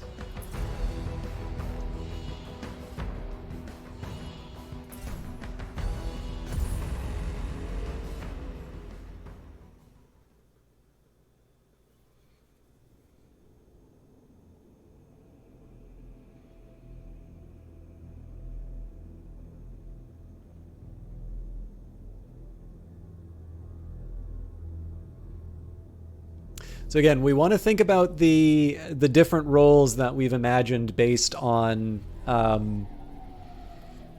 we talked about building these mechs. So let's see what we're up against first. We've got a railgun repeater. We've got a marksman rifle. The tank has a machine gun. This unit's got a heavy launcher that does 750 damage.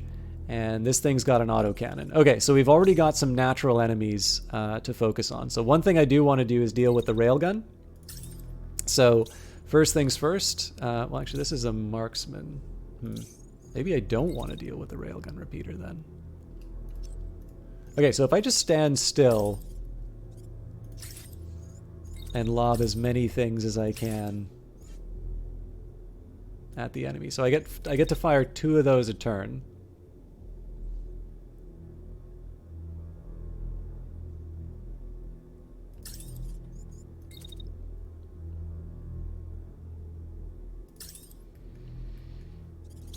Okay, now the wind is going to be the one that I use to take out the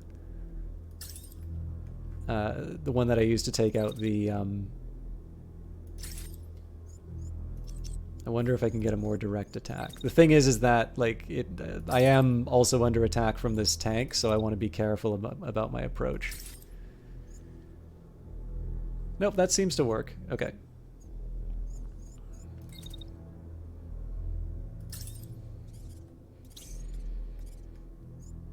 So I suppose the next question is there a way that I can put some pain on the machine gun tank? Because this is definitely a case where I want to be... Oh, you know what? I got some ideas here. Okay, so this is one for the secondary launcher. Now let's just take a quick look. So this thing is doing 851 a pop, and I'm firing that against the railgun repeater. So maybe we decide to go after the...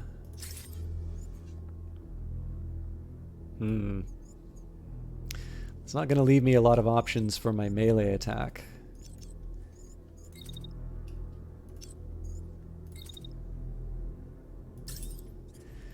Okay. Finally, we've got the shotgun. Now, this is the one that's going to be like moving in and hitting hard. And this one I'm actually going to start by dashing them. This is actually, there's an argument for a stronger sort of jet set of thrusters on this one. So I want to clear my ally first. Oh man, we There's something about these shotguns that give us ridiculous estimates in terms of what we need heat-wise. So, that's good, though, because it just means that we walk in.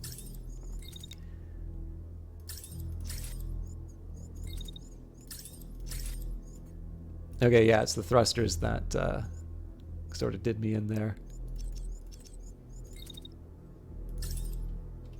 Okay, well, with that, I mean, I want to actually be able to participate in the combat by the time I arrive, so...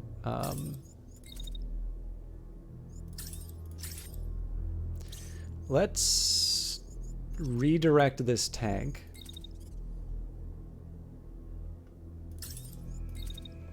I'm a little nervous bringing them in here, because it's going to be autocannon on autocannon, but I...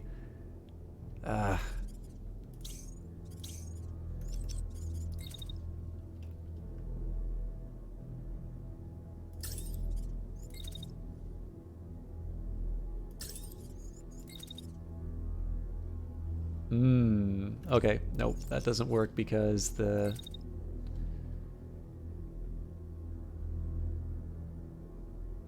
Well, okay, there's possibilities here. What I do want to do, though, is I just want to make sure that I don't have any friendly fire that's going to happen as I target this unit.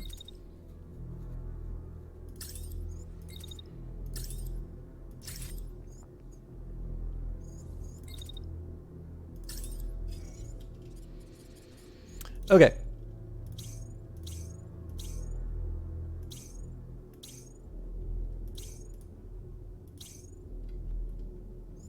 Nobody's crashing.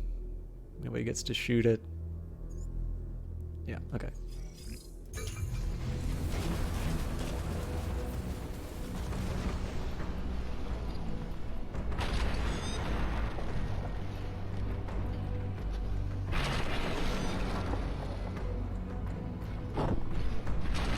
That sure doesn't look like a blocked attack. That's really bad. That's probably going to take out that unit.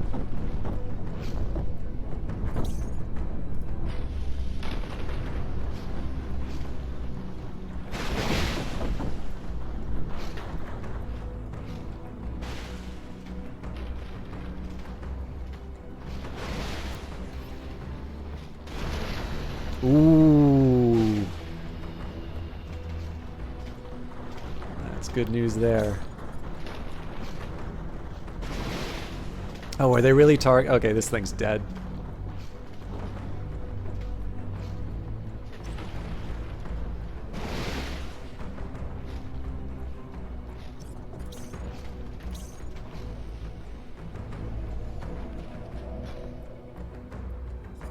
Yeah, so I wasn't crazy about that damage there, but...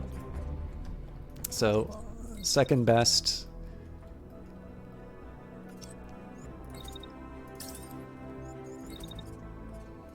Now, one really scary part about this is that it may count as a trip over this unit, but there's nothing I can do about that. Like, I have to move through.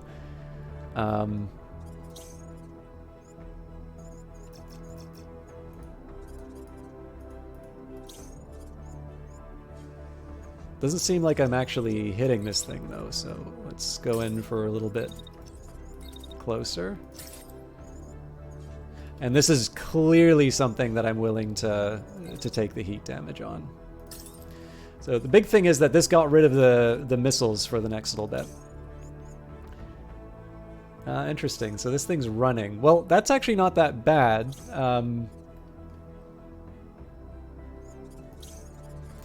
Because it means that's another thing that's not participating in the fight. But I do want to bring my... melee abilities to bear, so...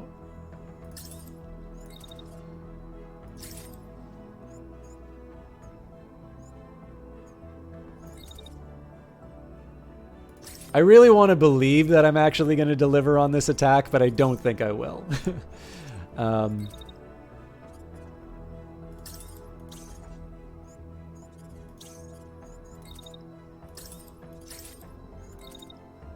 So sadly, I didn't get a very good read on what's left, so I'm going to double up the shotgun here.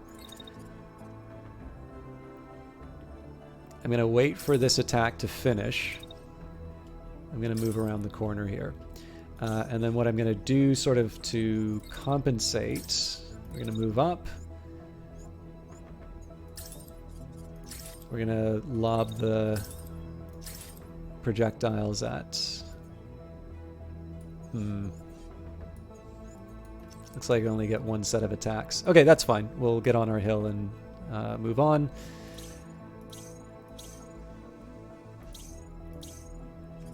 So this guy actually doesn't have that much to do here.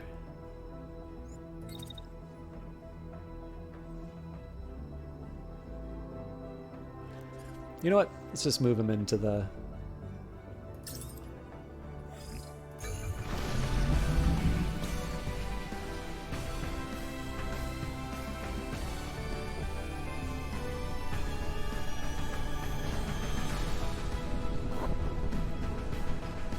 So I was kind of hoping for a concussive end, but I think we're going to destroy this mech.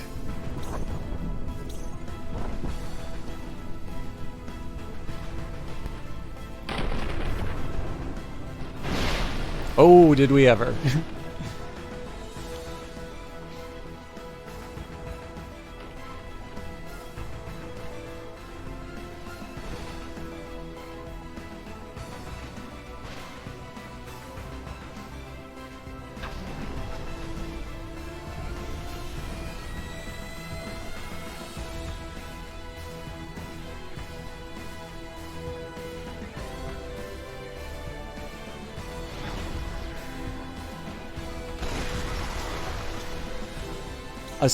That thing is built like a, well, like a tank. That's gonna come back to haunt the wind, though. Okay, come on, game. This is the third time. This is the third time it said I've been safe from an attack, and I'm just standing there taking it. That's unbelievable. I'm actually, like, I still am favorably disposed towards this game, but like this is starting to cost me. This is starting to cost me like missions.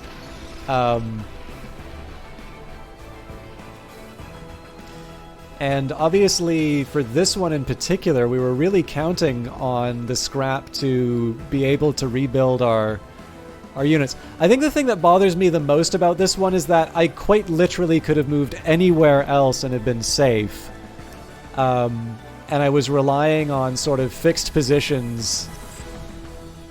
Yeah, I don't know. Like I really feel like I could not have done anything differently based on the information that the game had given me. But anyways, there's no point in, you know, there's no point in whining about it the whole time. Like it happened. I'm not happy about it, but I need to just grow up and move on. So I'm gonna sort of switch dance partners a little bit here. The tank is not a priority right now, so we're gonna keep the pressure on the. So even though it's reduced to its primary weapon, I still want to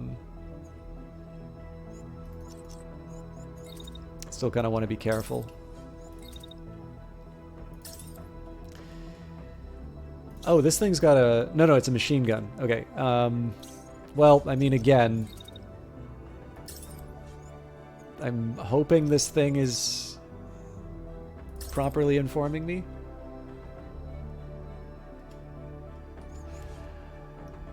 Okay.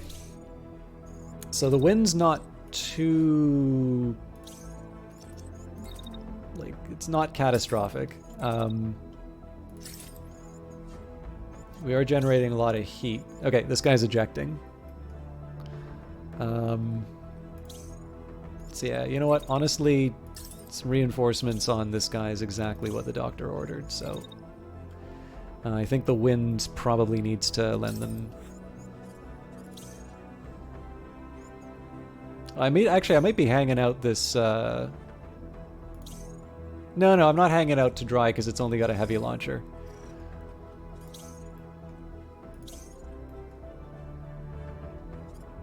Okay, let's see how this goes.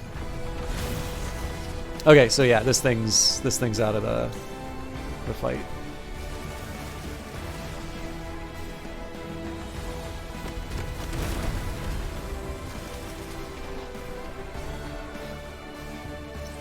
And again, some delicious scrap we're giving up doing that, but...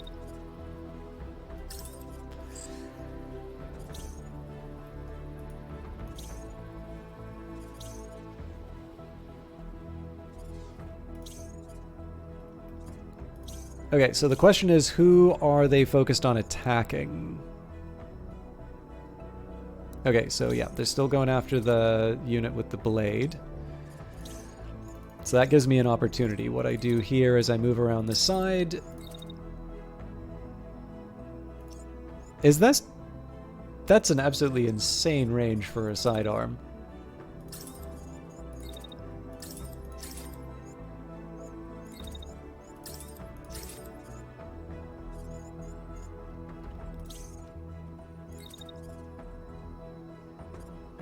So in this case, I might as well just stay behind the hill, right? And then we lob missiles at our new primary target.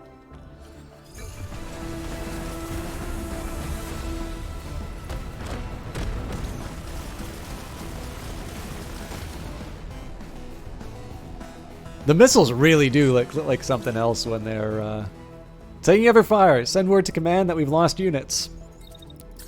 The missiles really do look like something else when you land them. I'm pretty happy with that. Okay, so we got to get out of the range of fire. I'm not sure I exactly want to be hanging around. Well, I'm gonna assume that these things have landed by the time I do my attack.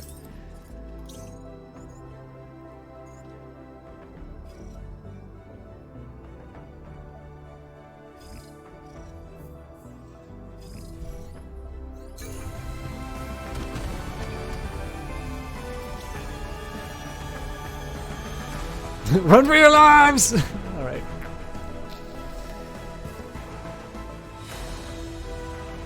Okay, cool. So something of a frustrating couple of rounds, but I'm glad that we pulled that out. Let's see what I get to claim after I recover my right arm, and so that's 50 off the list. I still want to be picky in terms of what I still kind of want to be picky in terms of what I'm bringing in. So yeah, the problem with this is there's just so much stuff that was scrapped rather than getting the advantage of our concussive damage. Yeah, so we basically get to take one bit of scrap with us, but we're up an arrow body, a railgun repeater, and a arm. More importantly, we kind of have a proof of concept that this squad works. So I am going to need to, in fact, while we're wrapping up, I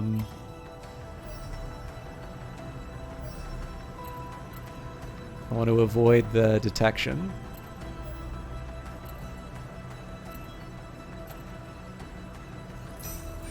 Ooh. But yeah, so we're going to do our repairs on our way to this battle site. Okay, so...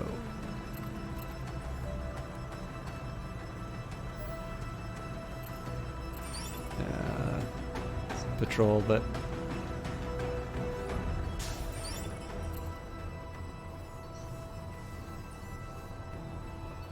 Okay, so we'll probably be able to help them out, but we'll see.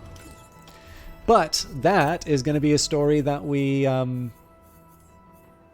continue next week. So we're 14th, right? But yeah, so I actually have a very different opinion of Phantom Brigade after having a loss, because like losing an A team like that really does set you back, and I'm really interested by how this is going to force me to think differently about my my approach. And like it's really neat to just sort of be able to kind of rebuild, because this is the one of the I would argue I don't think it's a defect of the game, but it is one thing that I was wondering whether or not it would be sort of solved as the game was developed. Most of the time I played this game, it's been this constant upward trajectory in terms of being able to like get more and more, like just, you know, to continue to dominate. And obviously here, like I was talking about all this stuff I was going to do with the workshop and like all of these extra upgrades I was going to do. And like, because one, I chose not to retreat, but number two, like I had a really bad run with my A team. All of that's demolished. I'm not talking about all the cool stuff I'm going to build in the workshop. I'm talking about how I'm going to try and cobble together a team, and how, you know, because I don't have enough supplies to be able to sort of support the home guard, I'm going to have to almost miss a battle to be able to support it. And like now, this is kind of what I feel like Phantom Brigade is supposed to feel like. Like you're against some really heavy odds and you're trying to like duck between tough enemies to, you know, to make some of this stuff happen. Now, the path that I took to get to that, I do feel a little cheated by. You know, to lose the Sleipnir to a trip that it's like, I'll give you an example of the degrees of frustration. The beam weapon sort of melting through the bull, I can't feel upset about that because I was relying on something that wasn't true in the moment. And I actually probably should have been a little more reflective of the fact that the shield was being pounded by enemies anyway. So that's bad luck, but that's something that I had a particular strategy and that strategy didn't work out. The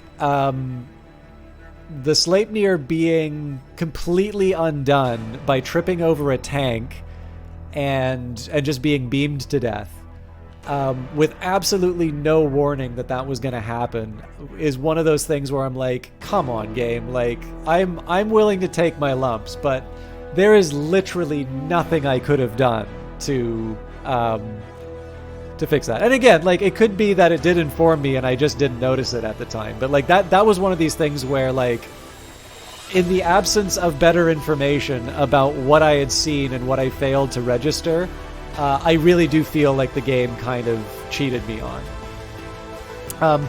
I feel a little salty about the enemy unit using that rocket as a melee weapon. Like, it does feel kind of crappy that I had this unavoidable, this unavoidable loss in the form of concussive damage. But like, you know, it was kind of a 1 in a million fight at that point anyway, so I couldn't be too upset about that. But like, obviously we ran into another case where I felt I was misinformed, by virtue of the fact that instead of getting even more scrap, I had to recover my right arm and weapon because an attack that I was supposed to be protected from in terms of seeing the dotted line, I wasn't protected from. And, again, it's a simple change to make. It's something that was well within my means to fix.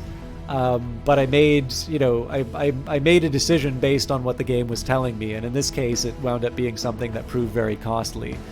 So yeah, I mean, again, probably it's more the circumstances under which I ran into those sharp corners that made me feel a little more frustrated than that. But the interesting side effect out of all of this is that because it has put me in a tough spot, it is becoming considerably more interesting to just try and dig myself out of it. And as a result, it's giving me a perspective on the game which I haven't been able to sort of run into before.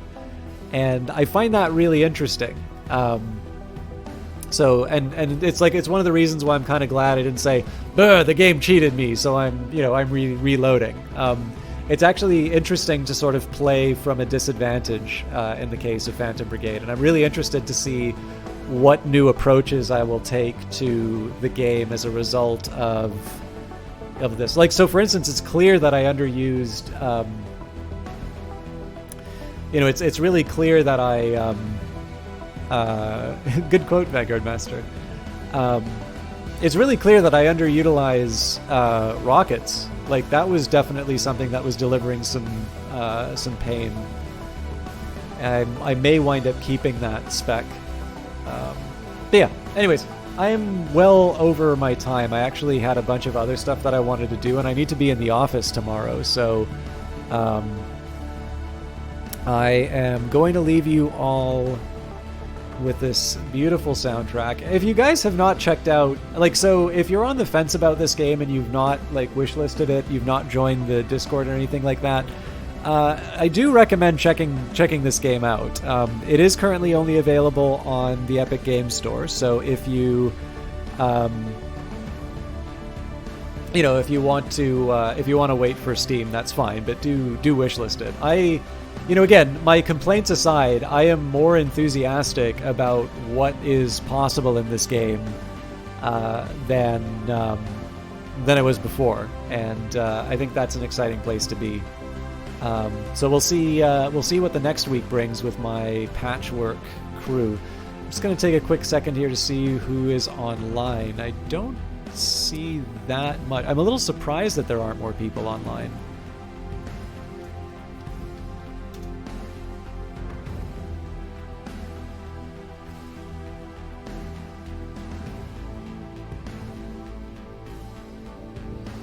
Oh, interesting. Okay. I feel a little silly to raid and run a second time.